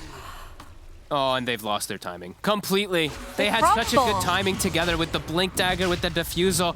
It's all over here at this point now. Winstrike, this draft scales so much harder, especially with the itemization that they're going for. Now they get an Aegis as well too. Oh, PugChamp. Puck dying back to back without able to get a single spell off. It is a full-blown disaster now for them. And you can see Winstrike now immediately just positioning themselves to take tower cut waves, take over that whole top area of the map, and there's just not a whole heck of a lot that PugChamp can do about this right now. No, their lineup is all around that early timing, especially if they go for this Diffusal on the Gyrocopter. That means, you know, Diffusal is not a farming item. It's a fighting item. And when they lose the 2 fights with Diffusal, that's where it starts to be that massive concern for them, as Winstrike have itemized for these later stages. And yeah, tipping Yamich, tip Cheshire Cat, they pretty much just won you the game with 2 quick moves. It's incredible how fast that everything just crumbled for the side of PugChamp just because of those 2 engagements. It is actually just insane. Good positioning though coming out from the from Cheshire Cat especially, but also, you know, that little Icarus dive, that cheeky Icarus dive right over there to finish off Krylat. That was nice. I mean, he kept the Sunray actually connecting, which a lot of players, even like the tier 1 top players, miss when you dive and get the connection. Does it very nicely. And now I feel like you're super lost here on PugChamp. You don't really know how you can make plays because you're playing into Wraith King with Aegis. He also has BKB, pretty much unkillable. And your Puck has gone for an aggressive build of Witchblade, and now there's so much coverage. They probably have like what, max silence on Death Prophet, I assume. Yeah, 4 points finished up. You get hit by that, you're dead in a fight every single time. I mean, you're hoping that Winstrike makes a mistake, but the root here in place for this Puck. Follow up immediately. Cheshire Cat with the taunt. They've got plenty of damage. And now down will go the Desperate. Now they spot out Krylat. Rival's taking a lot of damage here. Has to be a bit careful. Melees gets a nice arena off, but the Yules buying just a little bit more time for the Emperor. He's still alive here, trying to bottle up through it as the egg. It goes off on the back lines. They should be able to just burn down Melees here. And their base. And Ducalis is getting chased as the base is getting obliterated. Winstrike is just hitting from every single angle here. Buyback now here from Melees. Pantaman, he will fall, but Duracho is allowed to just escape. Even goes to the BKB. Probably not necessary there to run away, but feeling a bit scared. on all fronts. As we said, disaster for poor PuckChamp. I mean, they walk up high. As soon as the gyro showed himself, I was like, oh no, he actually revealed himself when they're making the play on the puck. And Desperate's game is over. There's nothing that he can really do to play around all this control, silence, and stun. Trying to go for Blink Dagger, but even then, it feels like he's going to blink in, maybe get a spell off, and then just die every single time afterwards. Yeah, Winstrike's entire game plan has come together. It's so much easier for them to play the map at this point now. As your gyro, he's still farmed, but is vulnerable, just dying because there's a Spirit Vessel. There's so much overwhelming damage on the side of Winstrike too that your IO is not going to be able to prevent. They just have too many solutions for controlling the IO, and he is so important to being able to keep this, you know, just keep, obviously, the gyro alive, but among others too. It's just very hard to play at this point. It's all on gyro. That's pretty much how it comes down to. It's crying that you have to super carry at this point, so it's like BKB Rapier, I feel like, is honestly the only play that he can really do at this point. They saw the puck orb. Rotation on. Look at Cheshire Cat. He's hoping he can find someone. He's going to find Melees here if he wants to get the jump on him. Doesn't have to Blink Dagger for another couple seconds. Anyone he jumps. That's all he wants. Just get some fights going. Jumps forward, followed up with the Sun Ray. And he'll go and he drops the arena, but buys him a little bit of time. As soon as this is down, though, you know they're chasing after you there, friend. You're not making this out alive here. Trying to break some angles. All right, the zip forward. There he is. I see Melees. That is a dead Mars. Can we get a quick JJ replay of the Fire Remnant, though, from Rebel? He runs into the Mars wall, and he tries to throw a Remnant, but you're at 0 move speed, so your Remnant also moves at 0 move speed. But anyway, they get on Melees. It's just a funny interaction that I like seeing. The Remnant is running in place with 0 movement speed, so it just looks hysterical. As another hit, Winstrike, they know how big of a lead that they have, how the game is it's just so easy for them, just swinging from any kill to any kill. Here we go. As we get the catch. I mean, I like watching the running Remnants. I mean, maybe I'm just stupid. I like seeing funny interactions, but look at Rebel. Funny. Ready? Throws the Remnant, and look at it. It doesn't move. Look, it's just running. It's just stuck in the wall. Yeah, I like stupid stuff. I'm sorry, guys. Duracio's courier gets killed with a full AC, but doesn't matter. I mean, I don't think they're too concerned about this at this point. They still don't have the Mars for 20-something seconds. He is basically, you know, the main form of initiation, holding them in place so that way you can get some of these snap fire kisses off, because Puck, just too fragile. Can't jump in the middle of it. You have to be so incredibly quick to avoid just getting chain stun, silence, everything in the kitchen sink. So they'll take the top tower and racks here. Just free. PuckChamp's like, we can't contest it. We don't have BKB Gyro. We had no Mars. Now they have BKB Gyro, but at this point he's so far behind. He went for the nice defusal, but they didn't make it. They didn't make the defusal timing work whatsoever. And now you're just, as we said, playing into Winstrike's hands, as everyone's starting to get a plethora of items on their side. Even the support's starting to get decked out. I mean, he's more survivable at this point, but now the issue becomes, do you have damage? Exactly. And even then, it's starting to get to the point where the BKB is going to keep you from, you know, getting locked into place, but you're going to have a lot of issues with the way that Duracha's just going to be running at you. Yeah, and they have the Deso plus the... Well, when the courier respawns, they'll have Deso, Ember, AC, Wraith King. Sure, you got Magic Immunity on Gyro, but now they're actually just going to be crushing you with Exorcism, physical damage, Ember, physical damage. They do smoke up on the side of PuckChamp, though, perhaps hoping to get out some vision, maybe get a pick off, but again, Winstrike, they're playing very tight. They got to catch them like 1 by 1 consecutively for them to have a chance to win these They don't fights. even have the whole crew. Like, if you look over... They can reload.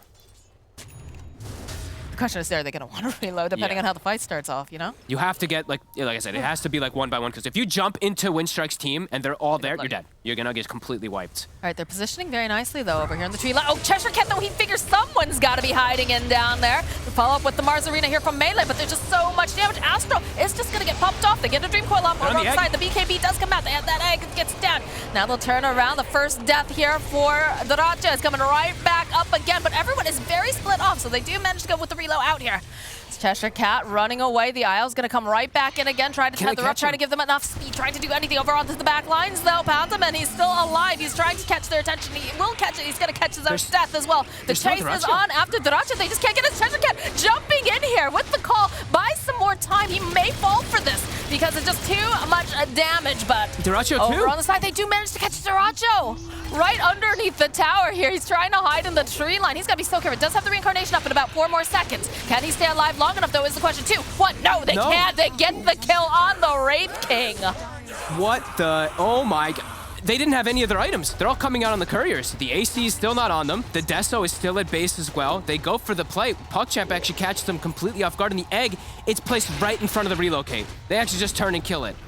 A big slip up from Windstrike actually gives PuckChamp a fighting hope as another full item comes out for Krylat. What a mistake from Windstrike.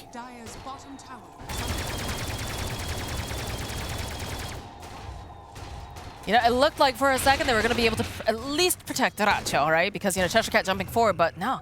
You can see, I think it was Mars, right? It was the Melees that was just chasing after him on the back lines the entire time, just not giving up any chase. And they had literally 10,000 gold at base. They had a full Deso, they have a full AC. Their whole gold advantage is actually on couriers. That wasn't respawned just yet. Oh, Pantherman. Silence. They've got plenty of damage. Down will go the Death Prophet, and this is going to be the tier 1 in the mid lane for PuckChamp. Now they're giving up 1-by-1 kills. He just finished his BKB, and now he has a full Satanic and a Paladin sword. All part of the plan, you know? You gotta fatten them up first before you murder them, right? I mean, Windstrike making a massive mistake in this game, now giving PuckChamp a fighting hope in it. Smoke coming out here now from PuckChamp. They're hoping to wrap around, perhaps, maybe catch anyone who's hanging out over in this triangle. Taking a wide swing, though. No one's home. I mean, another mistake like that, and I mean, they're in some problems here. This is a very big Gyrocopter after that, cleaning up every big kill, finding the perfect item for himself, too, as we said, the Paladin Sword on Gyro. Not just with Satanic, but it's also your spell lifesteal is very effective. And Ducalis is strong now, too. They actually get themselves onto Triangle. And such a big swing. Gold swing from like 11,000 to 3,000. Experience went from 10k advantage to 5k advantage for PuckChamp. 15,000 experience swing in that fight. All right, Deso picked up now for Puck, but the Roche is indeed up, and this is going to be a big deal. Going to be looking for Windstrike to try to secure this for themselves, get themselves a foot back here, and PuckChamp, though, definitely does not want to allow them to have it. But the question is, how do they position themselves here, Fogged? Windstrike, I think, is still just fine to take fights as long as they just don't walk in 1-by-1. And now that they actually have their items, so now they can actually fight. They had literal 10,000 gold on couriers, so they still take out this Roche incredibly fast. They'll have the shard as well for Duracho, so he doesn't have to worry about pesky mana burn. Yeah, there it is. Cheese gets picked up now by Cheshire Cat. They're going to be looking for that perfect engagement. They have vision on all of PuckChamp right now, too. So PuckChamp does have to be a little careful. They have good positioning on. They got such a big gold influx now that it's not as easy for Windstrike to just smash the team fight. They have now Blink Dagger on the Snapfire, too, so Snap can actually take out the egg by himself. Krylat, as we said, got like 3-4 levels and full item after the fight, too. A crazy comeback that I don't believe should have happened, but giving us an exciting game, at least, you know? If you're a PuckChamp fan, hell yeah. Desperate, creeping over here on the back. He's also got pushed out. He also has a Deso now, too. I mean, that's great. He's got the phase shift attack to apply the Deso debuff to everybody, too, for the Gyrocopter's damage to pop off. Look at the way that everybody's moving across the map right now. There's that ward there still that they did place earlier from PuckChamp. To at least watch those rotations. Yeah, Desperate will reveal himself. Just clean up this wave. Easy peasy, blink away. Cheshire Cat's here, though. Cheshire, a little bit off the mark. That was so close. I'm surprised he actually showed himself on that last wave. That was very risky from Desperate. I like how both of us are just like, oh, God, oh. Duracho, next item almost finished up after we did see that AC coming and dying on the courier from earlier, hurting them quite a bit. He's going to have Scotty, so that really effective item choice, not only versus the healing of Io Gyro, but ranged carries. Super effective versus these ranged carries. But there could be a moment where Krylat maybe gets a butterfly, and then there's going to be no true strike. So PuckChamp's still in a surprisingly okay position in this game. Duracho trying to just take over this outpost again. Takes the spear to the face, but there it is. There's the Scotty, ladies and gentlemen. Still very large. And the smoke over here. Level 18 on Phoenix. Higher level than his Ember Spirit in the mid lane, actually. Same thing, higher level than his Axe. But that's okay. That's the point of these Phoenixes. They kind of can carry from that 4 position a lot of times. 6, 2, and 8 so far on Yamich. Got to get that good positioning. Can't be in the middle of literally everyone when you go for those eggs, unfortunately. A little bit overzealous. And it's harder, as we said. The gold infusion to PuckChamp, Blink Dagger on Astral. So he can blink into position to get the little shredder off in a lot of fights, and then just Gyro has to finish it up with Io in a couple hits. So yeah, not as easy now for Windstrike as it was looking, even though they got that super early Rax advantage. Still looking like a close one. As Ward's really well covered right now on the side of PuckChamps to be able to watch any of these aggressive moves. And I believe Desperate also found himself an Orb of Destruction we didn't talk about. So Deso and Orb of Destruction with phase shift attack. Very useful. He can apply it to everybody. He can enable that gyro very nicely. And if they wait till Butterfly comes out, that could be a really nice timing for PuckChamp because there's not going to be that True Strike for the side of Windstrike with the itemization that they've gone for. So this gyro could definitely do it. Small little things we didn't get to point out to in the heat of the moments, but our IO, I've seen this a couple of times now, is they skip the spirits. They actually just go for the stats so you can get tankier, as you've seen him do there. 5 points in there. Does grab 1 point, a value point just for vision and stuff, but... Desperate? They have vision on him. Oh. Immediately going right back in. Nice silence though coming out from Desperate. Has to coil And to drops the protect coil. himself. They'll follow up with some kisses actually. You have the Yules though. Should be fine as over on the other side of the map, Melee's was trying to make a play here, but Astral just chasing that. He kills Rebel. He gets the Aegis right there. Nice play here from Melee's. Does eventually fall, but draws all the attention from the side of Windstrike over to that mid lane. But that's a lot of ults used. That's the Snapfire kisses used, that's the arena used, that's the coil used. Now Windstrike, they can definitely look to fight. They didn't have to use anything. 0 ults expended by them. Exorcism up. And, ooh, look at this, a illusion rune. So side lanes will be pushed in from these 2 Radiance illusions from the side of Dyrachyo. And yeah, they can look for the fight.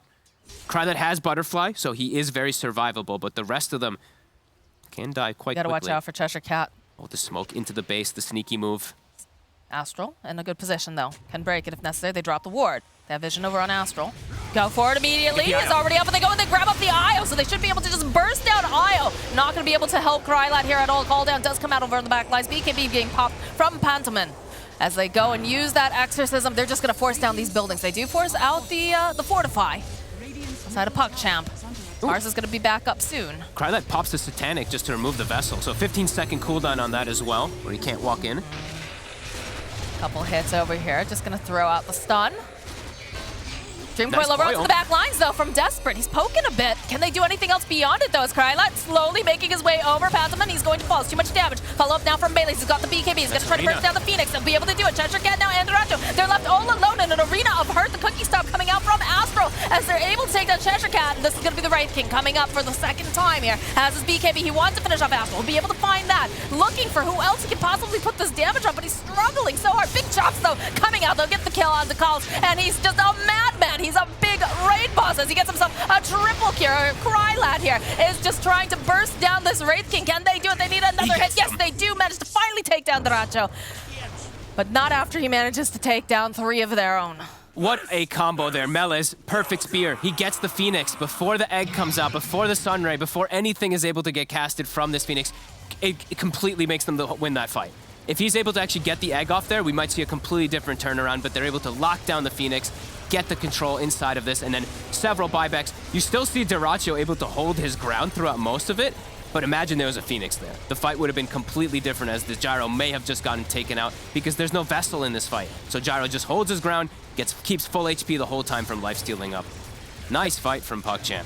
That, just imagine if they actually were able to get that Phoenix egg off on the side, get the stun off from it. That whole fight goes a lot differently. But yeah, you know, PuckChamp, they hold their own. Look at Cheshire Cat here. Whew. He's like, damn, Mela's got him. Great jump from Demars. Would have changed everything. Yeah, so Vessel plus the egg, even the Sunray inside the egg too, it would have completely made the differences. PuckChamp, they're doing it right now. They're making these fights look good. This Gyrocopter is well and truly enabled. Another item going to be coming out soon after he just finished up Butterfly. I'm amazed how well they're able to take these fights. Yeah, they're identifying exactly where they need to be, though, and which heroes they have to burst down. Very, very nice play here coming out from PuckChamp. And even taking out the Aegis before the fight, right? When they're able to take out Rebel in the side lane, just getting caught off guard. All these little things do matter when you are at this bit of a deficit. That's a nice item. The Ninja Gear, it's going to allow them for even better positioning. How close is our MKB on our Wraith King? So Wraith King almost still does have his MKB done, so he'll be easier for him to stand toe-to-toe. But yeah, if they're able to catch Yamage like that again, it'll be huge. I think Yamage probably wants to... Okay, I was about to say, go for the Aeon Disc I was about to, on Phoenix. He's got it queued up. He's about to actually have it finished up. So next fight, it's going to be harder, it feels like, for PuckChamp besides just that Gyrocopter. And who gets the Timeless Relic? Who actually found it? Was it the side of PuckChamp? I saw a Relic. I think it was PuckChamp, yeah. Yeah, this Aeon Disc is going to ensure that this Phoenix should be able to at least get the egg off. Doesn't necessarily mean it will survive long enough, depending on his positioning, but it will at least be able to give him a little bit more time to assist and get the spells off. So Level 25 Wraith King with MKB, still looking to fight. Oh, Kryloud immediately jumping in here. Cheshire Cat not quite sure. He knows what's here. It's nice stun, and then there's going to be the hit over. Immediately, they're going to reload him out. They don't want to have him here in the middle of everyone. Jump forward, though, here from Cheshire Cat. Has the Blade Mail. He's going to try to draw them in. They follow up with a nice arena director, though. Jumping in, gets a kill onto College. Cheshire Cat dies, but he's going to buy back as they just chase down Astral. And now they want Kryloud. They want him so bad. It's a good spear. Just pushing him off to the side, though.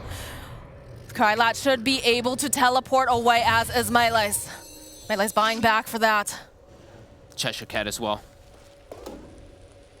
Does have to buy out. Desperate getting very lucky. He did just pick up the BKB before the fight on the puck, otherwise would have gotten brought down from all this damage. As you're still seeing the power of the Wraith King, he can stick on the targets, and Cheshire Cat, he did find the backline, and now we do have time without the supports, so this Rax, very tough for them to defend. Oh my god, look at this damage coming out from Daracho. The little boonk. Take a little nap. Chill out, Daracho. You're working too hard. But yeah, they're slicing through these buildings now. Still been a much closer game than it felt like it was going to be after such an early Rax. PuckChamp surprising with the way that they're able to fight. Desperate, meanwhile, on the back lines. Spell Prism. They got the two caster items. Rainbow finding Desperate. The root. Has the Dream Coil. It's a decent amount of damage. He's not going to be able to go to Orb away. They just... Patient. Desperate, though. He's still going to get caught. Oh, the Sunray from Yamich. He's trying to stay alive. He fuses his BKB. He doesn't have the mana to TP out, though. Daracho, one hit. Oh, my goodness. Blink. He's going to be able to. He gets over to the corner. Away. He's got it. Oh, my word. Woo. This puck. Alrighty. Actually survives because of BKB. They tip him up. And there we go.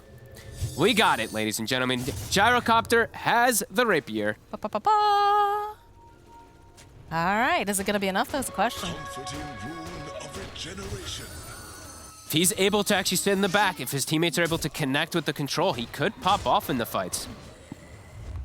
Smoke coming up over on the side of PuckChamp. They're hoping that they can get some sort of a jump.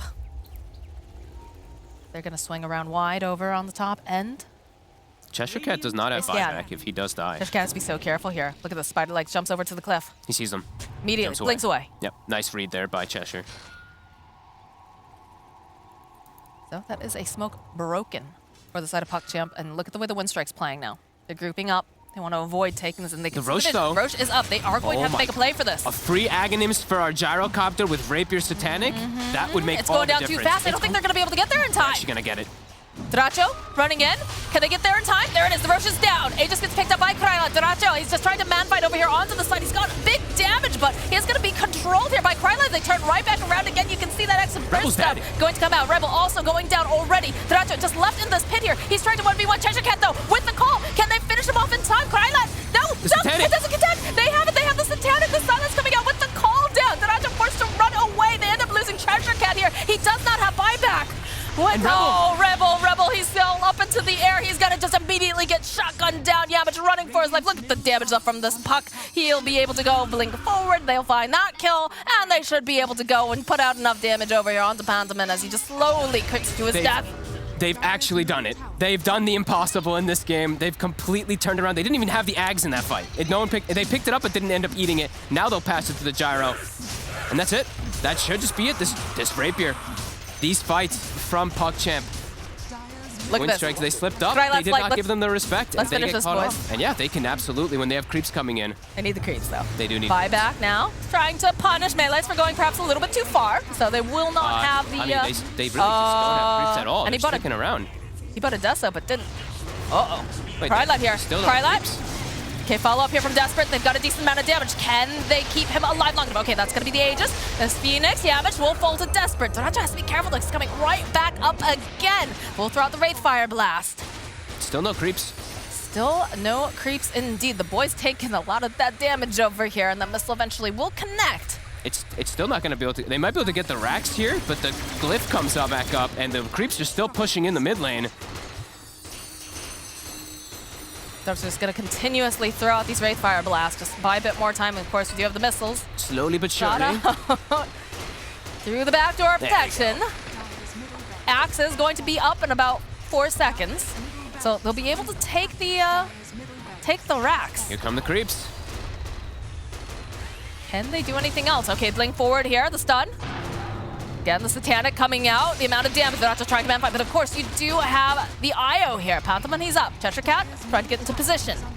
There's no Phoenix for 50 still. They smoke up. They need to find the perfect angle here as immediately. There's the BKB from Krylan. Immediately go in for Khan. Can they take him down fast enough? Though it's a question. Streamcoil comes out and they're just protecting this base. Look at Desperate. He just wants to finish the fight. As they finally manage to take Krylan, but the throne, it's ticking down too hard. Look at this. Just turn right back around again. It's still alive, 30 HP. It's still alive. It's done. Look at this. Look at the faces. Holy shit, what a comeback. I mean, a big mistake from Windstrike not having their whole items. I don't think giving enough respect to the Teamfight PuckChamp. Hey, I wasn't either with the way they jumped down bottom, but my God, PuckChamp have done it. They actually were patient enough. They got the gyro online. They get all these big items from these two fights. And holy crap, they actually turned the entire game around. This was quite a ridiculous comeback from the side of PuckChamp. I did not think they had it in them. No, I'm looking at the graphs that you're pulling up over here, and my God, is it a roller coaster of a ride? But yeah, PuckChamp, you know, they were patient. They managed to itemize exactly the way that they needed to. And again, like you said, Windstrike, perhaps just feeling themselves a little bit too much here and just going in when they're not quite ready to do so. So, you know, at the end of the day, PuckChamp, they're going to take this series 2-1. Absolutely crazy stuff. The fact that a Snapfire with just the last couple of shots of Lil Shredder is able to blow up the throne at 50 HP is what secures PuckChamp a victory in this series. Crazy stuff. We're going to talk about it more, but first we got to go to a break.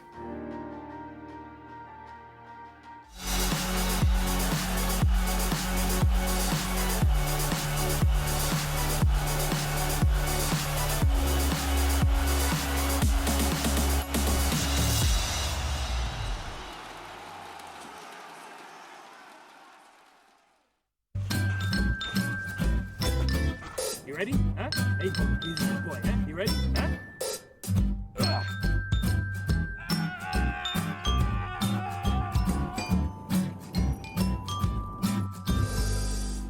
Start your esports career now at play.eslgaming.com.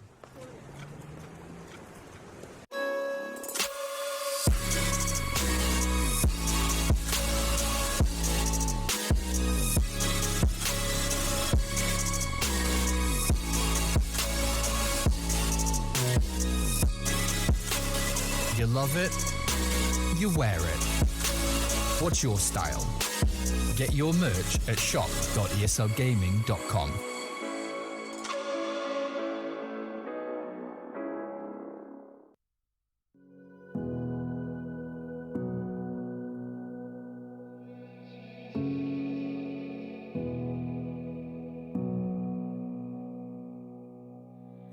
Sitting on a bench, waiting for the time to pass, dreaming of what happens next. I see what I wanna be, questioning my destiny, only knowing what I see. I don't even realize I've already made a path, and I can change it anytime, I can't take it back. I know what I want, but it seems so damn far away. I know I sound crazy to the ones who said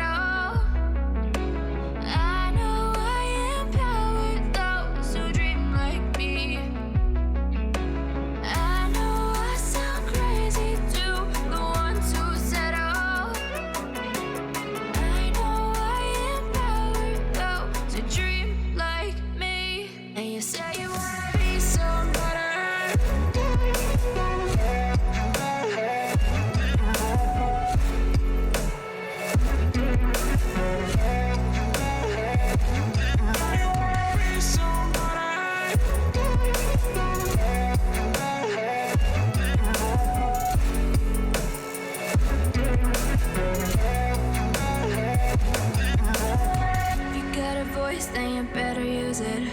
Tell yourself day after day it's time to prove it. No days off, keep the hustle moving. Wanna see you be what you want it to be, prove it. I know I sound crazy to the one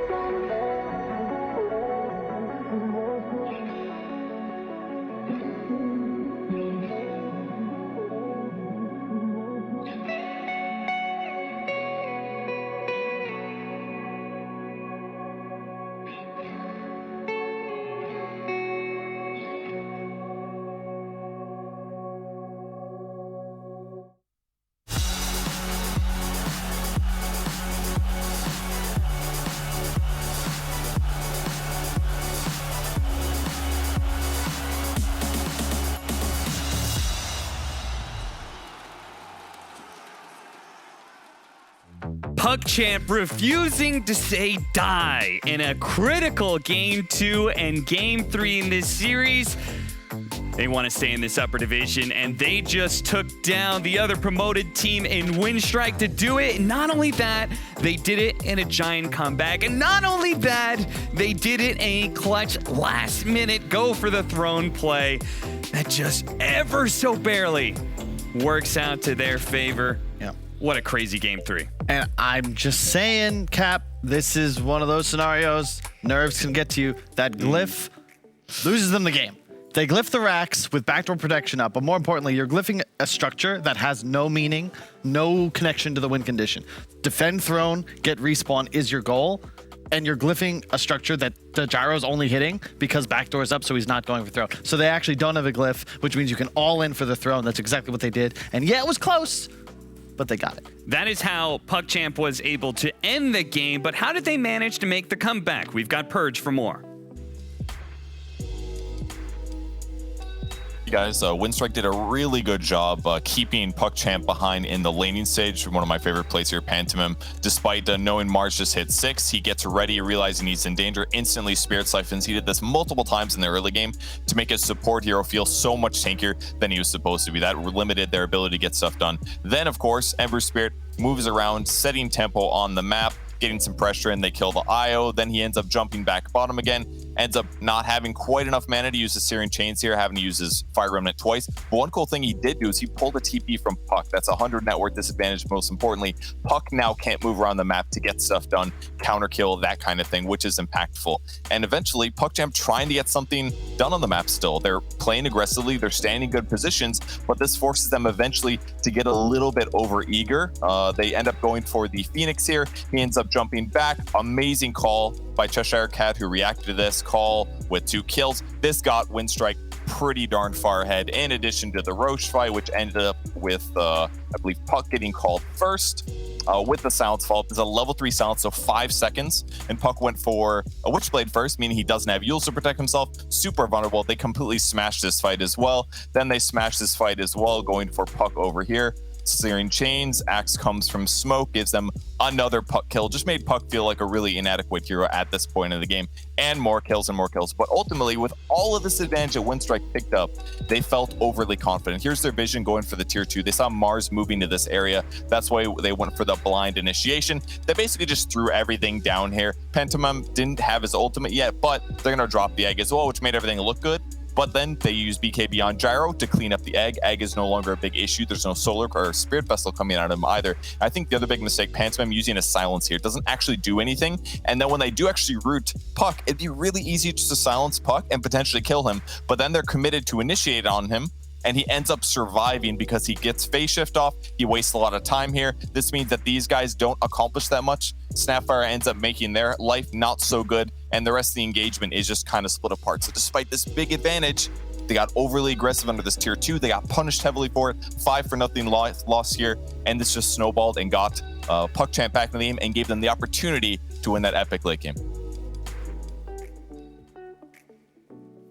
Excellent stuff, as always, by Purge, and breaking down the game to bit by bit, moment by moment, and how PuckChamp managed to make that comeback. But we actually have Man of the Hour himself, who's going to be joining us. Melees from PuckChamp. Melees, congratulations, Hello, man. guys. Hello. Thank you.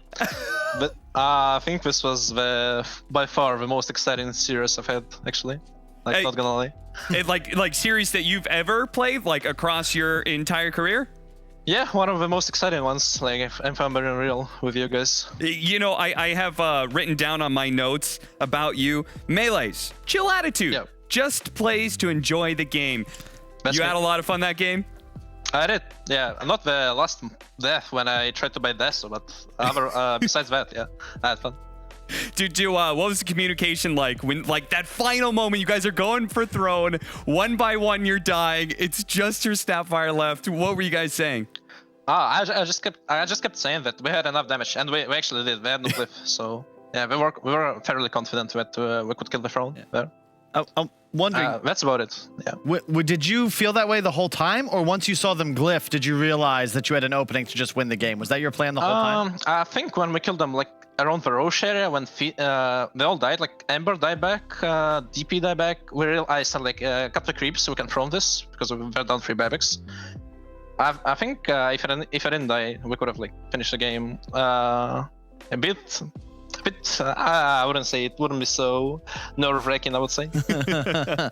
Yeah, and Melez, of course, yeah, phenomenal performance from the team as a whole in this game 3. I mean, to sort of deal with that chaos when everything's going back and forth, you're having this Wraith King sort of 1v5ing you, and then you're able to bring it around, turn it around, rush the Ancient. I mean, to me, it shows that you guys have a team, you've managed to improve and develop a lot over the course of the season. I mean, how much do you feel you've learned, getting to play up in the upper division of Eastern Europe this season? Let me think. I think we expected to improve a lot, much better. Like, we didn't improve a whole lot. We just, I think we stagnated a little bit. Like the first month of a patch, we didn't really learn a lot, but we're coming back. I think. All right. Little by little. Well, Melees, congratulations. You guys now have a shot at being able to stay in the upper division. I have to ask you here, Melees, your next matchup is against Na'Vi. Are you going to do it? Are you going to stay in upper division? Who knows? Who knows? We'll try our best. All right. If we get our Tekis last pick again, maybe. All right. Thank you so much. This was planned, by the way. This was totally planned. Like the Tekis last pick, we saw it coming. Yeah. Okay. Beautiful stuff. All right. Thank you so much, Melees. Thank you for joining for the interview. We'll let you go. Thank you. Bye-bye. See you, buddy. Bye-bye. Awesome stuff. Man, that was a great game, followed up by a great interview. Looking forward to seeing more of PUBChamp. Of course, their final matchup is against Na'Vi. That's going to be a tough one. We'll see whether or not they can do it. But for right now, we've got to focus on our next matchup. It's Extremum versus AS Monaco Gambit.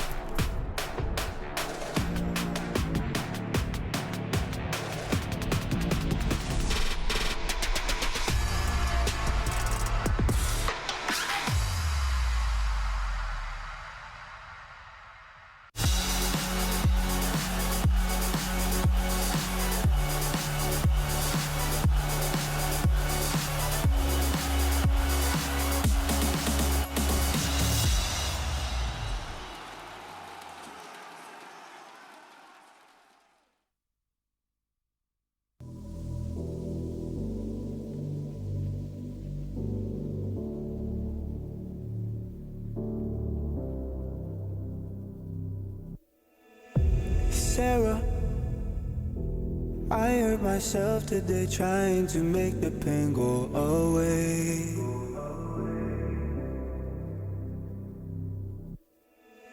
Sarah, I want to fade away, be with the stars in outer space. You come and you go, you take me high, you take me low. But I don't know how to do this on my own anymore. Oh no, now it's my leave for the melancholy. Couldn't feel a hole inside me. Damned if I do, damned if I don't. Now it's Xannies till I numb my psyche. Cocaine just to feel my heartbeat. Nothing to lose, nothing to gain.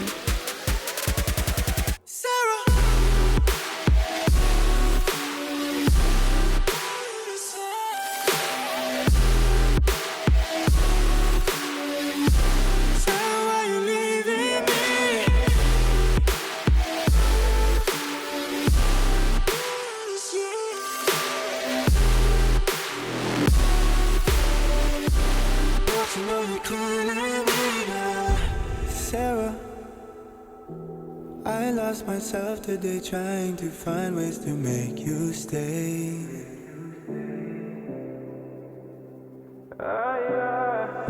Sarah, I want to go away, close my eyes, never wake up again.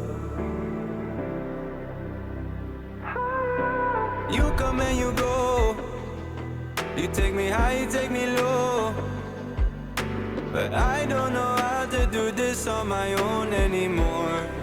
Oh no, now it's my leave for the melancholy. valley. Cody, feel a hole inside me. Damned if I do, damned if I don't. There was Xannies till I know my psyche. Cocaine just to feel my heartbeat. Nothing to lose, nothing to gain. Sarah.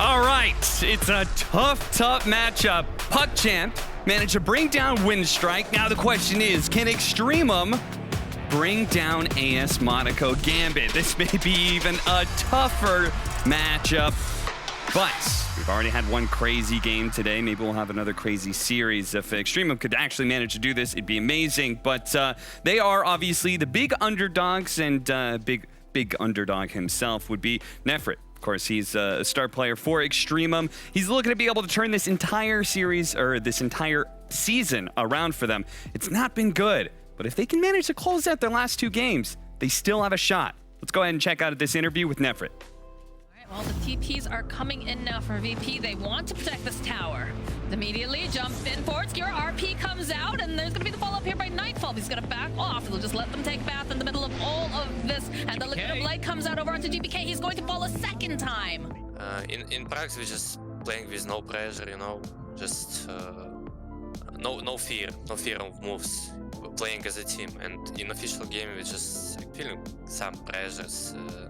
Gambit still really strong team, and they're just picking strong lanes and trying to keep the advantage. Immediately gets the advantage. Look at the damage though coming off from the center. The Metallic, he almost actually does, but he dies over on the side because G with the Dragon Slayer. Yeah, I think it's only about lanes because they want to keep pressure. TI qualifiers is really important for us. We're gonna prepare for this, and we're also playing the another tournament. It's Pinnacle Cup. We started grid with 2-0, so I think we're fine. With a mind to the future, Nefrit and the rest of Extremum are focusing on TI qualifiers because their current situation is a bit dire. And one thing that we've heard repeatedly out of this team is the fact that they're doing well in scrims, but they just keep on choking when the pressure is on in an official match. And Kyle, the pressure isn't higher. It doesn't get less as you go along. You know, now you're on elimination, truly. I think in some ways they might already feel like they're eliminated, so perhaps that gives them like a free, you know? They're 0-5. Even if they were to win both games, still at best a tiebreaker. Like, I think that this is probably the best we'll see them play, and I think it'll be at least an entertaining matchup. But, you know, the motivator here is Gambit. They're the team that needs to still try and look for the major. And Extremum, they're 0-5, survival on the line. They're looking at a team who's trying to still chase that. The confidence can come in. Let's drag that team down with us. Let's prevent them from going to the major. Let's force out this like egregious tiebreaker, like 4-team tiebreaker for elimination. And that's kind of like their second win that they might get. And they're at boot camp, right? They didn't start the season at boot camp. Yeah. They just said they're doing well at Pinnacle Cup. It could be a result of kind of the synergy of boot camp coming into play. And now maybe the final kind of push just to survive this season. There is nothing like getting dragged down in the mud. But when it comes to, and both of you are actually pretty familiar with this concept. In other games, you call it scrim bucks. Right? Hey, scrims are going really well. We're 10-0 in scrims. You can't spend that money in these official matches. No. What is the difference? Like, do you, like, as a recent coach, right? Like, scrims, they can go really well, but then officials, it all falls apart. Scrims are difficult because you don't know how much effort your opponent's putting in. So some days you come in with 110%, your opponent comes in, you know, 75, they're casual, and then you beat them, and you're like, wow, we just beat, you know, this amazing tier 1 team. You feel great, but then obviously in an official match, everyone's putting that same level in. So yeah, scrims are a little bit volatile. Who's experimenting, who's not? Are you trying your best? Are you trying new strategies? And that volatility can often kind of skew the results that you're getting. And trying to get yourself out of that mindset of scrims are everything that we go off of helps you get better. Like some teams, they win tournaments going like 0-50 in scrims just because they're learning more than just winning. Yeah, I can't remember the team, but somebody was it Liquid? No, I can't remember who it was. There was a team they were joking about it because they just lost every single official. I can't remember the team name. But and then they were winning. They're like, well, this is completely unexpected. So you never really know. I think the point you made though, sometimes scrims are used for trying new stuff most of the time. So you might be beating a team's like D or E strats, and then it comes to an official, they're pulling out their A stuff. You've never seen it before, and you get rolled. So hard to read into them too much. It's more about developing confidence, which unfortunately they've yet to be able to find in these matches. They can't bring it from the scrims like they'd want. Yeah, and that's extreme. But on the other side, we have AS Monaco Gambit, who is looking for majors. That's what they really want, and we can see with our standings that they are very close. They are right now 2-3. They control their destiny to a point. They can put themselves at 4-3, but ultimately they really need Na'Vi to drop a game, and then they have a chance to be able to go into tiebreakers, and maybe they end up third place. But it is not the same position as they were looking at last season, and that is something that really stands out, is that AS Monaco Gambit looks different than they did season 1.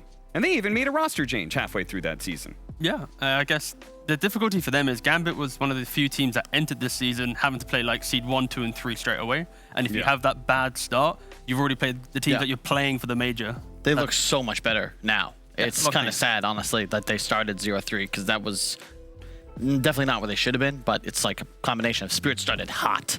They were training the whole time the major was going on. Rolled them, and then all of a sudden you're behind the 8 ball, you're 0-3. You have to basically pray that Na'Vi or Spirit drop some game they're not supposed to. Didn't happen yet. All right, well, we've already got the draft underway. Extreme, I'm going to start off Centaur Shadow Demon against a Grimstroke Juggernaut. Yeah, Grimstroke. Didn't see it too much last series, but definitely still a top pick, although not the greatest win rate so far. Solid laning phase, arguably the counter to a Centaur, right? Just Inkswell, spin, probably going to land a kill. Yeah, and that's why the SD pick after that kind of marries well, and you have the disconnect with the disruption, but also I just love SD right now. Just the fact that the side lane, you pick up an independent hero that doesn't need too much help, you save a couple of times, make some stacks. It's such a nice slow-paced game. How does Poison interact with Spin? I should know this. You would. Poison is not dispellable. Correct. So if the Poison sex will remain, and if they proc during Spin, he won't take damage. But if you were to reapply them after Spin faded and the stacks were still on him, then you could keep building it up. Okay, just confirm. I thought that's how it worked. The logic checks out. Yeah. Robson, you can't apply Shadow Poison to a magic immune target. Does not work. So. Yeah. I was trying to give slam dunk to. Yeah, I was going to take it, but then. Well, dude, Kyle was excited. He's like, I know this mechanic. Yeah. Well, I am like, I was about to admit my height there on won't be doing that. I can't be dunking anytime soon, that's for sure. That's not true. You could lower the rim. I could get it. Yeah, I could jump on your back. What do you want to pick with a Shadow Demon? Or maybe a different way to phrase it is, what can you not pick when there's a Shadow Demon on the other side, carry-wise? You mentioned this the other day, the whole idea of like agility heroes that can get punished by the disruption. Of course, like Morphling comes to mind and just that stuff, but they have the Juggernaut already, so it's already pretty potent. I think the nice thing about SD is it takes away from, like, obviously, like anti-mage and these heroes that buy up those auras, or they have the right-click damage, but it's mainly defensive. I don't really care about the aggressive disruptions anymore. It's just the defensive mechanisms that make me think SD is so strong. I would hate to play Sven whenever I'm against an SD. Exactly. Anything that's prone to being kited, Life Stealer, same deal. You're really built in to having magic immunity. This hero, however, quite nice. Burst for the SD, always key. I'd love to see a Storm from Extremum. I know it's a little counterintuitive because you're playing against a bunch of silences and stuns, but I really feel they'd love to have some backline catch. Maybe a Void Spirit would be better. You have Save, which I think activates your Spirit a bit more. If it is a Storm Spirit, you're wanting like the aggressive style Storm Spirit that just constantly goes in and gets kills, where you've got a harder carry, not one that's like intended to scale, right? The Sanj Kaya build into BKB. And with those two items, you're unkillable, and suddenly you're executing a support, no problem, beginning of every 5-on-5. Yeah, the key thing for Gambit, they pick up the line because they want to have some jump within their lineup. right now when you have Grim Jug, they're heroes that play on the front lines, but they're never really punishing the guy behind the Centaur. That's where Lion can potentially, with a Blink Dagger, be that connecting factor. It will enable heroes like any of the spirits, basically. Extreme, they go for the Snapfire. I think the key thing here is for Gambit, their draft looks pretty squishy, where if you have any kind of layered damage, the supports die pretty instantly. It's all going to be about the vision game, who gets the jump on first. And 10 seconds remaining. if Gambit don't pick any tower pressure with this pick, like, I'd even argue just like a casual Spectre, for example, for Extreme, just would be devastating. It would put them on a big timer. Or even like I guess Void as well. Is Void banned? No, it's not, yeah. Or a Void for Extremum. Hence the potential Snapfire pick to kind of mirror into that. Are you okay with Void against these two supports? I think it's all about the setup, and you have this SD to help you. Eventually, you might have an Ags on Centaur, you're going to have a Pipe. Like, you have innate tankiness. I guess the main fear with the two heroes I suggested is a lot more cooldown driven, where a Jug-style lineup can skirmish and fight and outpace that type of play. They could go like Death Prophet, Juggernaut, and like really DK, run at you exactly, a bunch of towers. Okay. All right, and yeah, they just go for a Tidehunter, strong laning presence, and it pretty much mitigates the laning effect of pretty much every hero I've suggested so far. Might be a deterrent for Extremum. Really nice with the Lion too. This is a favorite of VP. And this is the thing about AS Monaco Gambit. Yeah, their record might not reflect it, but I think they've certainly looked stronger than all of the teams they share this middle of the pack with. Like, they belong in a discussion with top 3, top 4 teams in the region. Unfortunately, as Teacup stated at the start, it's really just an awful start to the season. Like, just didn't seem to adjust properly to the new patch. But now that they figured a little bit of it out, looking all right. Extremum. And tiebreakers are on the card. That's the key thing for Gambit. So winning this series, it puts them in good stead.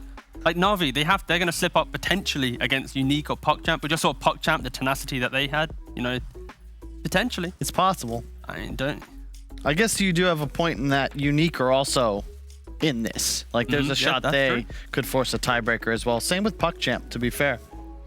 But more importantly, you're trying to avoid relegation.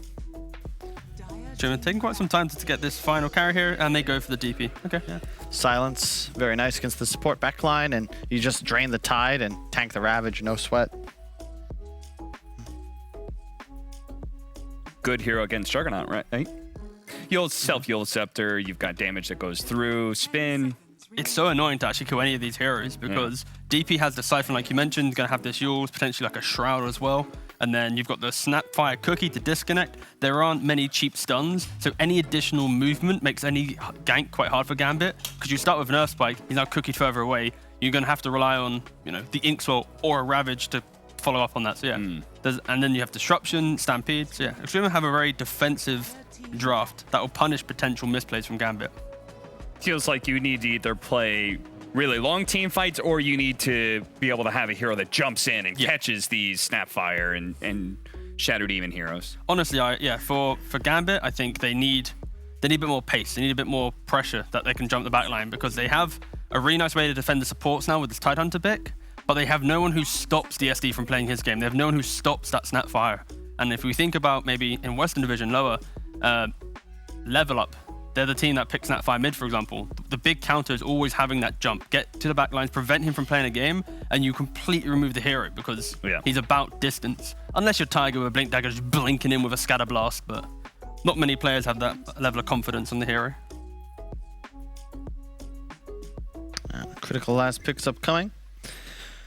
I like bans from both sides so far. Extremum, surprising to me that they didn't get the DP earlier, because this is the team most known for running it as a 5. But after you pick it 4th, this is certainly going middle. I think at this point in the draft, it doesn't really matter because they're first pick, right? They're going to have to pick another hero straight away. It's not like there's any flexibility. Well, it's just weird to me, like, if they have this high value on it, that it's not like what they would take 3rd. That's all. But I guess it's never bad. I can't really say, they shouldn't have taken SD or Snapfire. They're pretty solid. Yeah, if Snapfire was, some like Faceless Void or something, absolutely draft losing, sure. But with this type of draft, we're looking good. Both drafts have their merits for sure. And with Gambit having the overall last pick, that's where a little bit more pressure is going to be applied. That's a good ban. Drow, very spooky to play against as a Jug. You take a ton of damage, you're kited easily, and I think the Drow E-Blade build is quite nice, and God forbid you get a Omni Slash fully negated. It's pretty much game over for you. Also one of the better heroes to have illusions made of. Prefer a ranged carry if possible. Not sure what else would be on the board here. You don't really want to go Gyrocopter because of the Juggernaut matchup. Yep. But in lane, that'd be nice. You could just go for like a casual Razor, like how Viking played it. But again, it's very much you're relying on your DP to be the one who wins you the game in that 30, 35 minute mark. Weaver? A lot of disables. Yeah. Heard that name in a while. Only fear with that is there's not a lot of layers to aggression for Extremum. So when Weaver goes in, the positioning might dismantle themselves. Luna. Ah, the old SD Luna situation. Yeah. Oh, all right. Yeah, okay, they just go for the Void in the end. Okay. Not the greatest lane, but it does secure you the late game. You already have a Snapfire and a DP behind it, so never bad. Yeah, and right now, Gambit, they have... I still think some type of pressure and catch will be applied here. The Spirits don't feel great because of, obviously, the DP in the mid matchup. I'm hearing some words from folks in the corner about hero, Lina. Yeah, Kunkka, not a fan in this position. I think some lockdown would be nice. Lina does seem good. It's a great matchup. You outrange the Death Prophet, and it's burst for Void. But then it's the save component of the SD, and then the eventual mid-game fight that I'm worried about. But yeah. The no-one Invoker. You're not selling me here, mate. Oh. Is Quap just too far gone? Not a bad, not terrible, but spooky. I do like Quap a lot with Tidehunter because you have the team fight and then you have a hero that just eats creep waves. Cheeky little Windrunner. How about that? Okay, I can see it. Lack of, like, you defend your DP lane. All you have to think about is DP. You have that 1v1 just fight. There's not a lot of good stuns. Technically, SD ult will annoy you a bit, but BKB, you're going to be okay. The safe, honorable pick is just the DK or Kunkka. Okay, we'll fight you straight up. The fancy, fashionable hero would be the Wind Ranger, the Invoker. Okay. And they go, okay, same vein, I suppose. That's... Okay, sure. Still looking to burst down some heroes, but this certainly gave them better late game, I assume.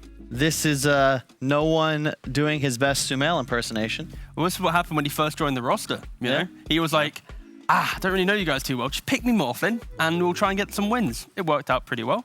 Yeah, I don't mind it. I think the lack of big damage from Extremum will play well into a Morphling. The key thing is just ensuring that you have good farming laning phase from Morphling, and you don't lose that mid tower to over rotations.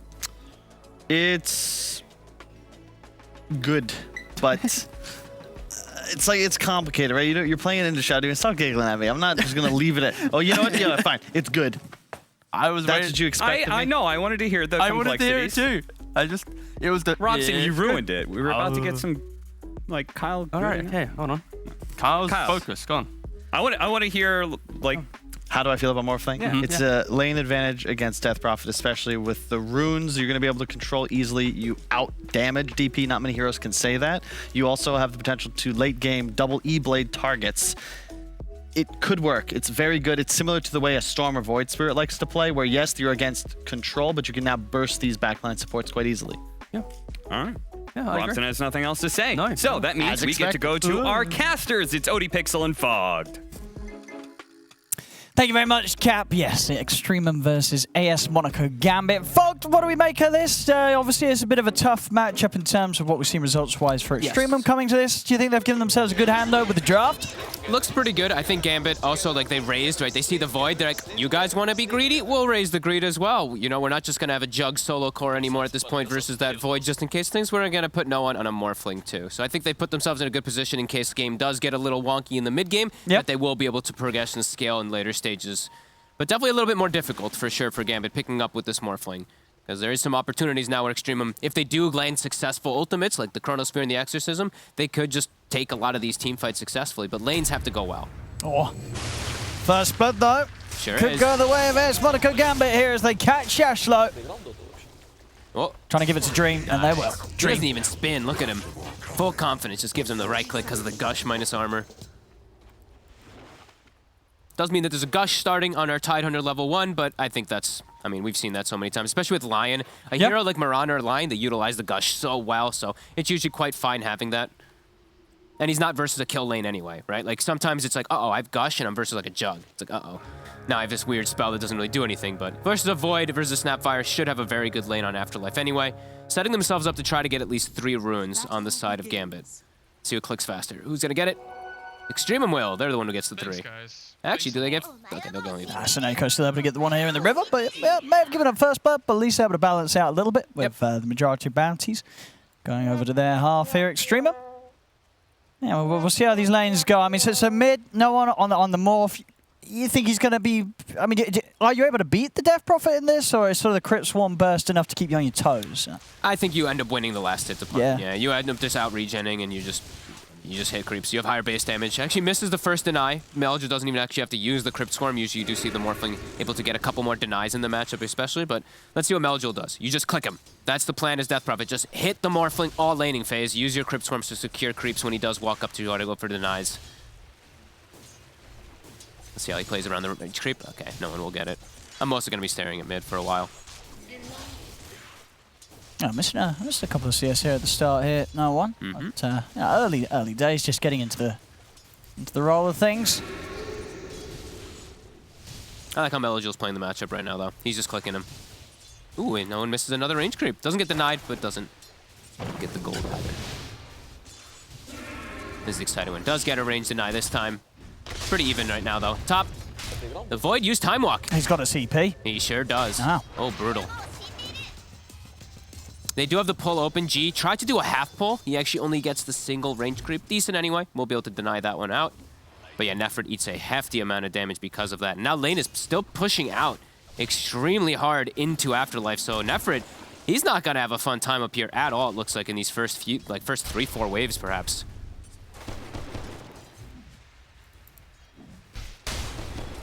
That's going to be a bit of a tough job here for Extremer to reclaim the momentum.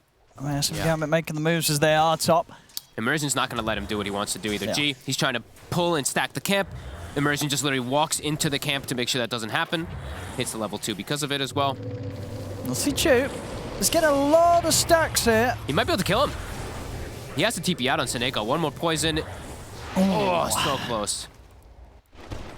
Does mean he has to use the salve on himself, so Dream won't have one available for the Jug, but Dream overall isn't going to be eating too much harassment down here. It's mostly if Seneko steps up out of position. Loves Shadow Demon right now. I think this is a hero with so much untapped potential after all the buffs he's gotten. The illusions lasting forever, Shadow Poison not getting dispelled. Sure, and this was one of the old school classic duos, really, back in the day, just Shadow Demon Centaur. Yep. It was pretty much one of the hottest couples that you could get on that offlane. Yeah, it used to be different because of the way Catcher worked, where you'd amp the damage, so the Centaurs, like Double Edge, would do ridiculous burst, but still has the same effectiveness. Now with like the Shadow Poison doing the increased damage and mana costs and blah, blah, blah, all these other different crazy changes. As we're seeing all 3 lanes right now, Gambit's coming out quite ahead. This top one is the biggest disaster for sure. Nefrit, a couple just mistakes in this early start have costed a lot here. As Dream will get some nice hits on the Shoshlo, but not quite a kill. Double bracers are online for Shoshlo, so he is safe versus the big burst damage. I love seeing that build. I mean, yeah, it just puts him in a state where they're never really going to be able to make a kill on him, and unless he's hanging around, it's not half HP, which for the most part he won't. He can just play it smart. Yeah, it's like, I like when I just see even fluffy hats and stuff like that in the off lanes versus Jug, specifically versus Jug, because you survive the burst, you can even TP during it after Inkswell. Lots of different things you can do to play around and survive. Jug is still free farming though. And as we said, the Void is under a bit of pressure. Their Afterlife even walking up and contesting the pull from G. Goes for an early Soul Ring. He's always going to have mana to spam up here, so that Gush will always be valuable. Immersion is also looking to get some stacks up in the meantime, so we'll watch his movements. Always being sure to assist the lane to be able to block out the pulls, and then also just stack up for his Tide. We'll see the rune as well. No one's able to get that bottle, of course, just making sure that there's no extra support coming in from Extremer to try and have full control of both spawns. Yep, and Seneko gets the bottom one as well, so Melojul will not have a full bottle, which means no one will come out ahead a little bit in these next few waves in the mid matchup. I guess, Afterlife, quite like the Centaur down on the bottom, just an offlaner in a situation where, what he's up against, he's not going to die to. No. This Tide's not going to die in this top lane. And Centaur still can kind of die. If Shoshlo makes a big mistake, but Yeah, Tidehunter a little bit more survivable, but yeah, they should both be fine. They're both going to play it safe. Chu gets a nice side pull off too to reset. There's a Cookie for some harass. Time dilation. Trying to get onto him. Oh, yeah, can't quite get the reach onto Immersion. Eats a hefty amount of burst. Lots of wand charges on both sides here.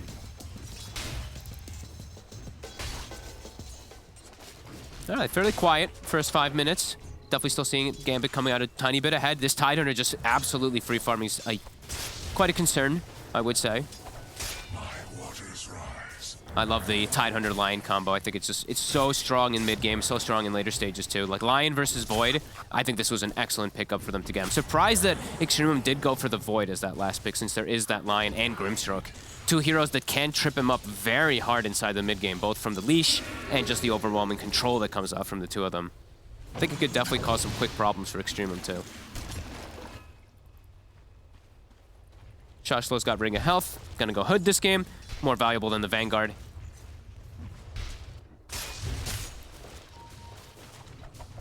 Yeah, I mean, I guess it is. Yeah, they're still, you know, the Vanguard's going to be nice, but does he just not get it at all? If you see sort of Hood Rush, do you go back for it, or you're just going to go Hood Blink? I think you just go Hood Blink. Okay. Hood Boots Blink. Yeah. Maybe. I've still seen like every Centaur actually go Hood and Vanguard, but usually they get the Vanguard first. But in this matchup, just wants that Hood so he can't just die to the combo. Dream is actually getting very aggressive bottom, but also top Afterlife. We'll step up too far. Yeah, and now at this stage, they actually do have the damage to really threaten him. He has got one charges. Doesn't look like he wants to use them. No.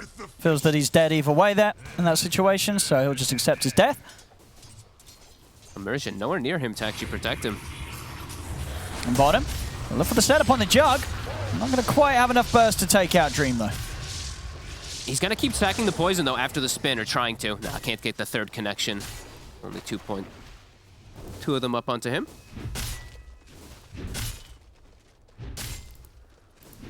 I'm seeing some good pressure coming out from Extremum on both the side lanes now with that move, the Ring of Health on Shashlo. Yeah, it's hard now to really push this Centaur out of the lane. Especially Dream being just so low mana. Not going for a... Do they have the Basti coming out yet? Okay, Seneko does have Basti. I was going to say, where's their Basti down here? Best item in the game on the supports. He's going to have it coming soon for that Jug to have mana. They have Kill Threat when he's 6. Onto Shoshlo. Does have to be a little careful when he is alone. Whenever Chu does back up and go for stacks, as we have been pointing out, both sides are preparing themselves with these stacks as no one. He's got a regen rune. He'll start working on the one set of hard camp stacks as this Morphling. And they're actually going to give the mid lane to Immersion, so some efficiency coming out from the side of AS Monaco Gambit. This is going to be a lot of farm here for no one, and we'll see. Going for the Asher in the build-up. Yeah, just Manta. Do you think, yeah, just Manta, Skadi sort of game? Yeah. Or? Manta could even go E-Blade because he's got the Grim combo. And there's a Chronosphere, so protecting teammates versus that would be pretty nice. I think that could just be the option. But Manta's super value this game. He should only really get tripped up from like Death Prophet Silence is the biggest thing that he has to watch out for. Yeah, and you think that's still too much? Like you don't like to see sort of the E-Blade rush. You feel that just gets punished too often. Yeah, just unnecessary. Yeah. I think they raised the greed this game, right? That's why they picked this Morphling. So I think he's just gonna go for more of safer builds. You don't need the E-Blade. As rotation comes, Melojewel playing around his Centaur who's got that Hood finished up. They're gonna ditch this tower. AS Monaco Gambit gonna look to hit somewhere else. They're gonna push in mid really hard with no one. Look to dive G. It's very obvious though. Immersion walking right through a ward. He'll take that one out. Trying to push him off of the wave, but G gets the aggro. So they're gonna have to just brute force the issue here with 3 or 4 heroes in healing ward. But this rotation's already from Extremum. Yeah. Nice moves right now. Nice early game. Yeah, good pressure on bottom and keeping mid safe. Big fan of that move. I love seeing that. And G is just staying super far back, very defensively as the Snapfire, just farming the side pull, getting his level 6 hit a good timing on the Snapfire too. And the wrap around though, Immersion. He's got the lead in, they've got the damage here, the 5 of them beat down upon the Centaur. He's as they try and save him, but it's all too much damage here as the full 5 of AS Monaco Gambit now starting to step things up in the mid push. Cookie to try to slow it down, but as we said, the brute force from AS Monaco Gambit, even with the Tidehunter showing up, should be able to finish off this tower. Not quite level 6 on the Snapfire. If 6 was on Snapfire, then I think they could fight and push it away with that Chronosphere, but before that, damage is quite limited since Exorcism was used bottom. Yeah, just at this stage, a very tough fight for them to turn up to when Ravage is available. But when they've got kisses, right, they can fight around all these towers. With the Chronosphere plus kisses, should be able to. But Chu gets Immersion. down. He finds the setup, and with Afterlife by his side, they do not have a lack of damage. Nicely done by Immersion. 2 times now getting these catches. Very good. I mean, it's such a good line game, honestly. It's versus these. He's got Burst for the Death Prophet. He's got Control versus the Void. It's always going to be nice when you're in these situations. Almost 6 now, too. All the support's getting close to it. Yeah, pretty much lying with... Plus, any of the other heroes is probably going to be able to take out any members of Extremum, apart from Shashlo. Yes. You know, the other 4 at this stage, very vulnerable to dying during the control that Immersion can offer. Oh, and we always have to point out, of course, too, no one, he found the item on the Morphling. Very trinket. All right, now you got Possessed Mask. Oh, Possessed Mask, all right. Even more OP one on the Morphling, of course. That's true, actually. He's just chilling. Free Morbid Mask, pretty much, to be able to farm jungle at low HP. Nefer finds himself a D-Ward. And they can't set up a defense in top tower. G is showing himself bottom in for a moment versus Seneko, but he could definitely swing around top if Gambit does try to get a push going. He looks like he even wants to potentially go for Seneko. I'm watching G down here because he's just watching Seneko farm. He's like, I don't want him to do this. But there's so much farm coming in for him. They'll actually just swing Mellow Jewel down to bottom, who almost has his Yule Scepter finished up. So very early timing on Mellow Jewel for that. So do you like this from Nefer? Because I feel like we've seen most Voids nowadays get the Mask of Madness on the build-up. I was going to say the same. So no Mask of Madness this game from Nefer, just straight Maelstrom. I'm a much bigger fan of the Mask, I'll be honest. It gives you much easier solo kill potential, and honestly, it kind of makes you just farm faster. So yeah, definitely different approach, but it's from player to player, whatever you're more comfortable with. Yeah, I imagine still after Maelstrom it'll just go like the Maelstrom S and Y, but yeah, you can definitely probably expect us to really feel the lack of the Mask of Madness buff in some of the situations where he's going to go on someone in the Chrono. Absolutely.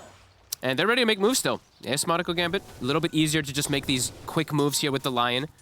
Always looking for any type of pick. Mellow would be the big one. I think they just got a glimpse of him for a quick second, it looked like, perhaps, but not quite. They're playing around Seneko, I love it. They're just like, Seneko, keep pushing the lane. You got your level 4 nuke. Chrono. Oh, Chrono. The kisses. They've caught him. They've got him. My friend G there with the combo. That'll get the job done anytime they catch no one low. Over in the river, the burst comes out. Now with a blow up Mellow Jewel. So a core for a core across the map as both mids fall. And it's like the same exact gank. 2 ults used to kill one, 2 ults used to kill the other. As Extremum, they can push the tower. This will be defended though. They're coming in for the defense. Ravage at the ready. He's TPing right in the front. Immersion is going to have to set up. They're going to try and get Shashto out of it. The Hood giving him some protection. It's popping the ult. Oh! He's away. Afterlife not wanting to use the Ravage there to get the kill. And you respect that? You know, you don't want to use a Ravage just for an offlaner? No, yeah, I definitely do. Yeah, I think he can now they know that there's like a lot utilized here on Extreme. They can go commit for the next tower with Ravage. Yeah, I like it. I like that he's held back on that. Just the threat, right, of Ravage. Stampede now being down means Extreme probably won't want to fight. Death probably just can't show up to fights now that this Ravage is still online too, so. Yeah, definitely works out as they swing top. Might even be able to fight a fight here. Chu. See Immersion. The nuke. Reach with the stun. The nuke of the Grim not quite catching though. Shashlo turns up. Shashlo, of course, very close to having this blink done. Couple hundred gold away. What's our Afterlife gone for? Okay, he's going for more of just the I can't die approach on the Tidehunter this time around. Hood into Medallion, covering the minus armor that's going to be coming out. And just, of course, that exorcism damage can be reduced nicely. So he's going to be, he's going to be pretty much unkillable on this Tide unless he gets totally isolated. There is still a fun that you can do with Shadow Demon versus Tidehunter, though. The Shadow Poisons don't get removed from Kraken Shell. So there's a lot of damage that can get caught out if he does just get stacked up. DD. Easy. Easy. And now a Hood also soon to be finished on Mellow Jewel. So trying to find his own protection. He does have his own save, of course, on Mellow Jewel this time around. Not like we did see in the earlier series. No real protection for Death Prophet. They do have Shadow Demon. So that'll always be nice coverage for him. And Manta's almost done for no one. So he's almost in a very safe position to not get caught out much this game, honestly. No, for sure. Once the Manta's there, it's just going to be all be about the Chrono, really. If no one's quick on the fingers, he's going to be able to dodge, shift off everything else.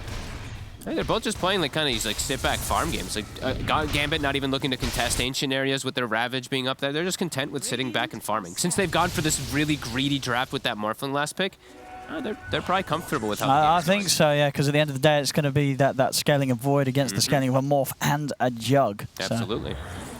No one now has the Manta. They were trying to set up on him top with the Silence, perhaps with the Shadow Demon, but now the Manta's online. Very tough for him to get brought down unless he is inside of that Chrono. Yeah, they're just chilling. Immersion almost has Blink Dagger online too. I feel like Gambit is in a very good position just sitting back here. Yeah, they can keep hitting the creeps. Yep. I don't think they're going to feel pressure to do much at all right now. Whereas Extremum, they're of course, they're going to want to look for action every time Kronos goes up. And that's going to what's really shake them up. Yeah. Blink 2, Shashlo definitely wants to be active, especially with G with kisses. Yeah. They're looking for something. Shashlo, he'll find Seneko, but the Silence is very fast. Yeah, instantly out there. So puts a stop to any follow-up Hoofstomp coming in. I see the jump forward. It's a good Chrono. Gets the shift off. He has got a lot of strength built up. See if they've got anywhere near enough damage to threaten him as no one. A lot of HP here. Of course, they do lose Seneko in the Chrono. No one. Still on the retreat. Turns into Centaur here to hold back Shashlo. There's no one. He's thinking about getting back into this, of course, with the time that's been brought. ASM and Gambit, they've got the backup, and Shashlo, they'll be able to turn on him. Shashlo, he's got no escape here. The GG branch gets dropped. They found the wraparound. They got this ward down onto Mellow Jewel. They just burst him again. 2 times now they found this Death Prophet. The mid solo just getting picked off that much easier. Didn't require Finger either. That was just an Omni Slash this time around, so they will have a Finger available for the next target. And now they have potential for Roche, maybe. With Healing Ward, with the Possessed Mask, with Morphling in such a far position. Absolutely, they can do this pretty safely.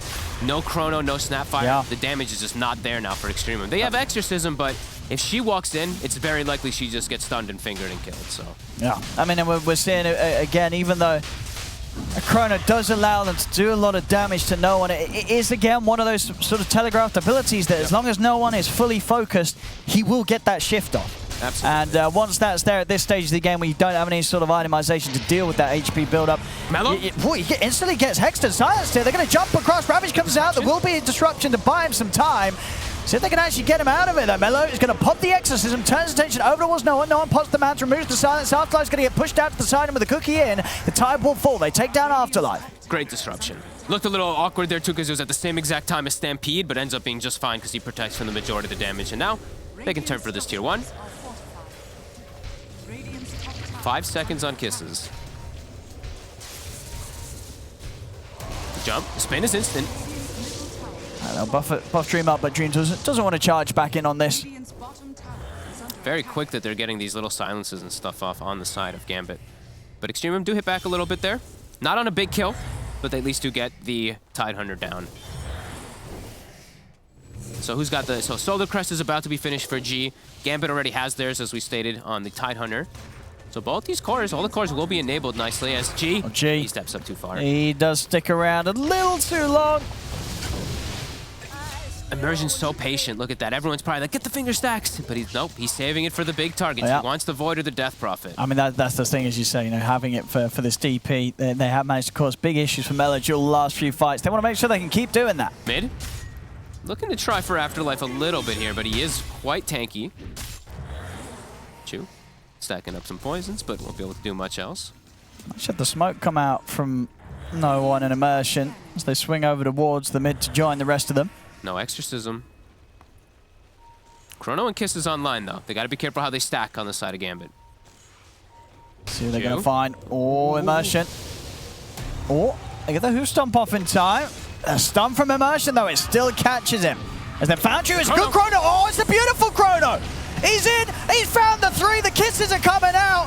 A fantastic Chronosphere here from Nefrit. Will take down the 2 of them. No one. Can he still get out of this? Turns to the center. Has the Hoofstomp. He'll get away. But that's the Jug and the Lion down. These are the sort of chronos that Extremum needs to hit. Beautiful. To just control and keep a bit of an edge here against ASM Gambit.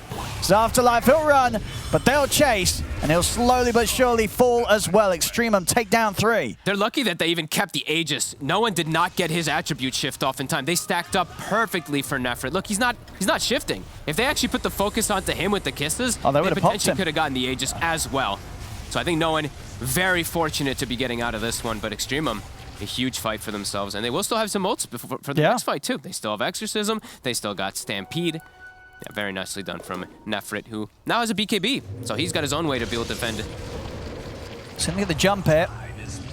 They have got the finger, so they'll have... Oh, he's not actually going to get the finger off in time. He's piped up. There it is. Up. Oh, indeed, that pipe will keep him alive. He was too patient. It was needed to throw out at the start. And now Seneko. It's like they're being a little careful about how much will they push, but yeah, I think next time we might see him actually just throw out the ult a bit more instantly. We saw sort of memories back in the major, right? Some of these Chinese teams, they'll jump and they'll use the finger first. Yep. They're not holding on to it. Yeah, this time it does not pay off for him whatsoever. The pipe shows up at the perfect time though. Shashlal comes in and bails out G. Very close game. Yeah, 7-7, 20 minutes in. Again, just another one of these matches where we're seeing both teams, play very carefully. Ooh, interesting. Takes the movement speed on the Death Prophet. I see most people still taking the max health Spirit Siphon.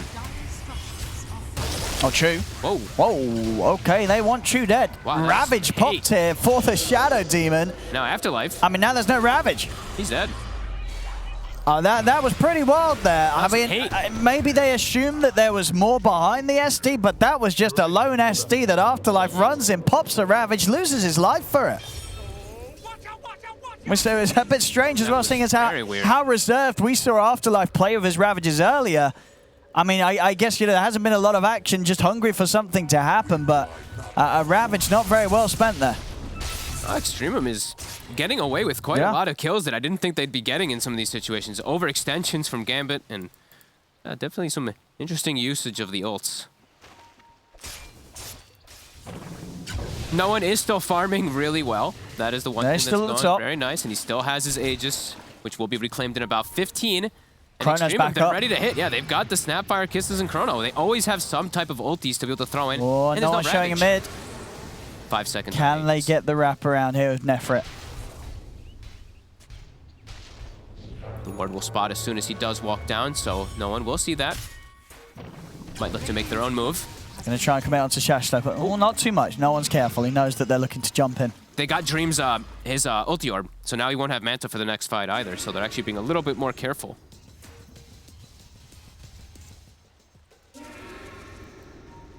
And they also have BKB on Melojewel too. Best way to counter Tidehunter. Double BKBs on your cores. They're gonna re-smoke and look for the fight. No one. Will he get caught by the Chrono? Oh. He gets a shift off. He does. Instantly there. And with the shift in place. Nice stun in the back. Can they do quite enough damage? They can't. Oh, the silencer's coming after the Manta. Demonic Purge as well, but it's still too much HP. They can't commit any further onto the Morphling. Oh, Nefrit actually pops his BKB. Don't know if he needed to actually use that one there. Bit of a waste of the 9 seconds. I mean, this is obviously the difficulties here with the Chronos. These missed Chronos where it doesn't get them a kill. It hurts a lot for what Extremum's draft's trying to do. And both teams are they're avoiding the ultis a lot, right? Like the Ravage was used on one target, it gets wasted. This one is a very big overcommit. Extremum uses all 3 of their ults, actually all 4, including the Stampede. Kisses, Exorcism, Stampede, Demonic Purge, and Chrono. There you go, JJ, thank you. And you're definitely taking a risk when you go for a Chrono like that, because I think most of the time, he's going to get the shift off. He's played against a million Voids, right? He's always going to be ready. He's going to know when the Void's off the map, looking to jump him. He's going to be watching his hero and be instant with that shift in response to a Void jumping in range of him. So definitely a very tough play to make. He's got to sort of just hit no one in the midst of chaos. Being the first to go in with the Chrono is never going to be easy. They see him, they've got the stun, but Chu's already there. He was very prepared. And now Immersion, very likely to get turned on himself. Does a lot of bashes. Bash to death. As a DD spawns top. Big rune for both sides. All right.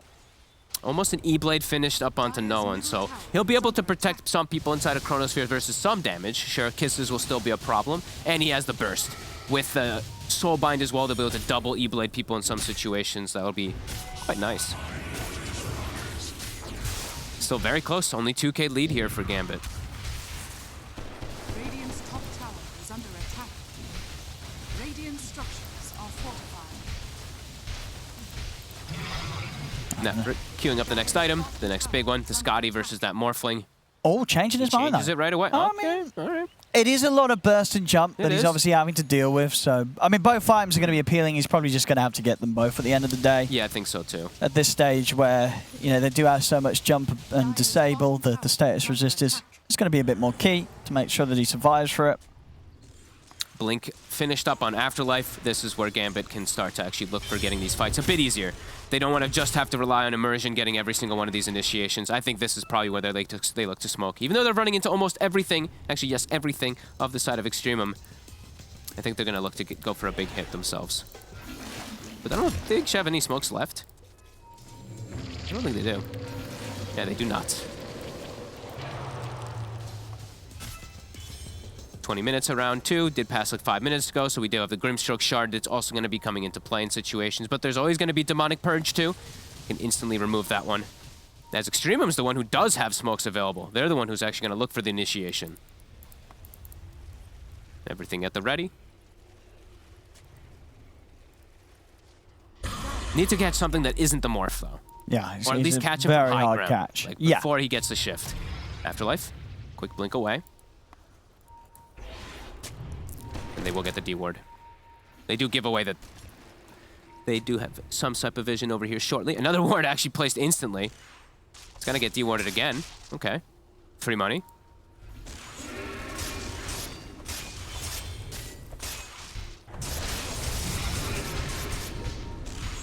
They still want to try and find this jump here, SM Gambit. That deep ward that Extremum got early on the left side, it's watching everything, all the movement. Both of these triangle wards are still uncountered. And they placed a third obs ward on that high ground. That's Roche. They're actually going to sneak in there with the exorcism. Oh, are they going to know? Are they going to... TPing, they know. Yeah, they're coming over. They've got that Blink Ravage. Can they do it in time here, Extremum? They've got double BKBs if they're quick. It's going down pretty quickly. It's already dead. They got it. As even onto the side, Shasha also get the jump onto Afterlife. Get the Yules too. So they can actually kill him off. Ravage comes out onto the three of them. They're trying to burst this Death Prophet with the E-Blade. Can they quite do it? No, the disruption. It comes out. They keep the DP alive. Mellow Yule's going to be fine. Back up to full HP as they'll run down Afterlife. ASM Gambit just a little too slow to try and bring the action around the pit as Extremum. They take down Roshan in time. And they're the ones that are just more ready for it. Shashla immediately jumping out of the pit and catching Afterlife. And over to the side. Another one. Stun the Chrono. This time around, they'll catch him low. Nefrit with the Chronosphere to rub additional salt into the wounds of ASM Gambit. Where's this Extremum been? Look at the ward, like the way they're playing around their ward coverage is so smart. This deep ward, it never got dewarded. The secondary ward also did not get taken out at all. They played it so well. AS Monaco Gambit did not find the deward at all. That is actually so huge for them, forcing the fight, forcing the engagement. These are big plays coming out from Extreme. Yeah, so some fantastic stuff. And they force the fight, right? Like the Tidal is trying to disengage, he gets lifted up, and then he's forced to Ravage in a weird position. They're in a great place now. Time Walk cooldown plus the Shard. And we saw in that last engagement as well. They got so close to bursting Mellow Jules. Chu is so clutch. These disruptions, you'll see it. Look how low he is. And that's because he sidestepped the Ravage too. He like walks upward as the Ravage is coming, so he's able to disengage and bam, they get the cheese cause of it. And these wards, it just keeps watching all of AS Monaco Gambit's movements. And we see here a brilliant jump. Shashlo with the setup. Nefrit with the follow-up lockdown. Beautiful. Back in action. Trying to make moves on Nefrit, but honestly at this stage with the BKB, S&Y, Aegis, Nefrit is he's a tough unit to take down. Like jumping this void, you're very unlikely to have to burst, especially if Chu's able to buy a bit of time to break the combos. Jumping on Extremum's cause now that you're behind 5k, and with the heroes you have, it's just not easy. It's very hard for SM Gambit. You have to get to Chu. You need to find the Shadow Demon so badly, and Chu He's getting away with so much. He almost has an Aghanims finished up on the Shadow Demon too. So our Tidehunter, he hasn't really looked really tanky anyway in this game, but he'll be broken. Jug will be broken. These fights are going to get very complicated for the side of AS Monaco Gambit. They have to find ways to get into the back. Kisses every time too. It's like the Chronosphere comes out. They don't have anybody to prevent the kisses back there either. Extreme just outplaying. He's going to go for the blink instead, so just worrying more about positioning on Chu. I actually like that. He's already so far ahead. It's not like breaking. He doesn't need to break like a PA or Bristleback or something that they can't actually solve right now. So yeah, goes for the blink. He'll always be in the position to save versus any of these Ravages. Now, this is very nice from Extremum. I don't know, keep pushing on here. And now they have Lotus Orb too on the Centaur, so they could go high ground. So safe. Yeah, Aegis, 10 seconds on Chrono. No reason for Extremum to back down at the moment. As they're ready to push, they're ready to siege you. 30 minutes in, starting to hitting onto the tier 3 tower. What have ASM Gambit got to defend? Not a whole lot. They're bringing the Morphling over now. And what can they do? Who can they burst? They gotta try something. They're gonna try. They're in with the Ravage. We'll catch the 3 of them. They're in with the burst onto the DP. The disruption comes out. Chu able to keep him alive. Void getting low. The finger out, but Void is not even gonna go down at once. Nefrit's still good to go as they jump in onto Afterlife, bring down the Tide. They will lose the Aegis on him. And Nefrit, he's already done his job. The melee racks has been taken. Extremum, they can reset now. They got what they wanted, and they only lose an Aegis, which is more than a good trade here for Extremum, taking down the melee racks and picking up a kill on Afterlife on top of it all. Chu, every time, super ready for this. Look at his positioning. Look how far away he's on the mini-map. He's so far away from any opportunity from him. They do it actually perfectly on the side of Gambit to burst him with the combo, but yeah, Chu turns it around completely there. And then the Spirit Siphons come out, and yeah, they just clean up from there. Extremum approaching the fight. Very nice. As you said, we just haven't seen this level of play from Extremum in the league. No. And in the mid lane, they've got the Chrono. He's got the shift. He does, but at this stage, they do a lot. Is it enough, though? No one. Pops the Manta. He is able to get out here with the waveform, but they're chasing. They're trying to chase the gap. And closing onto no one. No one thinking about turning around, but they spin him in. Shashlo is sent right into the front lines. He is getting focus burst by the E-Blade combo with the Blade Feud. Can they kill him off? He's able to get the hood. As Shashlo's still alive, Stampede's out. Shashlo, he makes it away. Shashlo's going to get out of there. Dream will die. And now they can maybe even look for more Afterlife. He's got to blink back to safety. As both Dream and Immersion getting taken out. They couldn't quite kill Shashlo. They didn't have enough magical burst to take him out between the pipe. The Lotus, he's just keeping himself alive, and they get nothing here, ASM Gambit. Every little thing counts, right? Cloak of Flames too. Every little tiny bit of magic resist keeps him up and alive there. Extremum just continue to outplay them in the fight. Just and another catch, and Immersion just brought back. So that's now a deadline for 70 seconds. No one. Chu. Gets turned against himself, but quickly cleans up those illusions. And that's how Dream died in the last situation, too. Chu gets a disruption onto him after the Omni Slash, after the Swift Slash. His own illusions do end up killing him. We were mentioning how he was going for Aghanims on the Shadow Demon as well. He's going to have it very soon now after that Blink Dagger for the positioning. This is just excellent planning. Extremum, they're running away with it. How many kills in a row have they gotten, it feels like? I feel like the last time Gambit got anything was like 10 minutes ago plus. Yeah, they killed Chu at the 23-minute mark. We're at 32 plus. That is pretty crazy. Great outplays coming out from Extremum. Just reading the map. Oh, they're trying to push them off this tower, but I mean, Nefrit and Meladrill, they're not going anywhere. And as you mentioned, he's got the SNY, he's got the Sliver, and now he's going back for Scotty's. But no one's trying to chase. He's got to be careful. Careful, yeah. Has to play from a distance here. And Shashlo, he's with the hoof stomp. No one just continuing to try and push on. Will manage to take out the courier. That's the shard out of the game. Okay. Oh, he can actually, okay, he can use these time walks. He's looking for to Chu. Get to the back nicely. But Chu, he's on him. They're going to turn. BKB's out for no one. His own illusions. He's standing his ground, but indeed, he's got to be careful, taking heavy damage here from the setup from Chu. He is out with a waveform. Slash comes in. Lotus is out, though. Nefrit, he's ready to keep on pushing on. Dream and Afterlife having to get out of here. But they try their best to push them back, ASM Gambit, but they can't stop Extremum. Another tower taken. Extremum just growing their lead now, 14k ahead.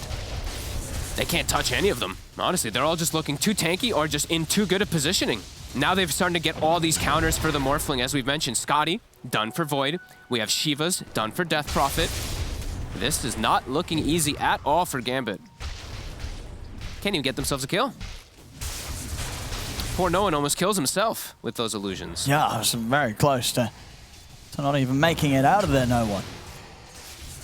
And another fight where they're struggling and the big ult's not having to be used by Extreme, and Chrono's ready for the next play. Exorcism's still down. Where's the Shivas? Okay, it's been flying back and forth on the courier. It's finally gonna make it to the Death Prophet. Chu, little limited on mana in this fight. He's actually down to 380 out of his 1700 pool on the Shadow Demon, but the full Aghanims. So. Oh, there we go. But he won't be able to have. He can't actually cast them all. He can cast maybe like one Purge, and he has to save the rest of his mana for saves. It's a bit limited. Slowly will regen up, but yeah, he's got those extra stats now as well from the Axe. No One. The leash to Should double be okay. Immersion, yeah, has to come in to make sure that No One's going to be protected. Time with the burst onto the two of them. Jump forward from Nefra. He's in onto the line. Immersion will get the finger off. Notice as well, protecting him from Dream's ult. Now the Chrono's down. Do they have the damage? Yes, they've got the Kisses coming in. Both pretty tanky targets. Who's coming in as well. Another slash coming in from Dream, but No One's dead. They've lost No One. They'll lose Dream.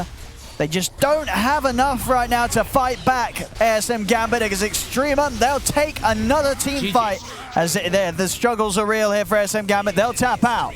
They haven't gotten a kill in over 10 minutes. All they killed was Observer Wards. Extreme playing this mid-game, this later stage is just perfectly. Playing around their vision, jumping on the right targets. The actual Manta dodge by Dream at the end, their dodges, hoof stomp, doesn't matter. They're getting these perfect Chronospheres, perfect team fights time and time again. Where the hell is this Extreme? I don't know. That was so well played. We're not used to seeing this. Extreme has had a tough time up in this league.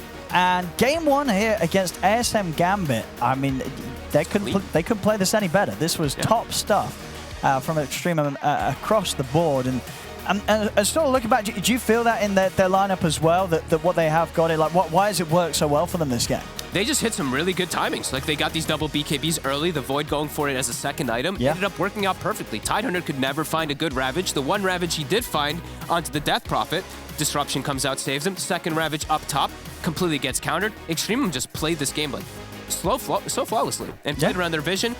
ASM Gambit didn't even find the wards around their triangle almost ever, and they lost so many fights around there. They did that whole area of the map was just a nightmare of a place for ASM Gambit to be in. And at this stage, a little bit of a different approach from the Void, skipping out the Mask of Madness. It definitely paid off for them this game, because it did mean that the S&Y, the BKB, they just arrived sort of like 1,000 gold or so quicker in the chaos of everything, and plays it perfectly. Nefra 8-0.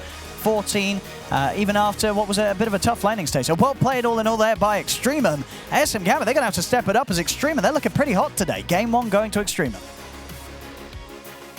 Yes, and they certainly are. Extremum, they themselves admitted they've been choking. And they promised us we had the potential, we're gonna show it, and maybe, just in the nick of time, they've turned it on and managed to give us a great performance against a tough team in AS Monaco Gambit. We'll talk about exactly what changed for Extremum from the previous season to this one to this very game, all after the break.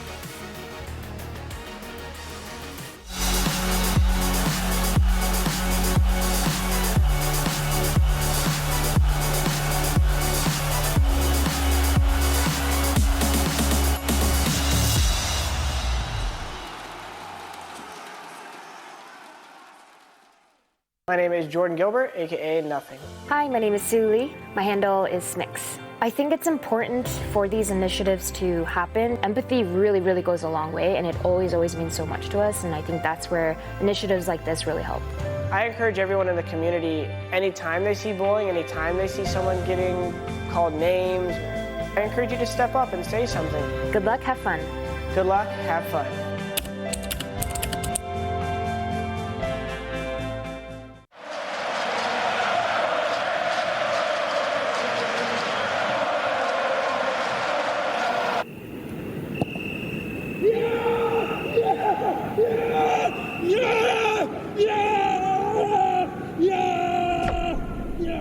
Start your esports career now at play.eslgaming.com. No, I can't remember the last time that I really felt fine. Now I'm trying to rewind. Cause lately, I've been feeling kinda hazy, like I'm stuck in a daydream, and you're not here to save me. flaw. All is fair in love and war, but I can't do this anymore. No, no. Don't take me to a place I know, somewhere I can feel my soul. Lately I'm skin and bone, so hollow. I've never felt so alone. I need you more than you know, 'cause baby, you feel like home.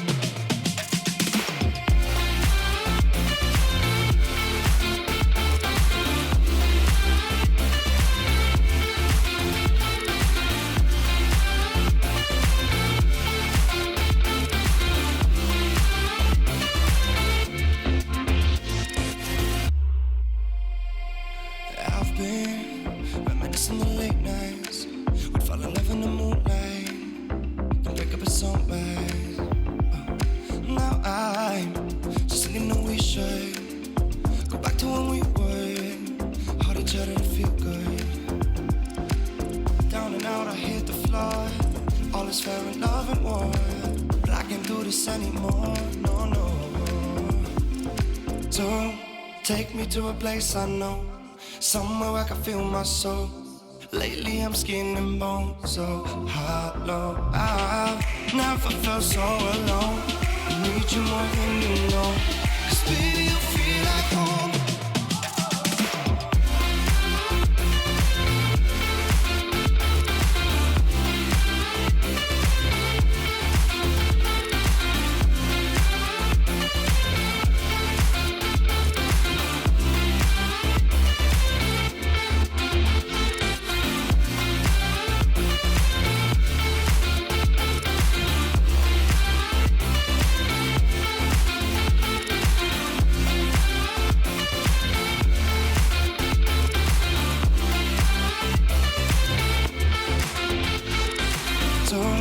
Take me to a place I know, somewhere I can feel my soul.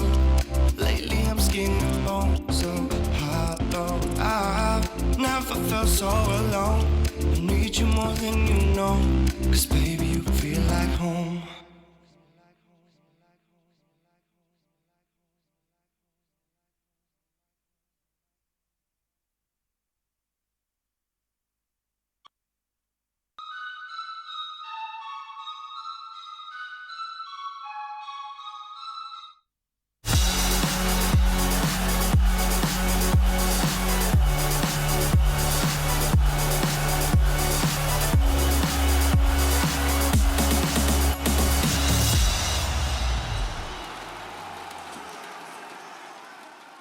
It's certainly not what we expected, and probably not what you expected either. Extremum managing to pick up a win against AS Monaco Gambit when they have been struggling all season long to be able to put together a good performance. But they did promise us they had potential, and they showed it here, right? Yeah. Told you, when you're on the ropes, nothing to play for. Well, it's maybe something, but you feel like, you know what, guys?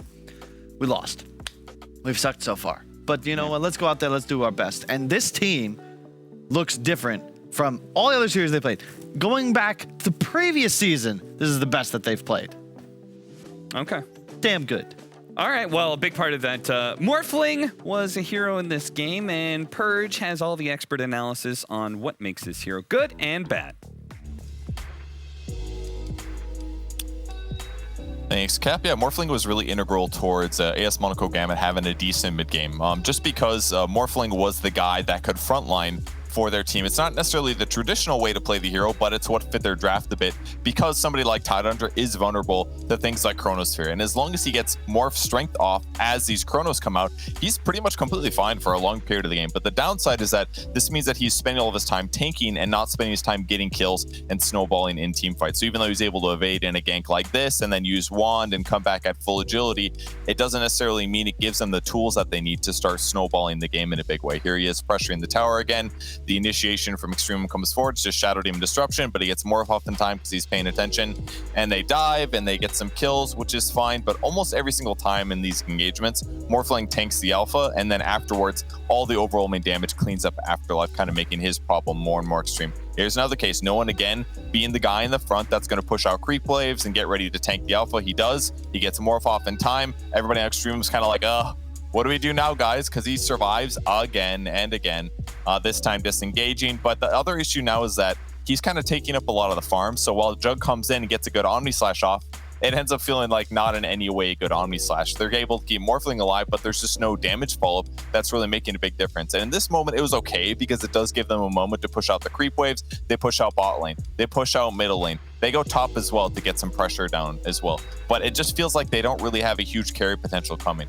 Here's basically the big turning moment here. AS Monaco Gambit breaks Stream of Smoke and vice versa. They're going to go mess with the high ground here. They're going to deward the Observer Ward. They're eventually going to regain a little bit of control of this vision here, but for about 20 seconds they slow down, and this is one downside of their lineup. They don't have a good way to scout Roche. They do send in an illusion to see it, but at this point they're about 20 seconds into the Roche itself, and at this point they realize, oh, we can just pop Exorcism and go through this. Unfortunately, Jug had run all the way across the map to start pushing out top bot lane, expecting some slowdown. This allows them to steal Roche before they're finally ready to go contest it. As a result, they get Aegis, and then it kind of just becomes worse. Tide dies there. Then they get this great initiation, good initiation from Shotchelo. Finally, no one doesn't get Morph off in time since the early game. They win a one-sided team fight, and then Extreme just runs away with it for the rest of the game. And that is surprising to see, especially since Morphling mid was a staple for AS Monaco Gambit back when they first picked up No One. Was it too greedy? Did it take up too much space? Was Juggernaut not the right hero to run with it? Like, what went wrong with this lineup? I guess the main thing for Monaco Gambit is you have both cores itemizing for kind of survival rather than fighting. And they weren't ever able to pressure objectives too early on. Like, they were defending their own objectives. I think at like minute 15, Jim had only taken like one tower, so it looked pretty good. But it's the what do you do next with that type of play? And unfortunately for them, they never really mustered any aggression. That's where Extreme played really well into their vision, into that team fight. I think critically we saw in the highlights, right? They get that Roshan, that was the breaking point. You have the value of Snapfire as a support, little shredder. You're always dewarding quite quickly compared to your opponent's support. And yeah, overall, like you look how farm they were. Like this Snapfire has the Ags as well. Like just good, solid play from Extreme. Very thorough, Robson. Kyle, give me one sentence on what you want to see different for AS Monaco Gambit Game 2. I want to see no one on a hero that has stuns and looks to make plays to kill the enemy instead of farm creeps. Wait, he wants a game where 10 players have no stuns? What? I don't know what they're talking about, but either way, we've got a Game 2 draft coming up, so let's go to the break. Oh, you idiot. You idiot.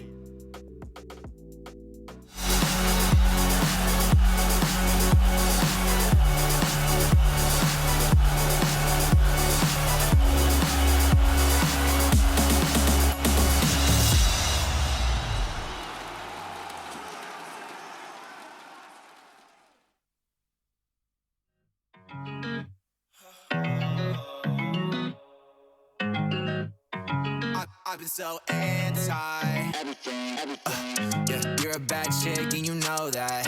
Eyes roll back every time you throw that. Love letter on your bed, I wrote that. I need you and I'm not afraid to show that. I could buy you anything, anything on your everything, everything. Buy you anything, anything on your everything, everything. My world falls down when you pick me up. I came up from a small town, no one hit me up. Now they wanna be my friend. Everybody play pretend. But now I'm pulling up in a Bentley. There really ain't shit you can tell me. What? I just wish somebody would help me. This lifestyle is not healthy. I could buy you anything, anything on your everything, everything. Buy you anything, anything on your everything. I could buy you anything, anything on your everything, everything. She's a goth girl, welcome to my goth world. Fell in love with the diamonds and pearls. Yeah, we do what we want when we want. Saks Fifth with the new Saint Laurent. Party too lit, get kicked out. All alone, that's the only way to live now. Yeah, we do what we want when we want. I'ma get you anything that you want. I could buy you anything, anything on your everything, everything. Buy you anything, anything on your everything, everything.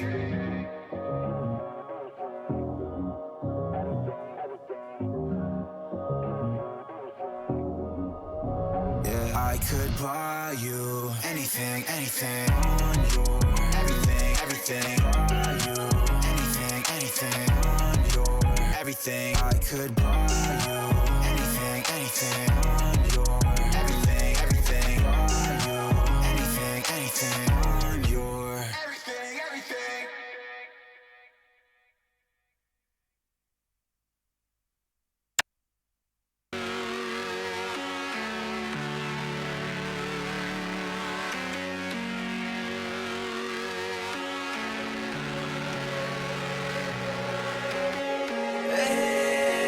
It's so high from here, you can see the world,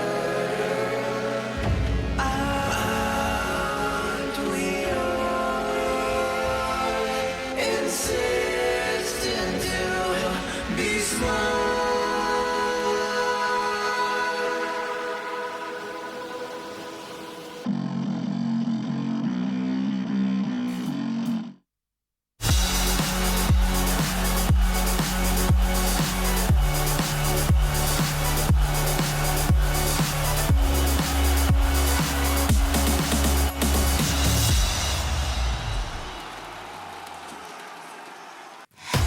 Coming out the gate, a strong performance by Extreme in Game 1 allows them to stampede over AS Monaco Gambit, and now we're heading to an enchanting Game 2 draft, which we are about to see. As Robson, what do you want to see? Oh, I'd love to see just aggression, fight, and realistically, having no one on a hero that can actually jump the backlines a little bit more, better than what Morphing tries to do. That's what I said. I agree. I would How have to can you agree preface with that? I like what Kyle said, and then you repeat my point. Why couldn't you give me some credit? I was going to say after. When I finished my point, Kyle, I was going to say just like Kyle said. But Kyle just wants to jump in there. I see how it is. I see how it is. I know too. the game that you play, and I think I know the game that Extreme's trying to play. I look forward to when I know the game that you're trying to play, Kyle. Yeah, so anyways, we have Centaur more on it, really strong. Just like Centaur SD, equally so. Yeah, solid off-lane combination. I'm really just loving Mirana as a hero because I think it's super underpicked right now. Why? Like, what are you saying you like about the hero concept? I just think that Arrow, especially later in the game, if you don't have a way of removing it, it's always just this free tool that might win you a fight. You just chuck arrows. Okay. As far as kill combinations, it's a guaranteed slay if you have a setup stun.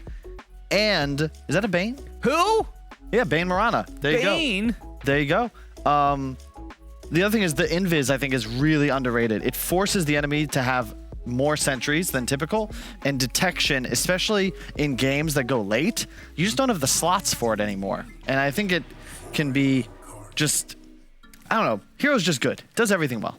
I think it's a very quick draft, Strong by the way. too. Yeah, very quick draft. I guess the concern simply for me about the Bane is in laning phase against potentially Enchantress, it's an issue, but because of the Earth Spirit pick, you now know, okay, it is an Ench 5, Earth Spirit 4. Fundamentally, because they pick up Mirana with the Centaur, they lose that save potential they had in the first game. SD carried some of these big team fights for disruption. A Bane somewhat covers that with the Nightmare. You have at least some type of save mechanic coming into play. That's a good point. I think the SD was probably the more critical part of that conversation. I'm surprised they don't pick it up. Like, they chose to go Bane instead of SD. I'm not quite sure why. 4 and 5, simply Sure, but even so, I think you'd be, I guess you're right. They just don't want to have it with an SD5. Yeah, you need a couple more items to play. Like, if you're just playing on brown boots and maybe like Tranquils, you don't feel too good. Yeah. This is an old school counter to the Jug as well, though. You can grip through spin. And in terms of how you want to set up the lanes, it's really annoying now to play the enemy safe lane. An Ench is actually quite nice, like, because you can always block a potential arrow with a creep and sacrifice it to save yourself. But Mirana TP's in, a sleep goes out, that hero is dead. Just done. Unless somebody's there to help in some capacity. Interesting thing for me is the fact that Gambit do pick up Earth Spirit into a Bane. Bane's a very strong laner if against like a melee +1. Ooh, and that's and where... And now this is most likely just going to be a puck mid. And yeah, for me, my only concern here is Earth Spirit's great in the mid game, but getting through laning phase, enabling that off lane, it's about lane pools. Bane pretty much mitigates that. So yeah, I actually love this draft from Extreme. I like it more. But to your point, I see Puck and Earth Spirit come out. I'm like, yeah, this is a great Bane game. You picked Puck into Void Spirit. It's simply damage. And that's the key, easiest way to describe it right now for Gambit is they have ways to play somewhat aggressive in the mid game, but it's the early damage that they have. It's not like they're going to be moving from lane to lane getting kills. Like Ursa rolling into a side lane, he probably isn't going to be killing the Centaur or the Mirana here. They're going to have disconnect. If he plays into the Bane, you have that Nightmare, there's disconnect. And they need a lot of emphasis on what this offlane pick is to unlock their draft to apply, you know, true pressure. I think it has to be with Earth Spirit, especially when you see what it's Bane plus Mystery against you. I think it has to be something like not a Viper, but something that plays the lane like one. You know, maybe even a Necrophos. Although I'm not a huge fan of that against Bane at all. They banned Viper. That's the perfect ban, because that's that self-sufficient hero that could then be alone if the Earth Spirit rotates out. More importantly, trades very well against Bane. You just click him to death. Yeah, this is a position where, like, as well for Extremum, they also kind of lack some early damage. Their laning phase is really potent, but their instant exit of laning phase, they're not suddenly killing everything. They have enough damage to kill like one hero, but they're very static. They want to wait for a big timing. That's where maybe that carry, he'll either be super active to mitigate that, or he'll just be insanely greedy because they know that the lanes are going to be so strong. Medusa, as an example, looks fantastic. I have a question. We might have an answer. Do you guys think Bane Shard is legit now? That's the AoE brain sap, right? No, isn't it the illusion? That's now the Axe. Oh, the Axe. Do you think that Bane Axe is legit now? Situationally, I think it is bonkers. The fact that you can grip a man and have U +2, you got to stun all of them to remove the grip. Yes, it is situationally very good. Can a +5 get that much gold in a game? Sure, sure. Maybe if the fillet comes into play, that being the fillet. Yeah, Core Bane. If it was a shard, it'd be a discussion, but because it's an academic scepter, it's too much. Sure. We'll ignore that Kyle said core Bane. Yeah, no, yeah. But maybe with the offlane and the stat leveling, like old school with the blade. No, anyways. Yeah, Gambit, hopefully don't put the puck into the offlane. Nice to just go for the casual Underlord. It's one of those lane shoving off laners that can kind of be solo, right? Yep. Your Darkseers, Underlords, those kind of heroes. Yeah, and you ban Lifestealer to protect it. So I actually still think Medusa's all right. It's not ideal. The damage reduction can be really annoying for these spread damage carries, but you basically guarantee is banned. Sorry. Oh, wow. Thanks, guys. Yeah. No, I mean, I just now noticed as well. So. Yeah. I didn't get the push. So what replaces Dusa? Are you looking for the range aspect or the tanky aspect? Are you looking for the wall or the? I still wouldn't mind. I feel like Centaur and Voice Spirit give you that wall in front of you that you can pick like pretty good range terrors here. So for example, like Drow still kind of comes to mind, but I guess the puck damage might mitigate reduction as well from Underlord, I think is just a nice hero to play against a hero like Drow. Troll is all right. It's like the safe pick. It's not too many carries left that deal well with Underlord. There's not. They're most likely all banned out pretty much. So yeah, they're in a difficult spot for that regard. But Ursa. Yeah. Not Ursa. The hero in games. Hero's not good. Exactly. The hero is very hot and cold, but I think Troll or Drow comes. Yeah, I agree. You know, the more I think about it, actually, I like Drow the best. Yeah, the armor can be annoying, but you theoretically should be just like you're laning with a Bane. You're gonna be fine bottom. It's an Earth Spirit. That's the issue. Yeah. Like, Underlord's great with a range hero behind. When you have an Earth Spirit, you're pretty much sacking the lane because all you can do is pull and play off of equilibrium. And then Drow gets more XP. Oh, okay, they go for Luna. Sure. Yeah, I honestly don't mind it. Better win rate than Ursa. Hey, there we go. I think fundamentally, Gambit lack big teamfight presence, and their cheap stuns comes in the form of a roll, a coil, and some roots. Yeah. And that alone should unlock games where Luna naturally is quite kited in these fights. Isn't really going to occur, so I don't mind this pick. It's a confidence pick. Last pick, Luna says, we are going to crush our lanes, we're going to take your towers, and we're going to then stomp you into oblivion.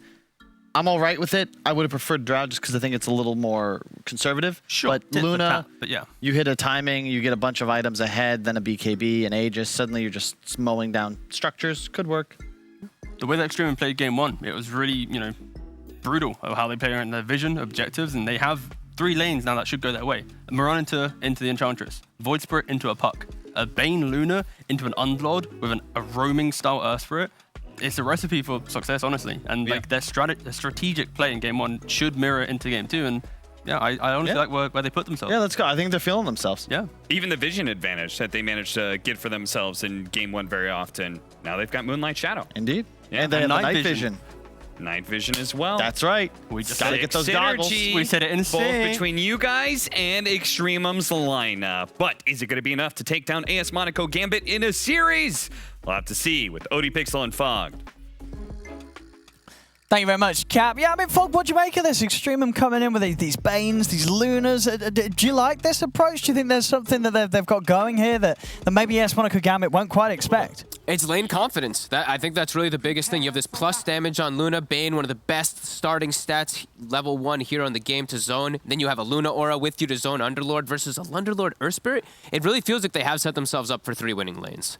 We'll see how much it transition to, because that does mean that they are much more limited on teamfight, which was their success. Last game, having overwhelming teamfight in comparison was the big advantage that just caused them to just snowball out of control here. And they do now have, on the side of Gambit, no one actually playing an active hero. Rather than playing just a farming style Morphling, this, and also Immersion on his absolute best hero, too.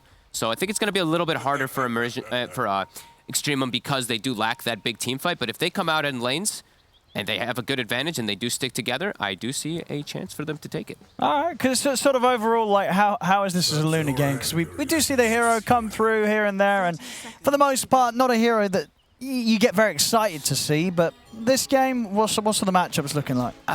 It does look a little hard. Okay. Unless you get like early BKB, early timings to play around with your team, I feel like you could be at jeopardy, because you do have, this Puck that gets on top of you, Air Spirit gets on top of you easily, and it's a counter matchup, right? Juggernaut versus that Luna. It's always going to be good versus the Jug as the game does progress if you're able to keep toe-to-toe.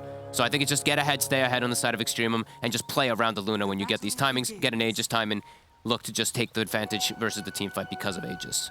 And at least they do have Stampede, right? So they will at least have that bailout versus Luna, versus Puck, in case that Luna does not get caught inside of Coil. So they will be able to counteract it in a way, if he doesn't get coiled. But we will see. Does look like it can be a bit hard. The Bane is an interesting pick, though. I mean, no one plays this hero. You can see why they did pick it, though. They have Bane Mirana, and it's also a Fiend's Grip versus the Spin, so that they can actually hold down that Jug in a lot of situations. But yeah, we'll see how this ends up working. I think this lane should be good, though, right? Bane Luna feels pretty good. Look at that aura, 65 damage. Even though you have boots, you're still able to just beat on them. Yes, some pretty heavy right clicks. So they should win this one pretty hard down here on the side of Extremum. Mid lane, I think this is more of like a skill matchup. Void Spirit should probably come... I mean, I want to say Void Spirit does well, and this does like win in this matchup, but I've seen so many of these Pucks just win because they're more comfortable. You just poke them. Doesn't matter if you have the better animation as Void Spirit. You have a range advantage as a Puck. Yeah, I think it's definitely against no one on the Puck. This could be a bit of a tricky matchup. Yeah. They actually don't block the camp top. Interesting. I feel like sometimes it's like, you're going to block it even if you do have Enchantress versus Mirana anyway. Just because the Mirana is just going to be able to farm the side constantly, and it is a problem even for Enchantresses. And what are you sort of doing with your skills in lane as Bane? Was he level 1? He's got the Enfeeble. Like how do you sort of level here on the early? I think you just go it's just 1 point in Enfeeble, just then just standard. Yeah. 1-4-4, the usual. Get your like 1-2-1 if you'd like to. But the Enfeeble is extremely powerful, especially versus like these regen. Like look, he has like no regen. Look, his Tango, it's doing like nothing. It's great. They that definitely hurts, yeah. And look at his base damage. Underlord is one of those heroes that you're usually able to cripple the enemy carry because you have this insane base damage advantage, but Luna already has ridiculously high base damage. Thrown an Enfeeble onto an Underlord, this Underlord's going to get nothing down here. Oh, that's true. Yeah, we were seeing them really right-clicking into the two of them and forcing them to go through this regen. They can just kill him, I'm pretty sure. They're just going to look to battle down here. The Gambit has to dance. They have to dance away from the creep wave or they're just going to die. Yeah, it feels very awkward for SM. Like, Afterlife's just going to die at some point down here. They can't actually put the same type of pressure on. G doesn't care. He's got Brain Sap. He's got regen. They're getting all... Look at this. 4 last hits to 12 and 4. I mean, Nefrit's doing it really nicely as well. He's not missing CS to get this damage in. He's doing it really well between the creeps and the heroes. Every right click well spent down here. I mean, Afterlife is just absolutely struggling. They cut the trees with the kick, and now they'll see him. The kick actually hurting him more than anything. I mean, yeah, this lane is... It's looking pretty insane. This is clearly something that Extremum have practiced, and this Bane Luna. I mean, maybe Bane was the missing component to the Lunas in all the games where we've seen Luna suffer. Maybe they've really, they're really onto something here, Extremum, with this setup. Definitely a hero that's underpicked. Yeah. We're looking at mid, though. You know, we were mentioning how these Void Spirits can do well versus Pucks. This is just, you know, this is a skill matchup. The Puck is dominating him right now. No one is mad after that last game. I mean, Immersion. Nefrit's 3. He's got level 2 aura. This is just easy kills. They might even be able to get both. What do you even, how do you recover this lane? It feels like it's getting to the point where it's a little irrecoverable down here. I think you just have to start. You leave the lane. I think just leave Underlord on his own. Just pull waves. Like, go try to pull waves. You know he doesn't have sleep skilled on the Bane now because he just used level 2 Brain Sap. So I think you just try to pull waves for your Underlord to actually get something down here. Otherwise, he's going to chain feed. And yeah, he can't come near the creeps. Yep, level 2 aura as well. Like, what's he, like down here, he's not safe, is he? No, he's dead. If they can just chase him. Let's see what they can do. Okay, Nefrit. They're in onto Nefrit. Oh, he didn't use his Fairy Fire. He did have a Fairy Fire. I think popping it might have saved him. I guess he was out of regen anyway, so maybe just saying, you know what, I'll take the reset. But hey, there we have it. As SM Gambit actually able to kick back and get the big kill on Nefrit, despite a rough start to the lane. I'm so surprised. He didn't even use the Enfeeble on him on the Underlord, so the Underlord was hitting him full damage. That was definitely a little bit of a slip up there from Extremum. They're going to bring more regen down here and do quite a bit better, but yeah, that gets Afterlife back into the game. It's Mellow Jewel. Will he get the rune? He can't even get the second rune. No one just crushes him. Oh no. Top as well as the Shashlo go down. So for all the stuff they had down bottom, the mid lane and the top lane definitely having some momentum here for SM Gambit. Oh, and look at Chu. He doesn't want to arrow because it's just a little baby little Wraith Ghost. Wants to arrow the big creeps. So Seneko able to do his damage. What Chu? Oh! He could have lived there, right? I mean, he just leaped. Yeah, you could have hidden, stood around a little closer because there wasn't vision, so a second hit wasn't going to come in, but leap into his death. Leap into his death, indeed. This this disparity in mid is pretty game-breaking. 30-9 to 15. Pretty crazy. No one's going to be able to hit 6. It's going to be a level 5 Void Spirit. He can kill him with a rotation. So the Earth Spirit easily able to TP mid. He's also got the great mechanic of breaking the coil. So if he does get coiled on Void Spirit, he just rolls in and is able to kick him away and break it as Chu. I think if he'd let that hit before the lead. He's like, oh! Whoopsie. There's the coil. Immersion. Kicks him out, as we were saying. And with the roll in. He's still alive. He gets the bottle tip. He's able to live. Oh! The double rotation from the support. Huge moves there from Chu and G to back up Mellow. He bottle ticked as he was dissimulating too, so when he comes out, he has extra health. Wow, nicely done. He needed that. Immersion did the move too. I guess they knew it was coming because of that level 6 Shashlo. It's a bit more durable this time around. Close to the Vanguard too. And Mellow will be able to find himself an Arcane Rune off of that. So lane slightly recovered. Yeah, about to hit the 6 now. Level 6 with the Arcane. Definite potential for Mellow to make a play. I'd like him to bring this Raindrop out. He has the Phase Boots queued first. Get the Raindrop, I think, on the Void Spirit. Then you're going to survive pretty much all of those ganks that do come out onto you. They won't be able to burst you before you get off your Dissimulates. His Underlord also buying himself a Raindrop down bottom. A best lating item.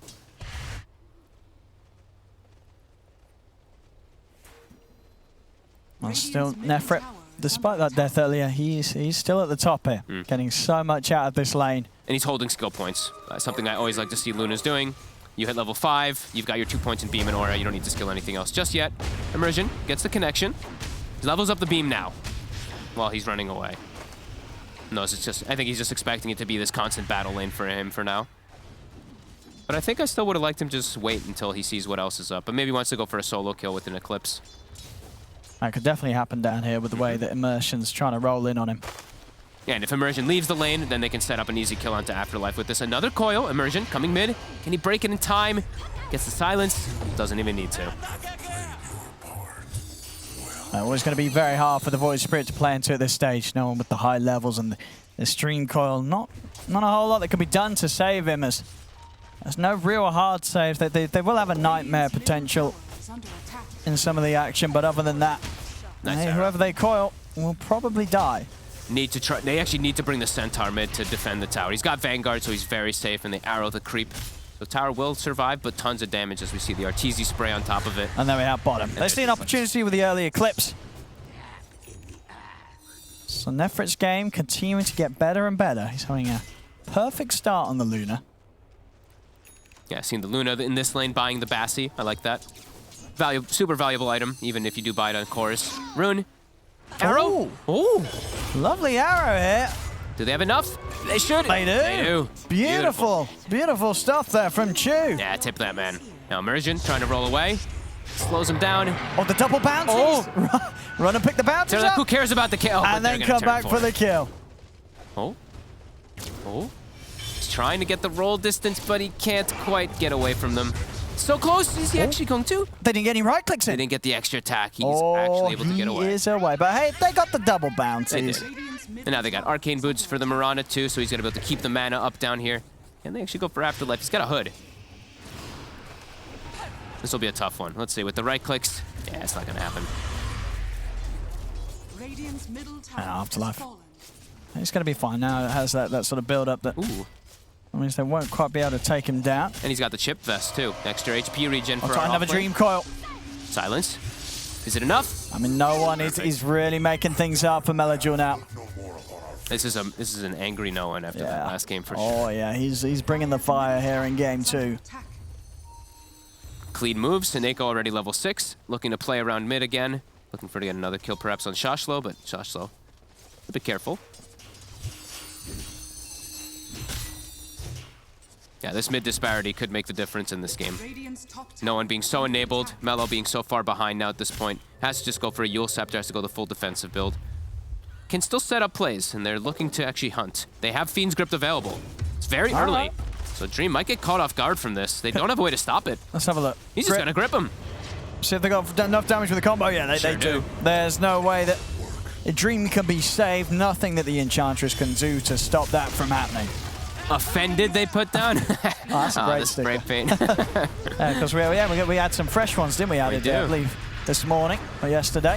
Afterlife steps up a bit far, even with the hood this time. He's going to go down. They even commit the Eclipse for him. Nefrit continues to get all of these kills. And now we see his skill build, right? Now he goes back for 2 points in Glaive. Only needs the 3 points in the Eclipse and Lucent Beam combo to kill. Nicely done.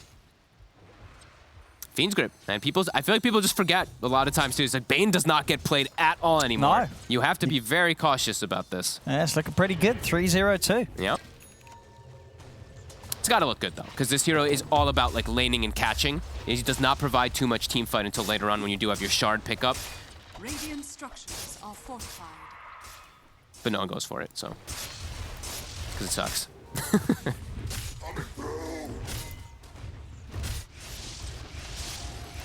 That's how's no one. Still no Witchblade. He's got a Haste Rune, since they've gotten all this map control from early movements. You see these deep vision that they've able to get down, and they're looking to get aggressive. Immersion, level 6 as well. And again, Melo. They love Melo. They do. No one knows if he lands that Dream Coil, he's probably getting the kill. Do they have detection? Wait, they don't? Oh no. Wait, really? No they sentry? don't. No. I just came out on the courier. Immersion's dust just got handed to him. I wouldn't want to be Immersion there. Nope, no one's probably not quite. He's probably not happy about that. Oh, they get him anyway though. Oh. He moved up mid. Oh well, okay, all is fine. Immersion sighs a sigh of relief. He's like, yeah. I wouldn't want to be the support turning up to help no one that doesn't have detection. That's yeah. You see, he won't be happy. And there we go. They get the kill nonetheless. Looking to swing toward bottom. Do we have the Maelstrom done already on Dream? We do. The top tower will drop. Shashlo getting close to his Blink Dagger. So they're always going to have a little bit of better initiation on the side of Extremum. Since the puck also we've seen going for Witchblade. Going to be a little bit harder for them to start out unless Immersion just leads the charge. Well, Extremum could look to still fight. Whenever they do have that Eclipse, I want to see if Nefrit looks to just play the more greedy stance or if he looks to get involved, because he doesn't have stacks. Also important to point out, wasn't really saying it, but they warded his camps. There was observer wards that were placed here from Seneko early on, so they couldn't actually even go for the stacks if they wanted to.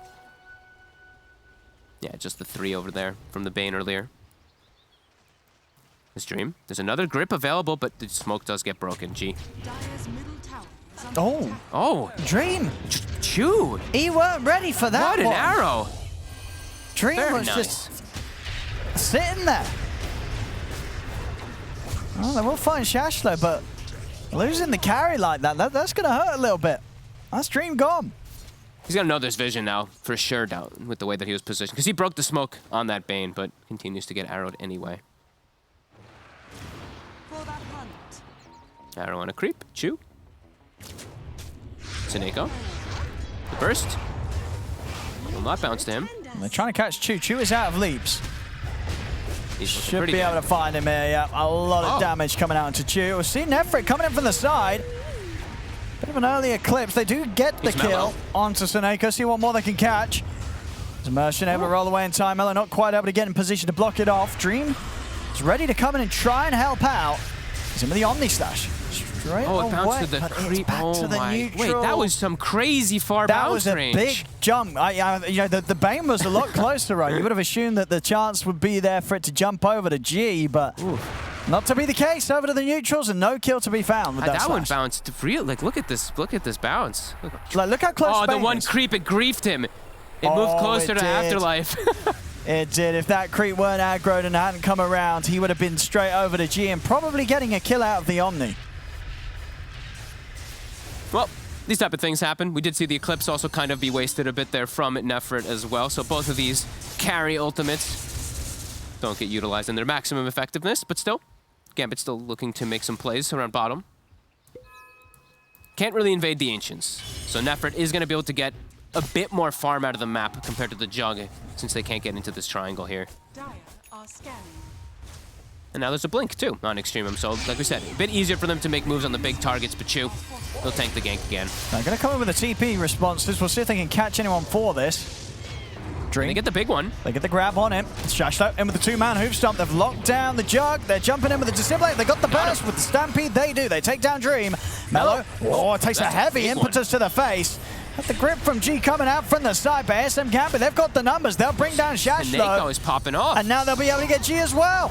Look at these impetus. Oh my god, Tsuneko just did so much damage in the fight. He's building toward carry. He's like, I'm building Dragonline's treads. And the power of the Enchantress, we have seen this hero looking very good in the region.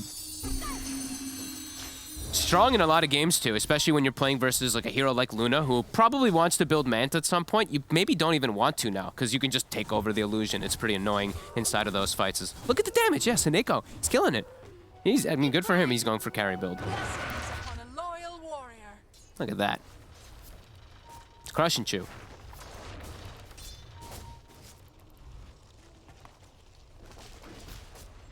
Dream does keep dying, though. The Jug, time and time again, is showing up to death, while Nefrit, he's not. He's getting nicely enabled because his team is getting... They're taking the gank for him. Now easier ways. Now they can actually look to potentially invade triangle, though. They have the blink on the puck, so easier ways to actually get around there. Afterlife, I like this pickup. He's going to go for Atos. Always good versus Centaur lineups. And against these the mobile heroes. Yeah. Like the Void Spirit.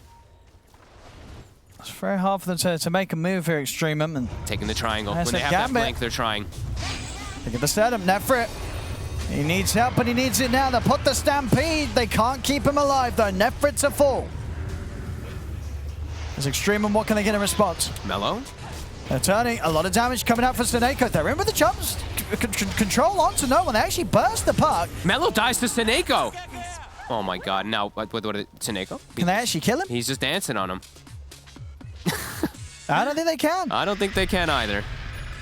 He's out of there. Full HP, doesn't even take a scratch here. Oh my god. I can't believe Mello dies again. Saying that, you know, the Jug is having a bit of a tough one, but now Luna gets ganked, and Mello, he has like no game on this voice, but 1 in 5. Ah, it's rough. It is rough. That sort of early mid-game where no one's moves just destroyed him completely. Every single time catching him with the Dream Coil. We'll see this action here. Mello trying to get back in. I mean, not a whole lot he could do, really. He's like, please stop. Stop hitting me. I think Dissimulate did actually come off cooldown before he died in that last fraction of a second. Split second, maybe. He may have had a split second to get out with the jump, but either way, it does die. Who gets the Grove Bow? Oh, they give it to no one. I was about to be Tsuneko might be asking for this Grove Bow this time around, but they're more sensible. As we said, easier to invade triangle with this puck blink dagger. They're constantly looking for this. And they still have this ward that they place. With the aggressive move that they caught the Luna, they still do have that ward on the left side. They're just hunting. They know Luna is super vulnerable pre-BKB versus this lineup. She gets caught on top of, she's just dead. So Nefrit's really trying to rush that one out.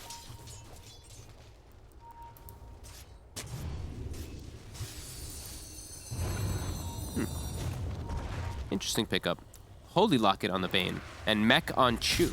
Okay. So they're not gonna have a Solar Crest, is what that means, for a very long time to buff up their Luna. Sleep, arrow. Do they have the damage? It's pretty tanky. Shashlo. They got it. They're able to lock him down. No one's going to come in with the counterplay. Dreamcoat down onto Shashlo and onto the Marana. The damage with the slash, though, it's enough to take down one. Good bounces over towards Mello. Not quite enough, though. Now with the grip, holding him in, but a silence comes in from Immersion. Immersion able to break the Fiend's grip, allow Dream to back off. Remnant catch onto no one. If they've got enough burst, they do. They're able to blow up no one. Did he jump? He just jumped into it. Nice read there. Mello finally striking back in the game. And Shashlo does his job. Eats the brunt of the spells. Arrow to start it all off, and now that should be able to pretty much be, yeah, that's Nefrit's BKB done. So he has much easier approaches into the team fights. Only has to really worry about the Jug. Radiant's middle tower is under attack. Yeah, these Omni Slashes will still hurt. He's got the S&Y coming out as well, Jug, so unlikely to sort of die to the combo of Luna when Nefrit comes in with the Eclipse. Yeah, I think I'd like Chu to actually just go straight for Solar rather than finishing Greaves this game. Even though the Greave, the like silence and all that is more valuable for himself to protect, I think just the Solar Crest buff up. Now the Luna only has to worry about Jug. So if you get Solar Crest on him, you're actually like protecting yourself perfectly. So I'd like to see him kind of switch that one up. But they're seeing an opportunity maybe to go for this Rosh. As we mentioned, the BKB and the Rosh, that's the big play for Extreme's whole draft. I mean, as you say, you're going to be fighting into BKB Eclipse. And Dream, he does not have Omni yet. Look at the Shashlo! Is it for 2 mana Who's on the arrow? Will land onto the Underlord. Luna getting brought down low, though. Use the Nightmare to buy him time to get the BKB and the Eclipse off as Nefrit is ready to go to work. Takes down Afterlife, turns over towards Immersion. The BKB Eclipse, meaning that they can't fight into this at all. The Remnant setup is actually able to jump out in time, but Shashlo's on him. He's found the Who's on the arrow there as well. They've got the follow-up, they've got the burst. They take down no one yet again. Another team fight where no one struggles to stay alive. Beautiful connections. Back to back. Always getting the arrow connections with the follow-up too. The Underlord just dies before it gets in, and they're going for more. It's only He's got 2 an people. Arcane Bridge, he's ready to keep on fighting. They've got the grab on Suneko. They'll take him down. Dream's got it. He's just got to run. He's the last man left alive here. They've lost 4 back-to-back here from ASM Gambit. Now they can go for the Rosh. Omni Slash back up in about 5 seconds, but an excellent situation here for Extreme. And yeah, tipping Nefrit. Perfect item build. Honestly, it's such a perfect build that he did come out for. It's a very standard one, but understanding his timings, because they know Rosh is what's the most important thing for them to get this game versus this heavy team fight. Very nicely done. And now they're seeing respawns 1 by 1. They're running in. Yeah, they're going to try. Is it Shashlo in again? He finds the 2 mana Houston. The Omni Slash coming out here. It is going to be enough to bring Shashlo very low. Takes Shashlo out. Onto Mello. Mello also taken down. So we'll see Extreme getting a little over-aggressive. Rosh is still up. They weren't able to finish it. Atos. He's got BKB. He might be forced to pop it, he is. He has to get away. A second buyback being used as Shashlo and Mello having to buy back here. This has gotten very awkward all of a sudden. They thought they could walk up because they have Ward, and they saw everybody coming in 1 by 1, but they do show up too fast, rallied around the Underlord. They've been able to remove Afterlife from the fight a couple times, so his aura doesn't feel as relevant, but this time, he is alive. And now Alpha Wolf healing ward. No BKB on Luna. Now Extrema might not be able to be the ones who can test the Rosh. Yeah, they can't. Shashlo's thinking about it with G. Nice, well there's him Gambit. Ooh. So that all did go rather downhill for Extremum, a position in which they were the ones about to claim the Rosh. They lose that objective. And it's 2 painful buybacks. Mello, who's already been having a pretty rough game after finally recovering it in the team fight, the buybacks come out and they still can't get the Rosh. Still gonna look to hit. Smoked up.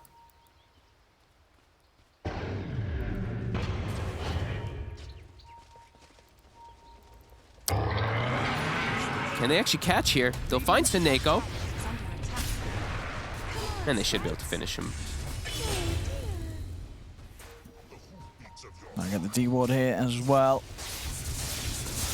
And Dream still doing a good job here of closing in on the farm of Nefrit. Yep. Chu is going for more farming. He finished up the Greaves, which, I mean, like we said, it'll help him versus a lot of like these silences and stuff for his team and just that armor provided when people get low, and then go back for Solar. Our Spirit going to the Vanguard, okay. Interesting. All right, yeah, I mean, first time at all. I thought he would just build towards something like BKB. Since he has Philly, he can just BKB and run into the fights, and then the Luna is going to be put off from ever ulting inside of those situations. But, I mean, it would take a little bit more time, but it was for the early Vanguard. He is very tanky. He is going to soak a lot of that damage from the beams and whatnot. Did he sort of get it done into the Crimson? I mean, Crimson does protect you against the glaives, right? Yeah, it's okay. Yeah. Not too bad. Just thought he'd go for like that bigger hitting item after they got that successful fight, but... And we do see the Luna going for that Manta, so in some fights, definitely going to watch out for the takeover from the Enchantress. As mid tower still up. Extremum haven't been able to touch that one, and it's also quite risky in this position. We have a Solar... Okay, Gambit's also building a Solar Crest too. Seneko will have it quite a lot faster, though, after going for his own greedy items. So Jug will be a little bit more enabled, it feels like, as bottom, Dream, very far up. Oh. He's actually able to get the blade through. And the now, glyph to keep the creeps alive. The grip is going to be cancelled immediately. They're in onto Nefrit, the Omni Slash as well. Nefrit, this BKB ain't going to save him. Oh, he's out! Nefrit actually able to live, but G's been baited into the front lines as they'll be able to run him down after cancelling that grip earlier up. And Nefrit will live.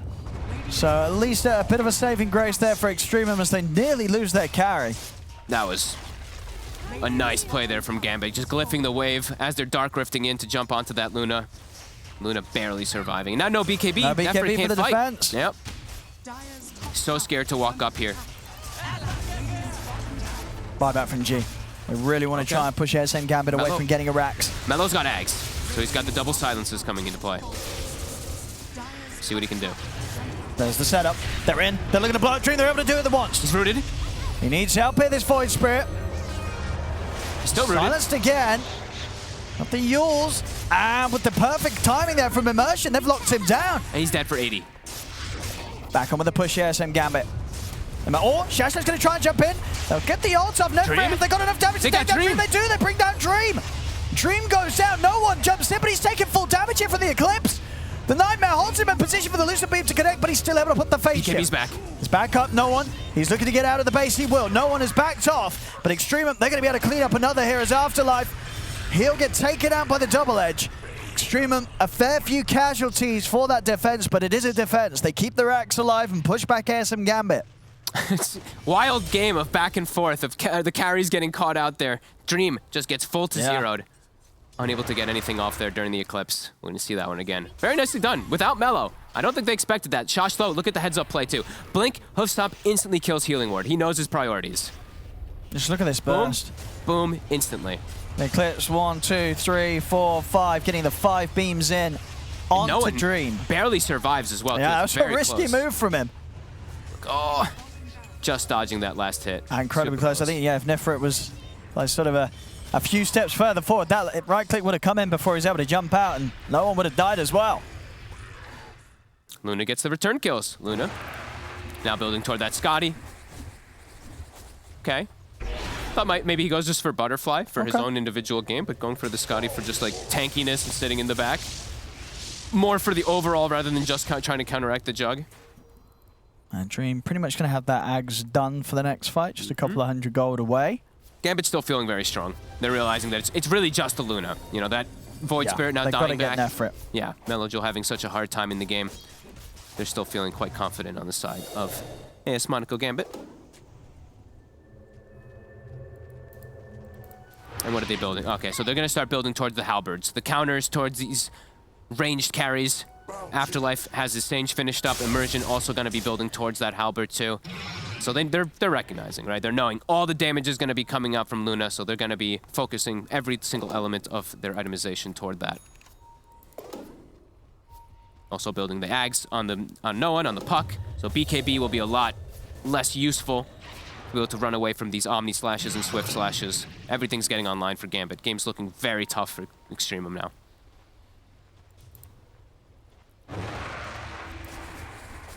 How close are we? Anything? No medallion. Okay, still no medallion. Yeah, Chu still a ways away from having a solar crest even on the menu. This smoke looking a bit scary here, Extreme. Are they going to be prepared for this? ASM Gambit. Shashlo. Nefrit. Shashlo, they've just got to let him go. Yep. Let Shashlo die here to the gank. Everybody else will get out. Commits the full Omni. Okay. Not even just a Swift Slash. He throws out everything onto this skill.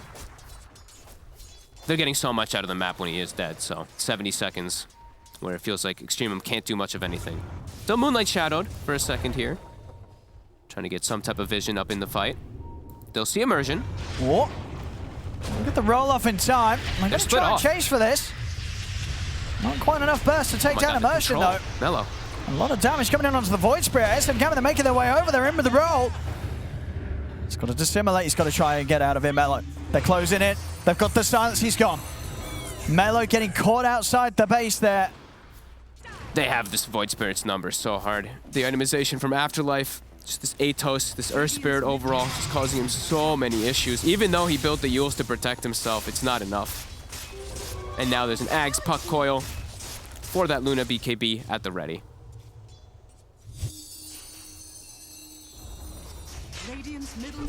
A 6k lead. They're really geared up here to go for the high ground, take these racks. What are they going to be able to do, Extreme? No mid for 30 seconds. Sleep. Arrow. Lisa Beam. They're actually throwing the Eclipse. Popping the BKB here. And some Gambit. They'll start to reset. There's a 3-man Hoostomp from Shashlo coming in. But now they're just going to collapse back in onto Nefrit. They've got to try and get him out, but the root's there. Nefrit, the Stampede will save him. What was the impetus? Oh my god. It's enough damage combined with the remainder of the Firestorm that was upon him to bring down Nefrit. Soneko again, these impetuses just pushing heroes over the edge. The space is there, the bottom racks are taken. He's almost the highest damage on his team. Immersion. Oh, how dare you? Your highest damage hero. What, they lose? All right, Soneko gets left behind.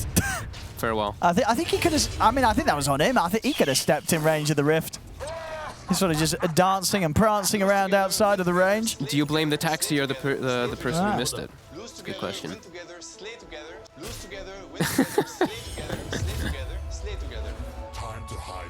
Nah, they're feeling themselves a bit right here for sure. After these last few kills, getting Nefrit like that too, without even having Omni Slash, they can still just get the kill. As Coil is going to be back up as soon as the Luna is back alive, and now they're just finding kills all over. Joshua. He's just getting the jump onto no one. Arrow. It's Afterlife. Yeah, Afterlife. Still thinking burst. No one. Still able to play safe here. Gets the phase shift off. He's out to the side. In fact, he's going to try and stay aggressive potentially. Dreamcore's down onto the two of them. Mushroom rolling in. They've caught the two supports here. The Shashlo is trying to come in to help out GG. He's silenced. He's taken down. They'll lose G. And the phase shift here as no one continues to jump around the team fight. Nefrit's in with a beam. There's this too. They're ready to move in. Dream. He's on to Shashlo. Shashlo down. So's Mellow. Afterlife, too big of a beast. Just in the front of everything. He just tanks every spell. Very hard for them to get the kills here. Look at his damage too. Like the amount that Underlord can just provide. Just Firestorm overall. And these roots. I mean, they've ruined Mellow Jewel.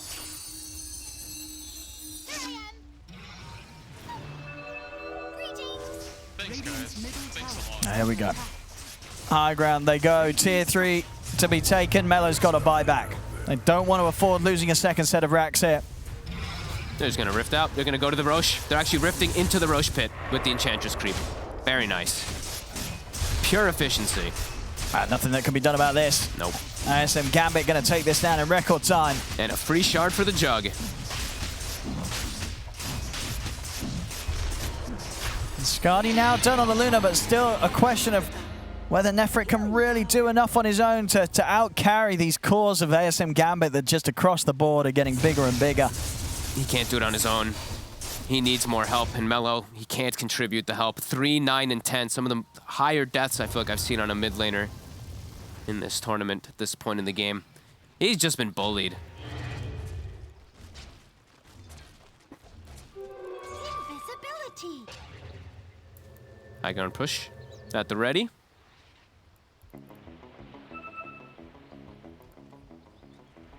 haven't even spent the gold either on the Mirana. Choose saving gold, not even committing for the solar. I think you should just commit solar, but they're just jumping Nefrit immediately. That's a deep dream coil. And with the slashes, G, he'll fall. He has got buyback. Alternative over towards Nefrit. He's going to snap the dream coil. The last second of it. Oh, the Nightmare will buy him a bit of time, but there's nothing to help him after Nefrit's gone. A GG well played as ASM Gambit. They certainly bring back some real fire here in game 2. As you said, no messing around from here the second time round. He made sure to make this game a real struggle here for Melojul. That whole early to mid game, no one just shutting down this Void Spirits game completely. Yeah, he crushed him, really. And then Afterlife going for this Atos, amazing pickup, just bodied them, honestly. There's these constant roots really just ruining that poor mid player. Yeah. Sneko ends up 4th highest in damage for his team, but the amount of impact that those impetuses are doing in the mid game, way more impactful than his counterpart, like Chu. Even though we did see some nice arrows, it really was all about Roche. As soon as that Roche doesn't go into Luna's favors, it feels like they lost all momentum on the side of Extremum. Yeah, and sort of another showing, from Immersion. This level 29 Earth Spirit player, looking as good as ever. 3-2 and 21. That's just going to show that Immersion's still absolutely the sort of Earth Spirit player that you got to seriously consider if you want to let this hero slip through, because he will just have a flawless performance on it. Yeah. Definitely agree.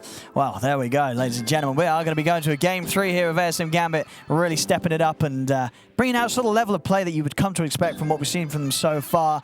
Could be a tough game for you here for Extremum. We'll find out soon. But as for now, 1-1 between AS Monaco Gambit and Extremum. It's fitting that was so much on the line. We're going to go to a game 3. Extremum. Are they going to be relegated to the lower division? AS Monaco Gambit, do they still have hopes for the major? It all comes down to this game 3, which we'll talk about after the break.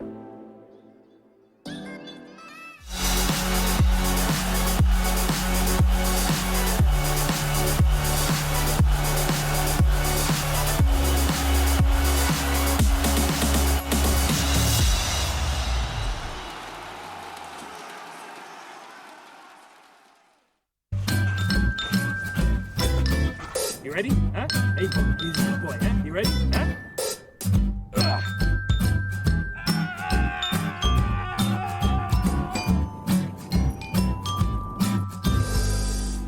Start your esports career now at play.eslgaming.com.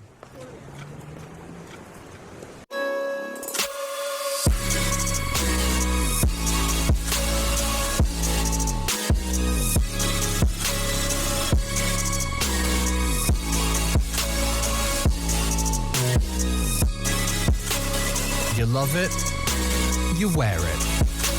What's your style? Get your merch at shop.eslgaming.com.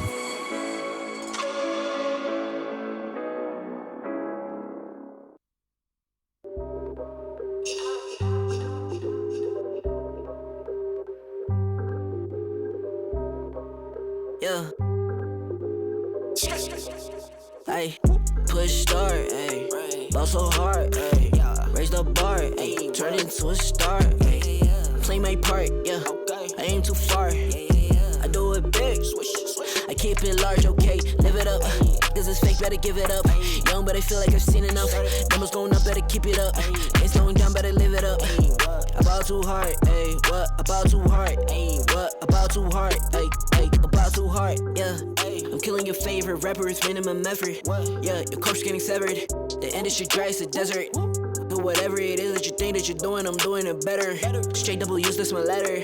Don't got no snakes, only ladders, ayy. They tryna figure out what's on our plate. Infinity sideways, we already ate. Skipping this basic, skipping this classes. Stay out of trouble, now I can relate. Nevertheless, again, I'm doing great. I just finished this thing, ain't no debate. You ain't my dog, you ain't my family, and sure as hell, you're not my mate. Yeah, I take my place at the summit. I can't wait till we counting them hundreds. I cannot lie, I ain't rich, yeah, but when I say my time coming, it's coming. And some of y'all got ahead of me, to be honest, I wasn't even running. But very soon I'ma run it. I demand it, man, I want it. Push start, ayy. Ball so hard, ayy. Raise the bar, ayy. Turn into a star, ayy. Play my part, yeah. I aim too far. I do it big. I keep it large, okay. Live it up. Cause it's fake, better give it up. Young, but I feel like I've seen enough. Numbers going up, better keep it up. Ain't slowing down, better live it up.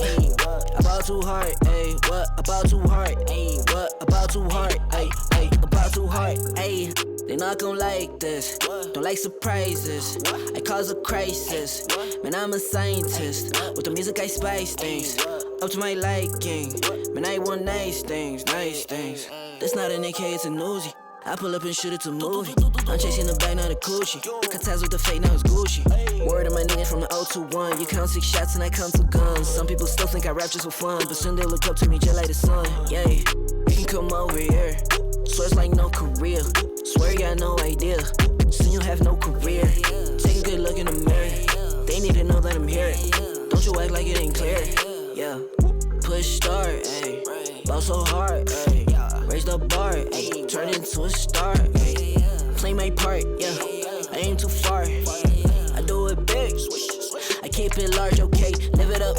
This is fake, better give it up. Young, but I feel like I've seen enough. Numbers going up, better keep it up. Ain't slowing down, better live it up. About too hard, ayy, what about too hard, ayy, what about too hard, ayy, ayy, about too hard.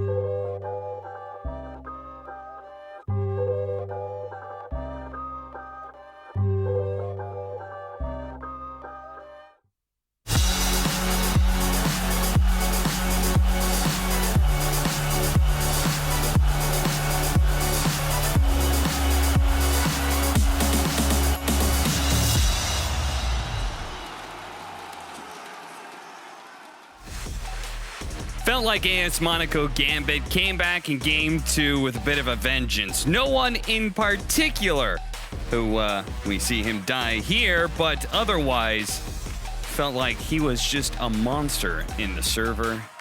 He's exerting his will all over the place. When he was bullied in Game 1, he turned into Game 2 to become the bully with an aggressive puck hero. And just felt like AS Monaco Gambit just looked better with a lineup like this that was a lot more aggressive. Yeah, no one actually likes to kill players. Who would have thought? I thought him and Seneko balled out, pretty much proving why they've been Tier 1 players for a better part of a decade. They were refusing to not go to the major, at least to have a shot. Both of them played excellent. Yeah, you know, you think about Void Spirit Puck matchup mid. Void Spirit's meant to do pretty well there, but CS-wise, Puck was near doubling him up at some points, and I think just the way that unlocked the game, because lanes weren't going well for them, right? But because of no one's dominance in mid lane, it allowed an Earth Spirit who wasn't doing much with the Underlord to suddenly come mid. It allowed an Enchantress who was somewhat winning top to also come mid. And now you have these 3 heroes playing together the entire time, running around the map, enabling this Jug to come in, this Underlord with the Atos to come in as well. Like, yeah, the key double support plus no one unlocked this game. It was, yeah, a beautiful performance from those 3. There was a lot of components going on to that Game 2. Let's find out what Purge has to say. Thank you, Cap. Yeah, the very back and forth game. I really liked watching the Bane. G played it today. He's one of the few players that's actually playing the hero right now. AS Monaco Gambit started getting some net worth advantage at about the 22-minute mark. They grab Aegis. They cross the map to push, and I think this is maybe one of the most crucial parts of the game. Game's even. There's BKB on Luna. Now check this out. I haven't quite figured out what the mechanics problem or issue here is, but here's the Nightmare that ends up coming on Jug. It's level 2 Nightmare, so it lasts, I believe, 5 seconds, and he does have SNY, so it lasts a little shorter. Here comes the arrow that comes in. It should stun him, but I have no idea why, but it doesn't. It did the damage. He doesn't get stun off. The Luna moved into position to go fight and kill him, as did, I believe, Murano was going to jump in, but as a result, he gets gripped, the silence removes grip, and then he gets a huge Omni Slash on top of Luna, who's forced to pop BKB. He almost dies, but this loses them teamfight momentum. They're able to take the tier 2 tower and get even more map control. It's a crucial mistake because they win, and I do not know why he didn't get stunned, but it was a really big deal that gave AS Monaco Gambit a big advantage that allowed them to start the racks despite the great combo and initiation from Extreme. A big moment in the game. That is fascinating. Analysts? Mechanic or misclick? The Bane sees the Underlord up TPing in, he's a bit scared. He goes to hit Grip, but then hits Nightmare again, maybe unsleeping him. Maybe. Okay. Or mechanics, but I'm just offering there could also be a misclick that we have to factor in as well. We can't think of any mechanics that would happen, right?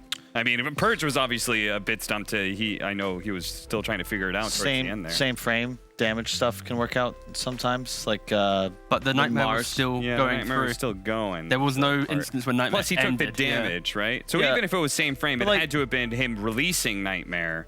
Misclick, just and at the same time. I don't know, like Mars can spear somebody that BKBs, but then they're BKB'd as they're speared away. Like weird stuff can happen. Soda too. Still an indie. Player perspective game. That's what we need. Go back again. Run it back. Yeah. Player perspective. Either way, it was super sick how they baited the Luna to the TPN, and then they glyph the creep wave. Nope, you're not killing the TPN all around. And Monaco Gambit, maybe a little bit of luck, but a lot of skill went into winning that game too. Let's see if they can keep it up going into game 3. We'll be right back.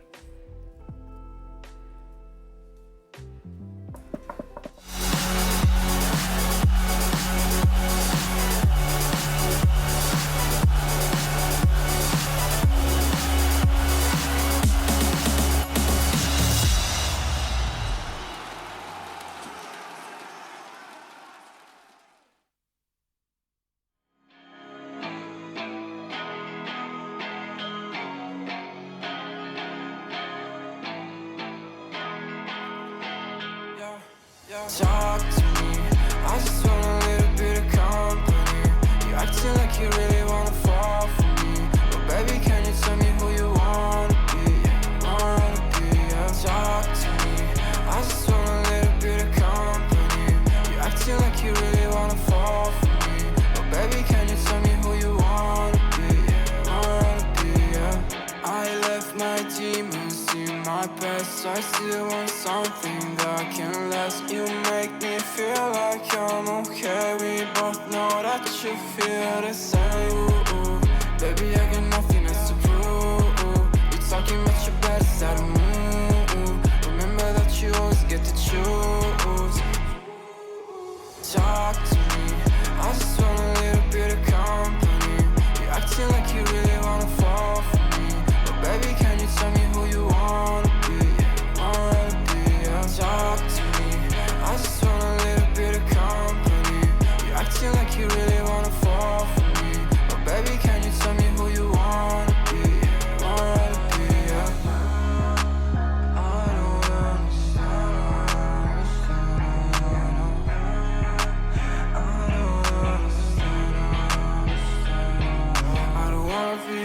Yeah, I guess you got my intention. Got no place I'd rather be, feel like another dimension. I don't wanna talk, baby, you should let it go. I don't wanna go, let me stay a little more. Now talk to me, I just want a little bit of company. You acting like you really wanna fall for me, but baby, can you tell me who you wanna be? Talk to me, I just want a little bit of company. You acting like you really wanna fall for me, but baby, can you tell me who you wanna be?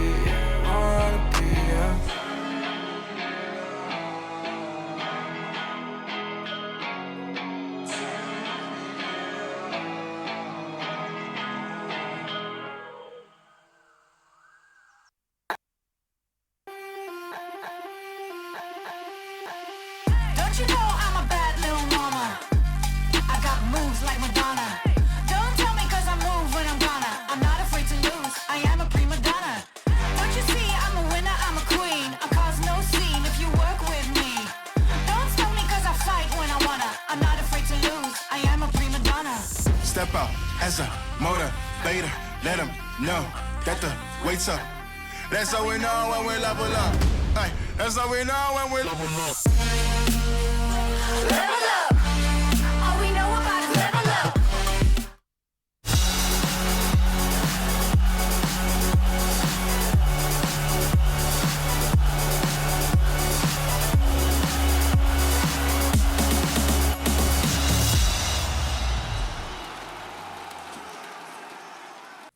It is do or die for both of these teams, in particular for Extremum. If they want to stay in the upper division, AS Monaco Gambit, their hopes of going to the major all happen with a victory here against Extremum. But Extremum's already proven to be a tough opponent and may have gotten rolled over in game 2, but they came to game 1 with a different kind of form that we haven't seen from them. I think, Kyle, you said even last season we haven't seen that kind of form. What was the difference, game 1 to game 2? They picked Luna. Luna's just a hard hero to play right now, right? Look how hard they dominate that bottom lane. Yeah. Just doesn't, any other hero, it feels like, that's meta. You're going to run away with it. But ultimately, Luna has to be that item ahead to be effective. Your mid lane doesn't go well. And because you're not able to play on the offensive side of the map, you know, stealing enemy ancients, taking towers, that first Roche, I think really turns the whole game on its head. You have to at least get a fight around that objective. Instead, they surrender Roche to the Jug, and from then on out, it was a wash. Yeah, I'd have to agree. I think the main thing about Luna is you need lanes to go well. You need everyone to have the same timing of kind of camaraderie. You know, we've played our lanes, let's go together. And if you ever have one go as bad as it did, it's now recovery. It doesn't matter if you're top net worth, you're missing a key core to enable that Luna. Right, fresh draft and Extreme. I'm already hitting us with something that is a hero that we haven't seen a ton, but it's because they've got a Timbersaw problem. Yeah, I absolutely love the idea of Skywrath Mage here. I know if anyone's watching Jarek's stream recently, they'll see him play some Morphling and get 100 to 0, and he's like, wait, what? This is a position 4? A Sky? How can you do this? Yeah, same as to the test of time. It's a Skywrath Mage, a bajillion damage. Yep. You might ask yourself, is it even balanced? It is. Skywrath incredibly squishy. Exactly. You're looking at this from Gambit's POV, they got to be thinking about heroes like PA, Spectre, maybe even a Spirit, although it can be a little tricky. The thing about Timbersaw, though, I believe it was first 2 banned in both the previous games. Personally think it should have stayed that way. This hero is very imbalanced, with the exception of how one team in NA is doing it, playing it as a 5 position. Oof. That's not good. However, Timbersaw, Core, get a Lotus Orb, ignore the silence. It's all good. Oh yeah, think about the teams who are doing pretty well in the regions right now. VP, they're opening it up every time. Alliance, one of their bread and butter drafts as well. So yeah, it's just solid. It's easy. It's hard to lane into, especially with the pairing of line. Those that can pressure a Timber are mitigated from the defensive nature of line with the Earth Spike. But again, I like the idea from Extreme picking up the Sky. It is going to be one of the counters to the Timber. He has to buy a quick hood to be able to deal through this damage. Early on, it's that pressure he applies. So very likely they chose to leave out the Timbersaw to bait it in a way, feeling like they had an answer. Skywrath Mage, it's a decent answer, but you can't only have a Skywrath Mage, right? No, yeah, you do need to have extra layers to your draft here. You need to have a 5 that can apply some pressure, and also a carry who can just tank up the creeps, because if Timber's always pressuring you, you have to have a little bit of wave clear. I guess that's the better way of describing it, so you're not instantly losing your tower. It also applies a bit more pressure in the draft for Gambit, because now they need to think of a carry that can lane into the Skywrath Mage. Of course, Juggernaut, pretty good option with the BKB, of Spin, of Lifestealer as well. And I just like the idea of when you pick up Timbersaw, you're losing teamfight in your draft. So it puts even more emphasis on the carry to have an ability to frontline. And in the later portion of the game, if you poke your head up high ground, running into 1 stun plus a Sky, it is really difficult to play. So again, one of the main kind of perks, I guess, of a Sky into a Timber type draft. And they ban out the Wraith King. Yeah, ensuring Sky has a good game. 3 cores now that would be able to either get rid of that seal and then survive and play after, prolonging the fight. Dude's just out there swimming in the background. Fair play. The visage of the Holy Spirit appearing before us. I just hear a Snapfire. You did. Yeehaw. Right.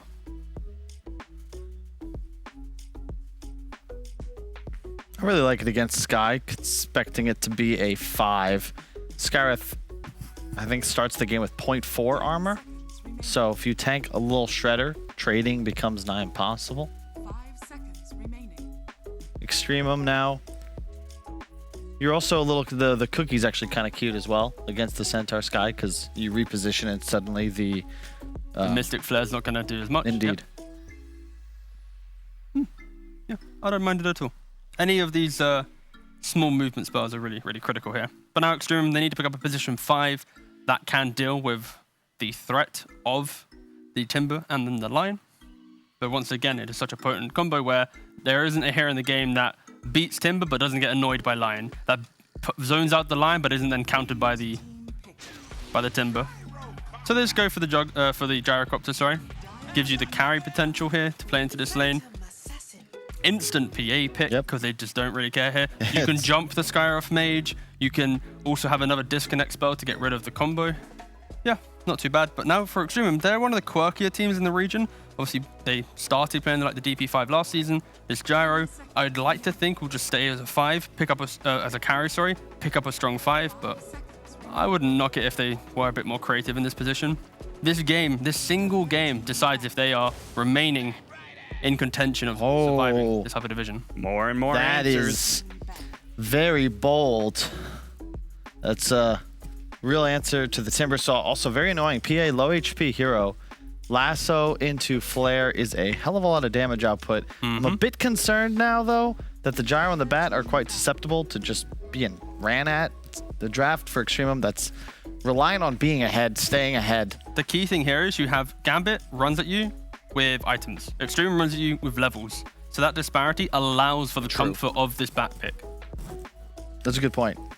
So it sounds like it's really important to be able to win the lane against Bat Rider and also have an aggressive hero. Yes, if it's not going to get bodied by the Bat and you slow him down, that's a pretty good spot for ASM Gambit to be in, because their fear is a bot's BKB on the Bat Rider coming out by like 15 to 18 minutes. So if you don't allow that, then the whole tempo of this Extremum lineup disappears. Yeah, now with the bat pick, they're of course banning out heroes from mid, because this isn't going to be some weird scenario where they're changing up the lanes just to get like a Bat v Timber counter. It simply is the Bat is mid, you get your bots, you get your BKB, you apply pressure. They ban Puck, they ban Quap. Two heroes that have that inbuilt kind of disconnect to survive. Mobile range nukers, right? Yeah, Like, I that's love what when makes Bat. I say some words and then Cap just hits it with a beautiful little synopsis. Thank you, Cap. Beautiful. Damn. So what's left? Oh, Extreme's got a pick. That's a difficult thing. They need to decide what's happening with this Gyrocopter. Most likely will just be the carry. Need a hero for G to play.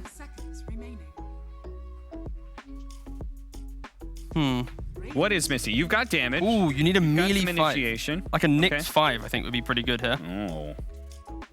Oh. So it's the Gyro 5, okay. Gyro 5, but they go back to the Luna. Woohoo! Of all heroes. This wasn't happiness of the Luna pick, it was just happiness of the creativity Extremum, but... Now, okay, it's all about the PA-BKB. That is the game for ASM Gambit. Battle Fury, Desto, BKB. You're going to get those 3 items in some order. I think Battle Fury, BKB will be the build. And that's where things get spooky. You have no real control. Sure, you can lasso him, but tough to deal damage when all of your output is magical. So Gambit right now, it is kind of an awkward spot, because when you see heroes like Sky, Gyro, Bat, you're like, so who's the mid? Who's the 5? Because all these heroes have potential to be a little bit more creative in their roles a bit. You would hope it's just a Sky 4. You'd hope it's just a Bat mid and a Gyro 5, but maybe Gambit will be questioning themselves here. It's not as clean as let's just pick X it's a super simple Storm pick, I think. I know Skywrath can be annoying, but it's no one. You banned out Puck Quap. Think that that's the hero archetype you're going for. Ember and Void Spirit don't feel great. I could see a Void Spirit come out, though. They need more wave clear. The key way they lose this game is when Extreme groups up and pushes. Like, they're running the same strat as game 2, but this time they have a little bit easier entry into laning phase. Then again, though, the Void Spirit did lose to a matchup which he should actually win in. So Storm okay against Bat? Yeah, you just push the wave. You get free bottles, start with stick.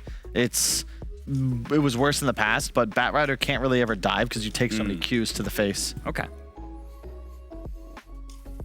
You might have to rotate out, don't get me wrong, but it's definitely not unplayable. And then at level 6, you fear nothing. Other than yourself. True. When you zip incorrectly. Who does no one fear? Oh, the Chris Lux style. When they picked the Bat, in the back of my mind, I was like, That's sick. Are they going to greed it just for the lane? And I was like, no, they're not going to be that greedy, right? But then, damn, they do it. This is nasty, Timbersaw Slark PA. That is greed upon greed for sure. Yeah, it's straight out of the Beast Coast TI9 playbook, though. I love it just because I think Slark has a free game. And straight up with the BKB, he's unkillable. Before BKB, everything can be cleansed. It's the right pick if you can get out of the laning phase and stabilize. Oh, he can, though. That's the thing. It's just game 2 all over again. You're going to have Luna should do okay in her lane. You're going to have Centaur's +1 doing well in his lane. The question is, what does mid bring? And Slark, he's going to go for the active build, most likely like Corrosion Diffusal and apply pressure. And Bat, he's never going to be able to stop that farm from coming in. So it's the battle of the mids. Can Bat make the first move and make Slark feel like he's a farmer, not a fighter? And if that happens, then maybe Extreme can group up. But yeah, it's going to be a decent Slark game just for farming. Got a backlane, cut waves, but it just comes down to the tower pressure. You cannot give up a Roche. Extremum need to control the pit first Aegis by 22 minutes or so, and then look to win the game on the second. That's got to be the play. Focus on the laning phase. Is there any, is this just purely a 1v1? Can we look for rotations out of anybody that could change the game? Or is this just Bat? You gotta beat Slark. You can't. No. Extreme are locked into their lanes. They have strong pairings where they all look to punish, and that's allowing Bat to maybe apply some pressure. But again, can Bat rotate better? Mellow Jewel, he's going to have to step his game up in Game 3. Everything on the line here with our casters, Odie, Pixel, and Fogged. Absolutely, a very important game for both of these teams. And Fogged, what do you make of this? We're getting some kind of crazy stuff from both sides here in the drafts. I think Kyle was saying it before, right? They've got nothing to lose. Like, they're just going all in on the side of Extremum, just playing their heroes, playing what they feel confident, playing what they want to play here, because it's very out of left field. We saw 5 gyro quite a lot at some point, and then it just completely fell off. Everybody stopped picking it, even China stopped touching it. And they go for Skywrath, a hero that is quite popular in China. I'm not a huge fan of the hero at the moment, but there is ways to make it worth, especially like when you do run like these kill combos like Legion, Chrono, etc. They have Batrider Lasso, so that with the Mystic Flare can be pretty nice, especially into some of these squishier guys like Timbersaw. Could be pretty effective. But we'll see. I mean, I feel like the Slark pick just kind of breaks everything because the lane is going to be really hard for Mellow. We saw him suffer last time so hard versus no one, and I do feel like it could be a similar outcome. Oh, absolutely. I think this is going to be a game where, you know, when we saw the way that no one was playing last game this time round, he would have been asked, what do you want to do this game? And he knows that Slark has a lot of potential here. And they go for the Luna again. It's a very similar style to the last time. It's just about getting these early fights, getting an advantage, keeping it, getting a Roche control. If you lose one Roche on Extremum, same thing as last time. If the Radiant side is able to get a Roche on, you've lost the game. So they have to be super clean with the way they play. And we'll see if they can. See if they can apply pressure too. I haven't seen the Centaur Skywrath lane versus a PA, but I feel like the PA should just be able to do okay. You have your stick, you're able to build up, you get last hits with your dagger too. Should be able to do pretty decent. We'll see what Chu's able to do in particular. And let's see what G's able to do up top. The 5 gyro. Good magic damage for sure versus the line and the Timbersaw. Immersion. Already getting ran down a bit here. He's got boots though, so he is speedy. He's gonna be able to eat the tango if he needs to cut his way to make them chase too far. And Afterlife will be just securing creeps. But yeah, good magic damage coming out up here. Yeah, I mean, we saw Nefrit and G having some good offensive potential last game. Is it similar here? Not as strong, but it is pretty good. Gyro's base stats are pretty ridiculous if you just look at them. Bane has like 22, 22, 22. Gyro has 22, 26, 21. So it is pretty strong. You don't have the same base damage by any means, of course. You have 15 less actually than a Bane. But with the aura, should be decent. G trying to do a half pull again. He actually gets it successfully.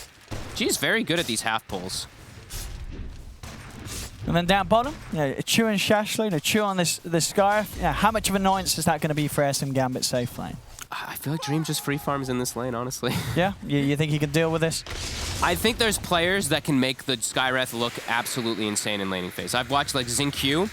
He's insane when he plays. He's super aggressive, but you have to be a specialist on the hero. Otherwise, you're just free stick charges in lane. And I feel like that's kind of going to be the case down here. And this is just a super strong combo. We've seen it so many times. Snapfire PA, you're versus Centaur, you have like no armor. Skywrath, you literally have zero armor. Will just melt. You just melt. If you get hit by a cookie after a Shredder and a dagger, you're absolutely dead. So yeah, I feel like these lanes are going to go very, very much so in favor of ASM Gambit. Top, I think Luna should be able to get some farm, but I don't feel like they can actually push Timbersaw out as soon as he hits level 3. That's bottom. There it is. Boom. The physical damage is too much here. Yeah. I mean, that was the big boy. That was Shaslo taken down on his Centaur. Buy the Ring of Health, I feel like, on Dream if you want to go that route. Honestly, Battle Fury's a dead item on everything except for PA. He's just going to go for stat items, though, which, I mean, it's fine anyway. He knows he's going to get kills. Yeah, fine with that. Treads are also just a great build-up, too. We've seen a lot of the times that. Or you just go your Corrosion. You have 3 different routes you can go in these lanes. Yeah. Mid lane, it's a little rough. You know, as sort of expected, with no one having that chance to pick the Slark against the Bat. Yep. No one is having a pretty good time getting the lead. 16 from 5 against the 12 for one of Mellow. Yeah, he got the boots immediately after the wand with the quelling. Mellow just has to rely on getting stacks up and getting his boosted farm from that later on. Yeah, Dream should have a free time. So many items now coming out on that courier. Bringing extra regen as well, too. And just eyes on the minus armor, really. And if Chu's not able to do too much down here, when does the game get better for the impact of a Sky? He might have to just head top very early on to just help out the lane so they can at least shut down Afterlife. But even then, it's like, do you really want to ditch your Centaur? Because he's just going to chain feed. It's not easy, like I was saying with those Skywraths. You have to be a very big specialist of how to maximize the damage, because otherwise you just feed sticks. And Dream, he's already up at 7. His sustain is great in the lane.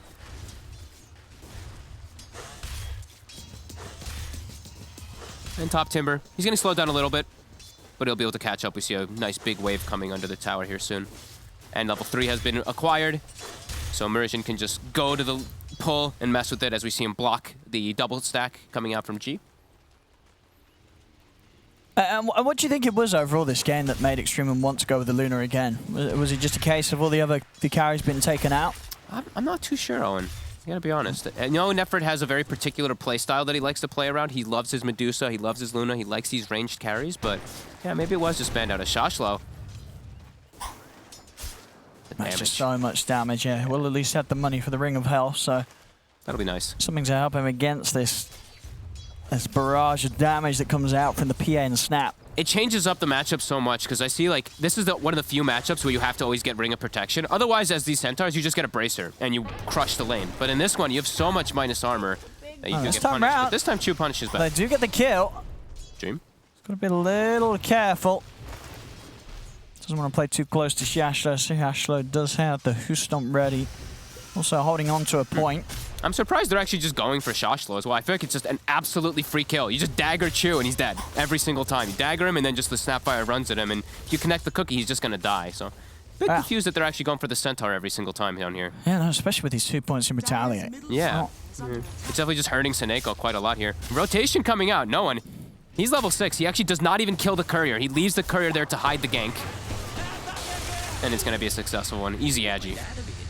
Yeah, he saw the courier and didn't kill it. That was a heads-up move from no one, just to get the successful kill. Yeah, almost wasn't really needed. You know, nope. Dream and Snake probably had that on their own, but as you say, permanent Agi's always going to feel good. Damn right. As Dream buys the raindrop too, so he's perfectly safe down here versus the threat of a Skywrath. See top Afterlife. He doesn't have a lot of stacks up on his reactive right now, so is eating a chunk of damage. But he does have his stick charges, and he'll be okay. As Dream, we see those raindrops getting put to work already. Again, they're just going for Shashlo. He is playing a good body instrument there to protect his Skywrath, but yeah, Seneko is killing himself by hitting him. As this time, Chu steps up maybe a bit too far. Dodges the cookie. He does. Having to get away from the stun. Maybe Dream can still take this. Another dagger in. There's the minus armor. And again, look who's made their way down in. No one ready to go for another attempt onto Shashlo. They'll take him down again. Oh, man. Brutal movements. No one. He's making the first moves. The bat. Usually the way you counteract that as a Bat Rider is you're able to make moves to the side lanes first, but no one making the heads-up play. And Bat Rider TP'd and canceled. So now for those further ganks, if no one decides to make moves, Bat Rider won't be available. Free game for the Slark. Free game for the PA. Already some problems for sure for Extremum.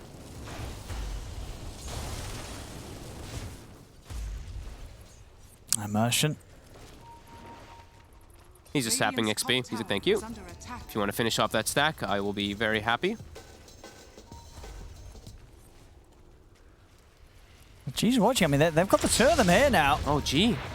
He does not know that there's a ward there, but now he probably will. Can they actually have the follow-up chase, though? He's very tanky. He's got 10 stick. He's going to have this here. The Orb of Venom slow.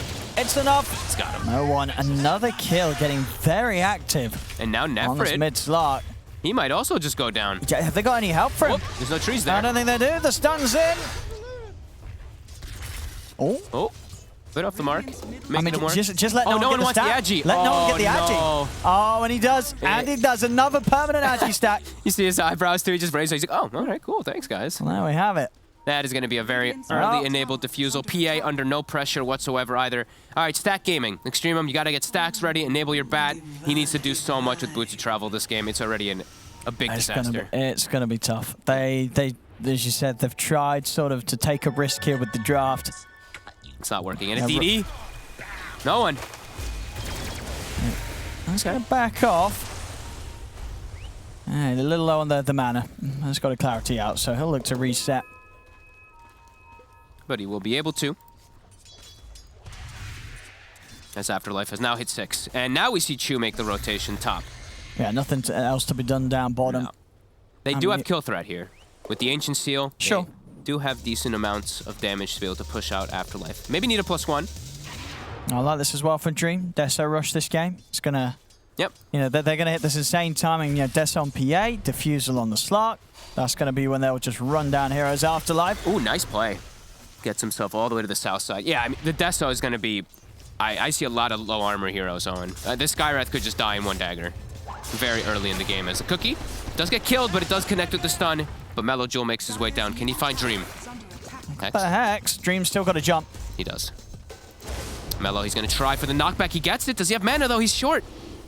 He gets it anyway with the Firefly. Doesn't have mana for lasso, but is enough. He needed that, you know, Mellow. He's got to look for these moves each and every time.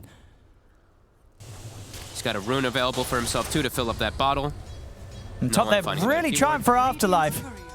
But they're not getting him, and now Chu. He might just be dead. Chakram's out. Ooh, didn't hold it quite long enough. So Chu actually able to walk away from this.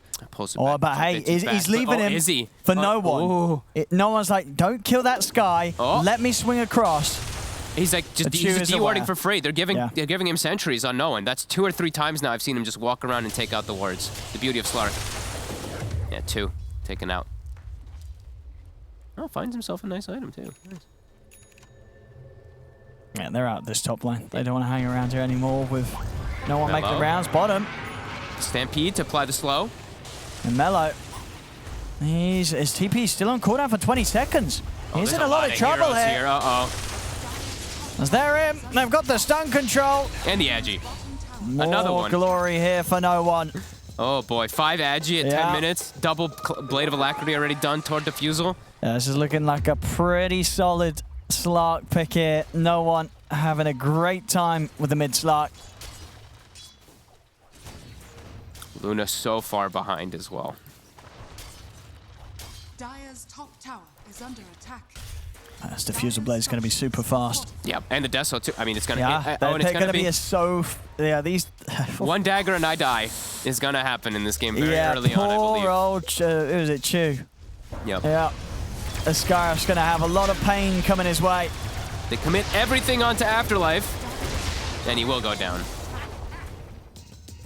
What they have to do is they've got to make these moves, get these cores. Problem is, Dream and no one, they're the high priority cores, and they get in the space. And no one just a recipe away. Nefert has to show up to defend the mid tower. This is never what you want to see on your carry Luna. He wants to just be hitting some jungle creeps right now, catching back up, tries to slow them down, isn't able to at all. Diffusal is pretty much done. Seneco's knows. He's just spamming the Etogege. Well aware of the positioning they're in already. Mellow, I see he's farming mid lane, but he has lasso up. I don't want to see him actually farming like at all as Batrider right now. I feel like you can't do this. If you're going to farm, you're just taking away from map control and map space for your Luna. You have to just be super active. It's not easy. It's very difficult for Extremum now at this point. Even though it's only a 1k gold advantage, it feels like some near insurmountable amount. And knowing he's actually going to start stealing away these stacks as well. And yeah, Diffusal's on its way. Try to push him away. Chu. A 12-minute Diffusal. This is oh boy, scarily fast. And they're losing their towers too. Mid tower's dead. Top tower's about to die too. But maybe they get Dream. Gets the jump away.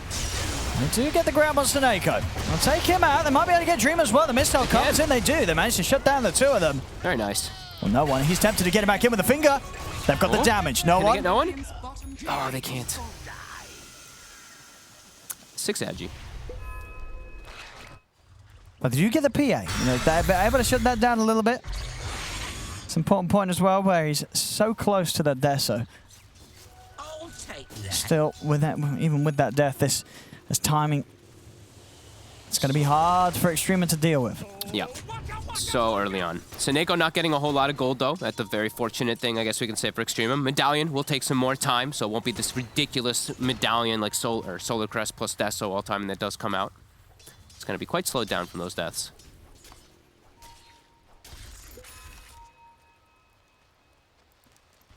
Dream shows himself down bottom. Immediately Mellow Jewel ports to the bottom side. is trying to be as active as possible. And they are bringing Chu as well. This is nice. They got to make these moves. Shashlo doesn't quite have his Blink Dagger finished, so these two have to pair up, the Bat and the Skywrath, just to shut down the PA. And they can. Oh, that Frit.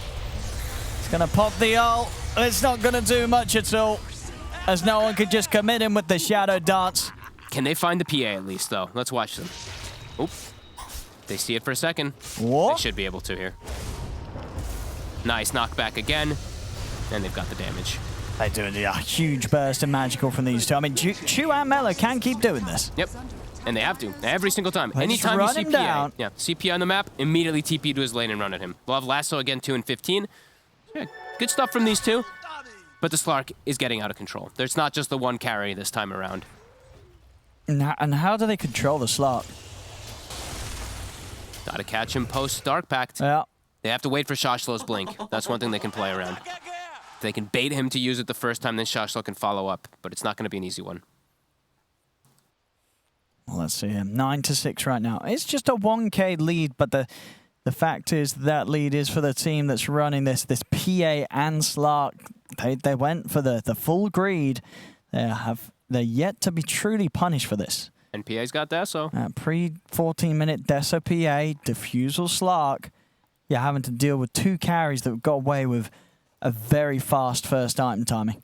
Yeah, Chu queues up the Ghost Scepter, but you know, I've been in this game before. I think we've seen these games a lot of times too, where you see the dagger, you're like, I can live one of them. I can Ghost Scepter on the next, and you're just dead. You just die in one hit, so it's definitely a possibility that can happen. Mello wants to continue playing around bottom. Have to just continue being super active. Bat Sky. Please shut down the PA, but the Slark, yeah, he's going to be his own other problem. What do we have going on for the pause? No information. We're just seeing here, because a compilation of all these stacks that no one's been able to collect so far this game.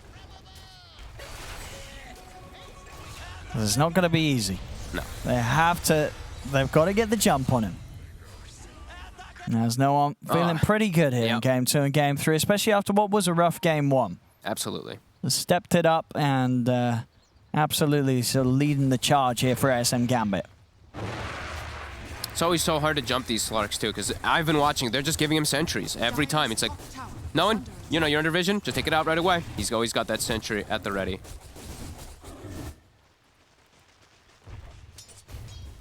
Chu. They see the Dark Pact for a second, and they actually get the grab. Shashlo, he's got the blink, but he wasn't quite ready. Wasn't quite in the place yet.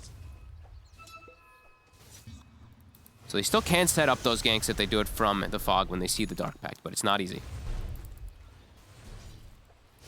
Smoke. They've got a finger available. No one wants to sweep his jungle out too.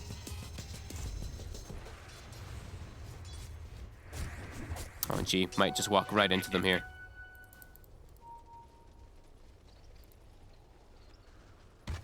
They're expecting the gank down here because they're showing the Timber in this risky lane. Yeah, oh, smoke breaks. Oh. G! See G for a second, though. Oh, Mello's tipping in as well. Ooh. Oh, now G saw Sineko. Can he kill the rocket in time? He can't. Stun off the Mark II, Stampede. Well, they're getting them out of it. It was Mello. Okay. And Shasha, they'll actually better find the jump onto Sineko. And G still dancing around him. They get the Hex off. Cooldown is there. They'll throw it with the finger. No one moving in onto G. Brings down the gyro. Past the Dark Pact instantly. Batrider got on top of him. He's got another Dark Pact. Shashlo. They've got the burst. They've got the catch onto Immersion. Afterlife. That's a couple. They've got the lockdown. Lasso into the Mystic Flare. There we go. A fantastic play here from Extremum. Dancing around the vision nicely, too. The Slark went up so the night vision doesn't apply to be able to see that gyro at the instance, and then he gets on top of the two supports quickly. That was very nice, actually. They read the map quite well. Oh, no one. Oh, the block. Oh. Oh, he does not have the shadow He dance. is dead. Oh, and they tip him. Oh, Extremum, ladies and gentlemen. They're punching back. They really are. Those two sort of deaths really are. The push going to come now in on the mid lane. These illusions at least putting some pressure on. It's not easy here for Extreme, and considering the start that SM Gambit got off the lanes, but A very good move now. Settling the score 10-10, less than 1K in it. Nefrit top of the net worth now too, after all these sequences. And it's the same game plan, as we mentioned from earlier. Get BKB, force the Roche fight. You have to win that Roche fight on Extremum. And yeah, they're making the space. They can keep doing this. They do definitely have a shot. BKB's about to be done for Mellow, so he can just BKB and pick and choose his targets. But Gambit, they're actually going to be the ones to force that Roche with the minus armor. They do it quick, but they do. They know what's going on. They have to get there in time. This is going to be a disaster if they don't get this Aegis. They're speeding over here with the smoke. They might make it in time. Shashlo. Immersion's in position for the counter play. Ward is on the high ground too, so he sees everything. They're not going to make it in time. Uh-oh.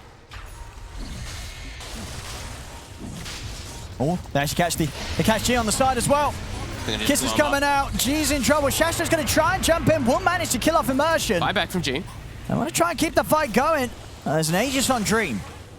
Dream looking for a target. Chu stepping in. They're trying to chase this down. We'll see if Dream finds him with the dagger. Jumps over towards Chu. Chu's gone. No one.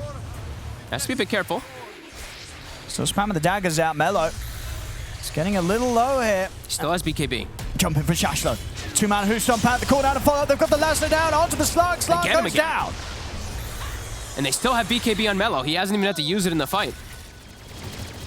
They may have not got the Roche, but again, a fight where Extremum, they're getting the big kill at the end of it, taking out no one. Great stuns from Shashlo. Even though it's the missile, the buyback from G, it pays off. These little mini stuns. Tripping up the Slark a little bit here.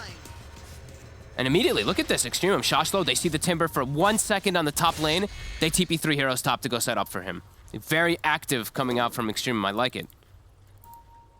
And they do have overwhelming magic damage. He's got a hood. They've got the 3 of them. They should get him. And they've got the burst.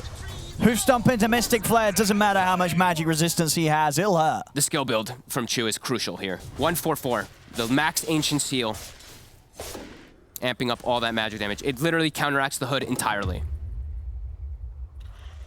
And there's a reason that we see China picking it up for that reason. Also, when you hit 15, you can have the 6-second cooldown with the 6-second duration. It's very strong if you do get that timing. And now he's got his Ghost Scepter, so he's got a protective item. Yeah, we see that with the Diffusal, thinking about going for it, but they know it's not as easy as it once was to make a jump onto Chu. It's over to the mid. Mellow! They'll find Mellow this time, though. He makes a slip up. No one. Oh, not actually quite able to get a touch onto Shashlo there. Shashlo's able to blink away. Dream's rushing the BKB on this PA too. I think they're realizing there is a lot of magic damage still coming out from Extremum. They need to cover themselves. No one still going the greedier route, but he's carrying the Nether Shawl on this Slark. So he's protecting himself a little bit versus all that burst that will be coming out. And again, carrying sentries. Looking for the wards. He's on the hunt. He'll find this next one pretty soon on the high ground, I'd imagine. And yeah, no one gets another word. Easy peasy.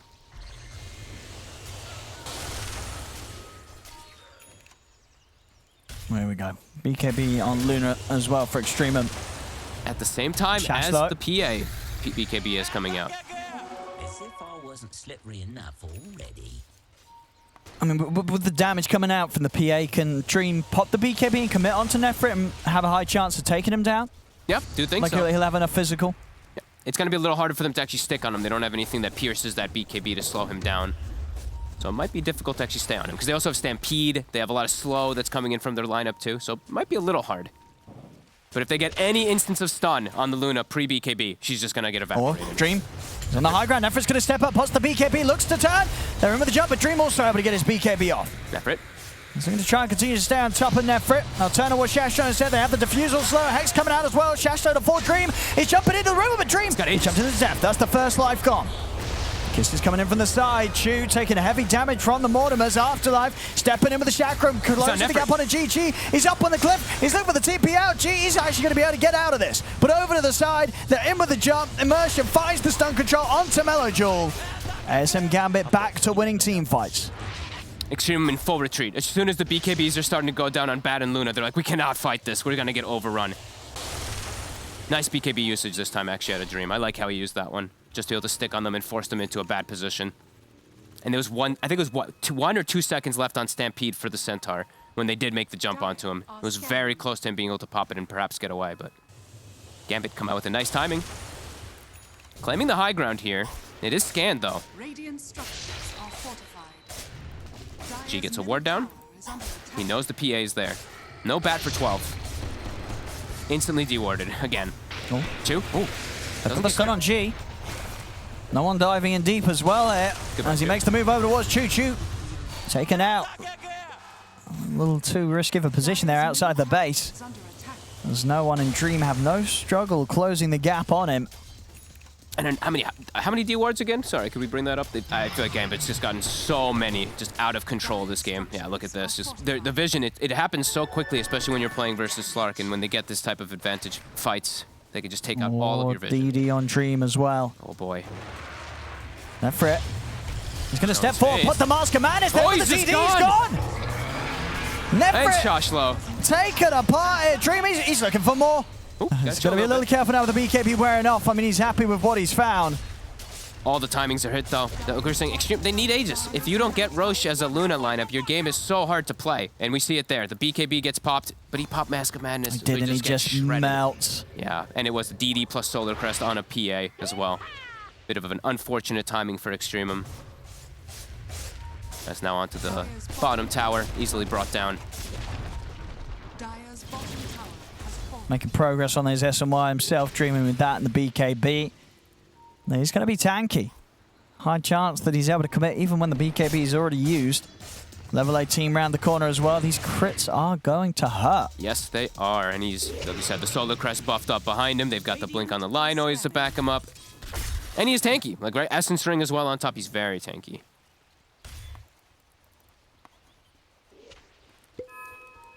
Tough game. They can't get vision out. Like we said, like the Slark has just been preventing them from getting any of that vision out, and now in this moment they have to just play together. 14 agility stacks on a Slark. I mean, that is one of the highest I've seen at this point in the game. 16 out of 18 of the kills has been involved with no one. Your mid Slark.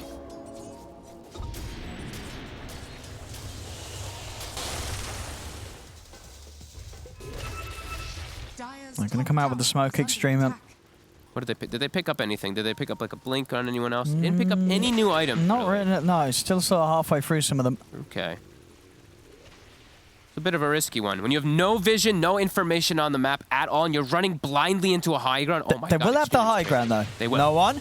He's heading in, but he's only got the dart pack going. He's able to get the shadow dance off. He's moving it on to Nefrit. Nefrit pots the BKB. There's no one. He'll now have to look to reset. Getting out to the side. Mellow up on the cliff for now. Jump forward from Dream. He's looking to commit on to GG. Able to get out to the side with the 4-staff. Snakeo's turns sensation over towards Shashlo. Dagger in. Dream's able to jump forward. They take down Snakeo. See if they can get more here. He's got the haste. He's only running. 2 seconds Dream. left. It's out. Oh, Dream actually backs off. Doesn't want to continue to chase in onto him. Shashlo also actually able to TP away. Okay. All things considered, definitely could have gone a lot worse there for Extremum. They'll just lose the 2. Holy hell, that was bold by Extremum. Running up blindly into high ground, putting down wards. As soon as the Shadow Dance gets revealed, though, no, and he gets the Dark Pact off. Was at risk of dying very closely, but is able to survive because of that. That was a very bold play. I got to give Extremum credit for just having the audacity. I mean, look at the Dream. Dream's still got the BKB. He's got Essence Ring, though, so it heals him up quite a significant amount. And they just had 999 damage coming out there with that crit. And the Essence Ring keeps him up. Yeah, it actually saves his life. Playing on the edge there, Dream. Really was. Keeping the BKB, too. Let's look at this. I mean, so bold to run in there, but yeah, the Dark Pact was casted instantly, and the whole initiation gets broken because of it. And the lasso, it's forced on a Snapfire. I think there's a couple times now that he's had to just use it onto that snap. Yeah, just a very tough move to make there from Extremum, but of course Extremum just feeling in the position that they're in, that they have to take these risks, take these challenges. Agreed. Because if they sit back, they're just going to get outscaled by the No One Slark and the Dream PA. Mm-hmm. They got to look for those big high ground fights every single time. But they have to get better targets with the lassos. I don't think they can use... If they use another lasso on a Snapfire, it's like, this is, you know, you're just asking to get slaughtered in the fights. You have to lasso PA or the Slark post Dark Pact. It's not an easy ask for Melojewel.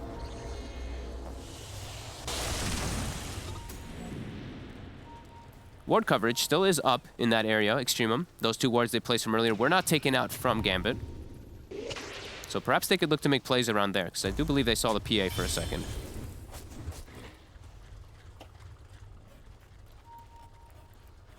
Nice, and Gambit themselves, they can look to make similar plays if they want. They can also continue to be chill, get that next item done on Dream, get the Basher finished. going to be pretty big at just making things even harder for Nefrit's Luna. The game is really tough for them because Afterlife he's got the full enable items for his cores. He's got the Lotus, he's got the hood locked for the pipe, so he's got all the ways to bail out versus the silences, all that heavy magic damage. Like, he's gonna protect the PA of their Slark. And even if they do get lassoed, it's very likely that Melojewel might lasso himself now. Well, here comes the smoke. This time ASM Gambit. Dream and Afterlife on the front. Extreme do at the vision setup. Ooh, he saw it.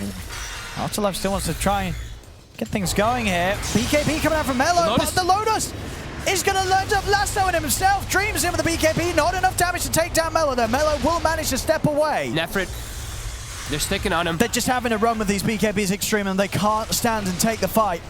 And Dream, he might jump over anyway. He's closing in. But no one? He's getting silenced up. The Ancient Seal is being a little bit of a problem. He's still able to get the ult off, and he's now ready to turn. Dream continues to stay on top of Melo, but Melo's out into the shadows. Melo will manage to make it away. But Chu won't be quite as fortunate.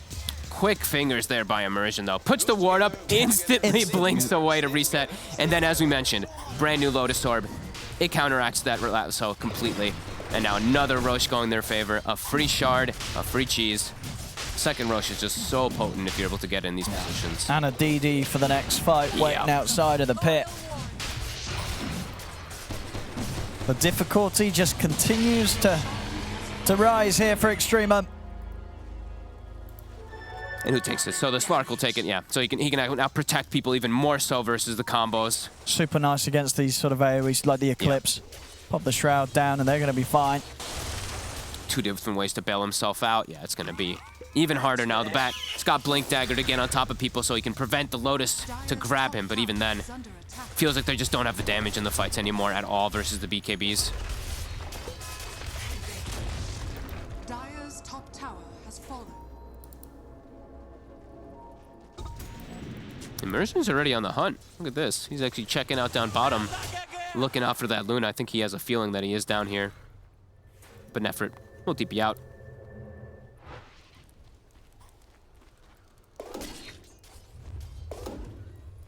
They're smoking again. I mean, it's a big risk, but they got to try something. Otherwise, this game is they can't sit back. Yeah, inevitable defeat otherwise. So got to make these risky moves. You know, it is into the Aegis and Cheese. Sure is. They get the job. He gets the pact. And he's ready to turn and fight. Straight in over towards G. G's not going to be able to get up with the Stampede, as the rest of Extremum have to run. Oh god. And he actually has a Lotus Orb plus the Shard on the Slark, so when he gets double-edged, look at that, he has a little double-edged symbol there, gaining some strength. Oh, that's an interesting one, yeah. I love those Lotus Orb plus Shard interactions. But yeah, he gets the Dark Pact off again and again and again on all of these initiations, and it's totally broken. Yeah, the Slark last pick, just too much for them to have dealt with.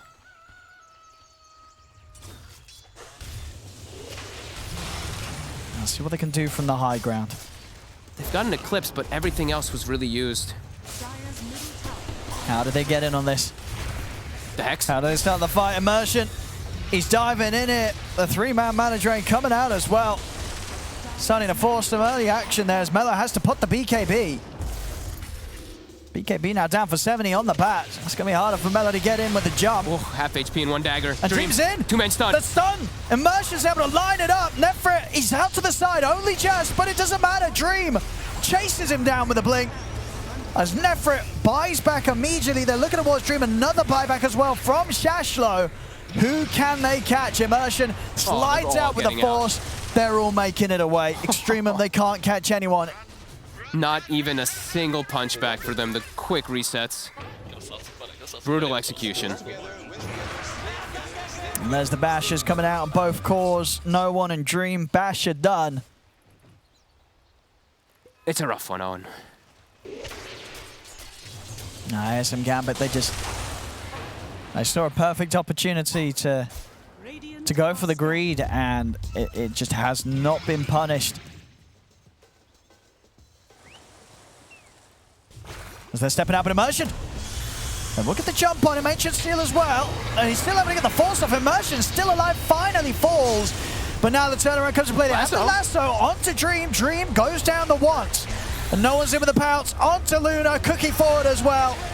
as that's 3 dead, no buybacks available on them. They'll call it GG, well played. As the series, it's ASM Gambits as they take this game 3.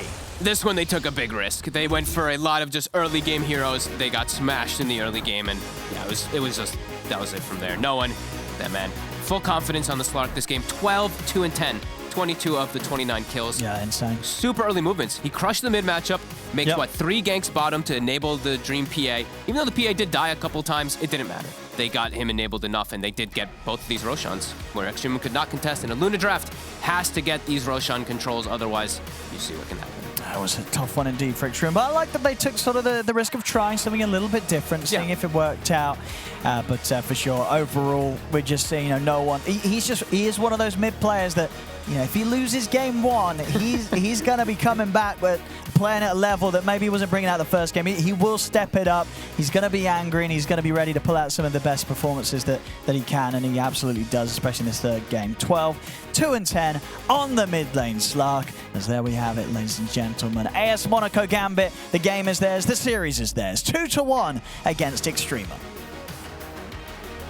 They may have been tripped up by Extremum in game 1, but they proved by the end of this series, there's no doubt that they are the better team, and they are still hoping to be able to contend to going to the majors to try and get a repeat performance from Season 1. We're going to take a short break, and then we'll break down how this series went down, and hopefully get a post-game interview as well.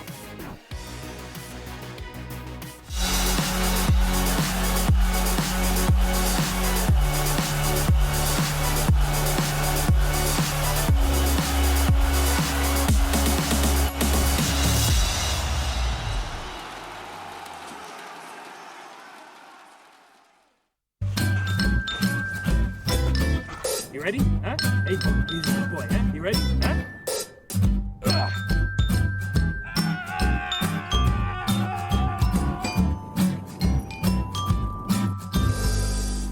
Start your esports career now at play.eslgaming.com.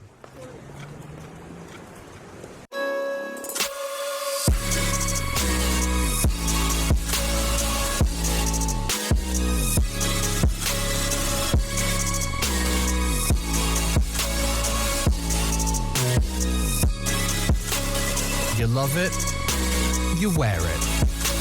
What's your style? Get your merch at shop.eslgaming.com.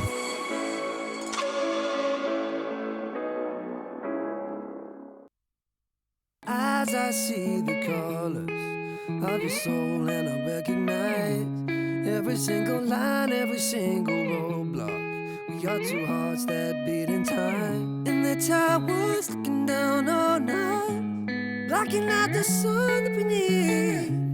Maybe we can change our stripes and colors. You're the only one I see. And I take it all or nothing at all. Driving through the night till I'm at your door. Go outside, stay up all night.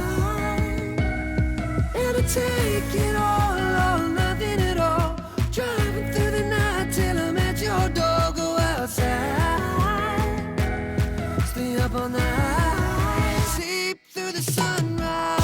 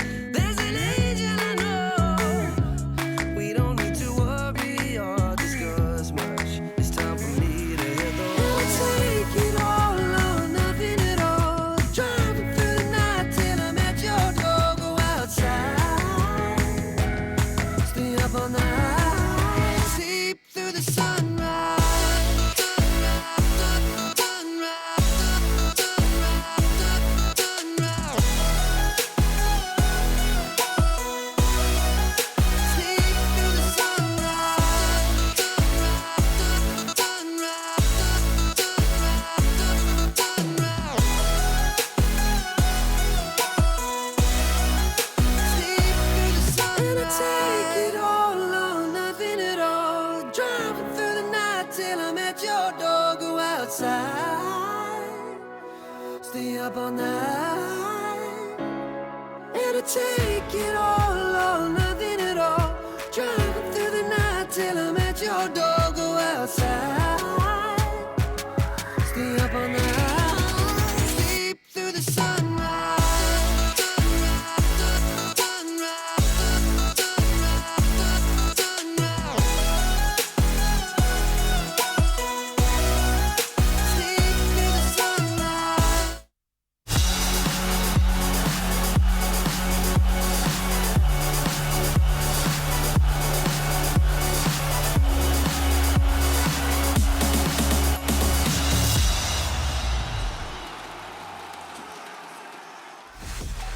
Well, Game 3, much like Game 2. It seems like AS Monaco Gambit did, they just became aware of what Extremum wanted to do.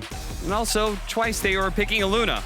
And we talked about how fragile some of these Luna lineups are, right? Yeah. Lunups. Those Lunups, yeah, big issue, I think. Big mess-ups for Lunups. Yeah, pretty much. For Extremum, they put themselves in the position of this bat pick, you know, looked quite nice, but oh wow, this run at you potential, and then the Slark for no one. It gives him that free lane to play, and his active nature just unlocked the game for Gambit just to play aggressive. Slark the game-winning pick? Oh, for sure. And he played it like a dream, as you'd expect. Like, if it was more meta, I think that this... If you look objectively at the hero pool and you're like, what would be perfect as a final pick in this spot? Slark is probably the one that shines out, and no one can play it. I mean, this is why we saw it back at TI. It's been a while, but this is what it was built to beat. The bat. That goes all the way back to, what was it, Alliance Nigma Season 1, that first draft where they picked it, and then Nigma beat it twice with Miracle Slark mid. Yep. That was their only option. Yeah, it was a very, very good pickup. A little greedy, but it manages to work for AS Monaco Gambit, and Purge is here to explain why. Thanks, Cap. Yeah, Slark is normally a hard carry. You don't see him getting that much done on the map, but the way that no one played it was really effective. It hits nighttime, he leaves his lane after laning against the Barretter, and then he goes for kills. And the cool thing is that with his ultimate, he runs back mid much, much faster than he would otherwise. And he's also getting vision knowledge for lots of D wards. Here's his second rotation here, sneaks past, grabs Bounty Run. It's going to look like Deja Vu, but he comes bottom again, ignoring the courier. Going for the center kill second time. Shot slow here, dying twice at level 4 still with Slark rotations and forcing a bat TP that ultimately gets canceled. He ends up TPing back from mid this time, but here's another rotation about 50 seconds later here. Nice deep ward, spots G, gets the gap closed, runs him down with Dark Pact, and basically he's fulfilling the role of a mid hero that normally just gets things done on the map. But I also loved how he was farming really aggressively. The enemy team was not that dangerous for him to play against, and he just spent a lot of time getting vision and spotting where enemies are. And occasionally he would offset what Batrider was doing offensively. Here he goes to TP bottom. It took some doing, but they eventually got him. And then as the team fights, or once you go into team fight stage, he can initiate into dangerous moments. But the nicest thing is that with all of this dewarding, he just constantly knows as long as this icon is here, his opponents can't see him. So it just gives AS Monaco Gambit much better decision-making capabilities over their opponents, where they can eventually jump on and punish the right targets and continue to farm aggressively. And then much like the Morphling in the first game, where he was kind of like the initiator tanky guy, where he's shifted now, once PA gets BKB, PA can be the person that goes in first and allows no one who doesn't have a BKB just yet to play a little bit more of like a damage dealer, counter initiator, follow-up kill role. Whereas if he's forced to go BKB at this stage, it makes PA and him a little bit redundant. They do the same things. So allowing them to go slightly different item builds still allowed Slark to remain effective on the map. He got to delay his BKB to a better point, and then eventually they get to make good decisions like jumping on a Luna who has Mask of Madness popped when you've got a Deso on your hands. So really well played by no one, playing a hero in a slightly non-conventional way, but really making it work. And it's absolutely important to be able to have those kind of swerves you can pull out in a clutch series, in a clutch game 3. Isn't that right, Kyle? Oh, yeah. This is what it's all about, having that dream last pick. We've, Extreme even talked about the importance of confidence. They haven't been able to find it in some of these games, and I feel like they went for what they wanted to play in this position, but they weren't in control of the game. Like, they weren't the ones who could win it. It was no one on the Slark who would always have that trump card power. And as a result, AS Monaco Gambit still have hopes for the major. And we can take a look at that thanks to the standings that we've got. We can see that AS Monaco Gambit is now 3-3, which means that Na'Vi, in their next two matchups against Extremum and Team Unique, those are very important matches for not just Unique, but AS Monaco Gambit. So that we have the potential to have a three-way tiebreaker, maybe just a two-way tiebreaker, all for that third slot to the major. Yeah, again, the key thing here is, Gambit, they rely on Na'Vi having a slip-up. Are they going to lose potentially to Unique? Are they going to potentially lose to that Puck champ? And then if that occurs, then it opens up Gambit to talk about the contention. And it's going to be scary because these teams are fighting for their survival as well. That's final 7th position. No one wants to be tied for that as well. That forces out more tiebreakers, and suddenly you're going to maybe play for survival once again. So yeah, the final I can count to 3. 3 days of games will be, very close. Nothing's really decided. Yeah, which means Sunday we're going to be taking a look at the schedule, and there's a very important match right away. Unique versus Na'Vi. This is their hope to be able to make a tiebreaker happen for the major, not just for themselves on the side of Team Unique, but also carrying AS Monaco Gambit's hopes. And then Virtus Pro versus Windstrike, which actually has a little bit of spice added to it today as well, since Windstrike did lose to Puck Champ. They're both now tied up, as T-Governor was saying, and Windstrike desperately needs to be able to get a win. Otherwise, they may be in a tie to be able to stay in the upper division. A tie which happened last season in the lower division against Puck Champ, which they lost. So, very important series if they want to be able to stay out of that hot seat. But that is it for today. We've got tomorrow. Dream League's going to be coming back. But Sunday, ESL One returns with our final matches of Week 5. And then we head into Week 6. We're almost done with the second season of the DPC for Eastern Europe. It's been in ESL One, and it's all powered by Intel.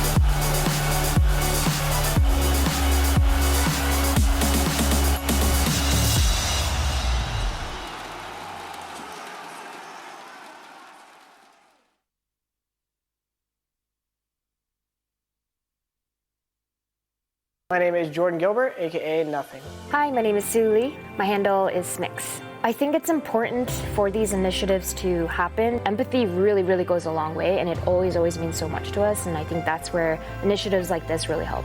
I encourage everyone in the community, anytime they see bullying, anytime they see someone getting called names, I encourage you to step up and say something. Good luck, have fun. Good luck, have fun.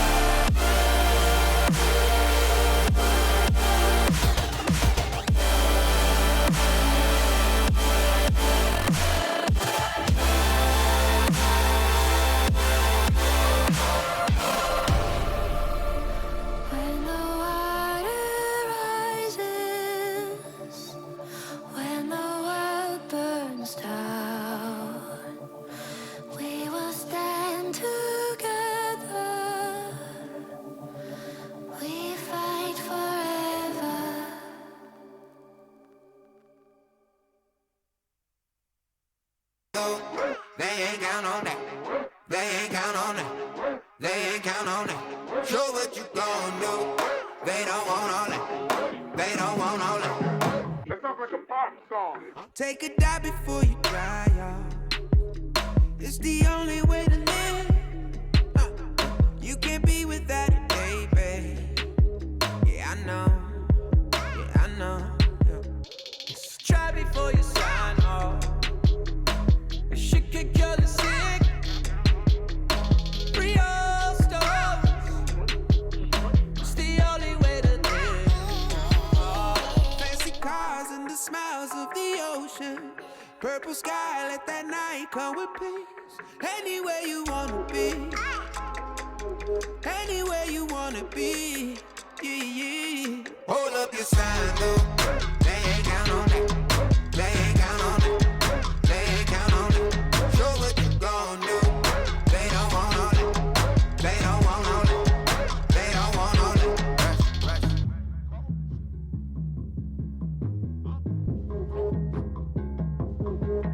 Pick a panel to be right on, yeah. Cause no one really gives. Don't look back or keep your eyes on. Long ago, long ago. Doesn't matter what it gon' cost. Never gave a shit. Real soul.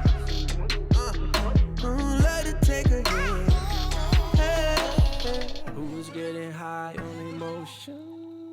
Look around. People fight all their life for some peace. Yeah. Look around. Fancy cars and the smiles of the ocean. Purple sky, let that night come with peace. Anywhere you wanna be. Anywhere you wanna be. Yeah, yeah. Hold up your sign, though.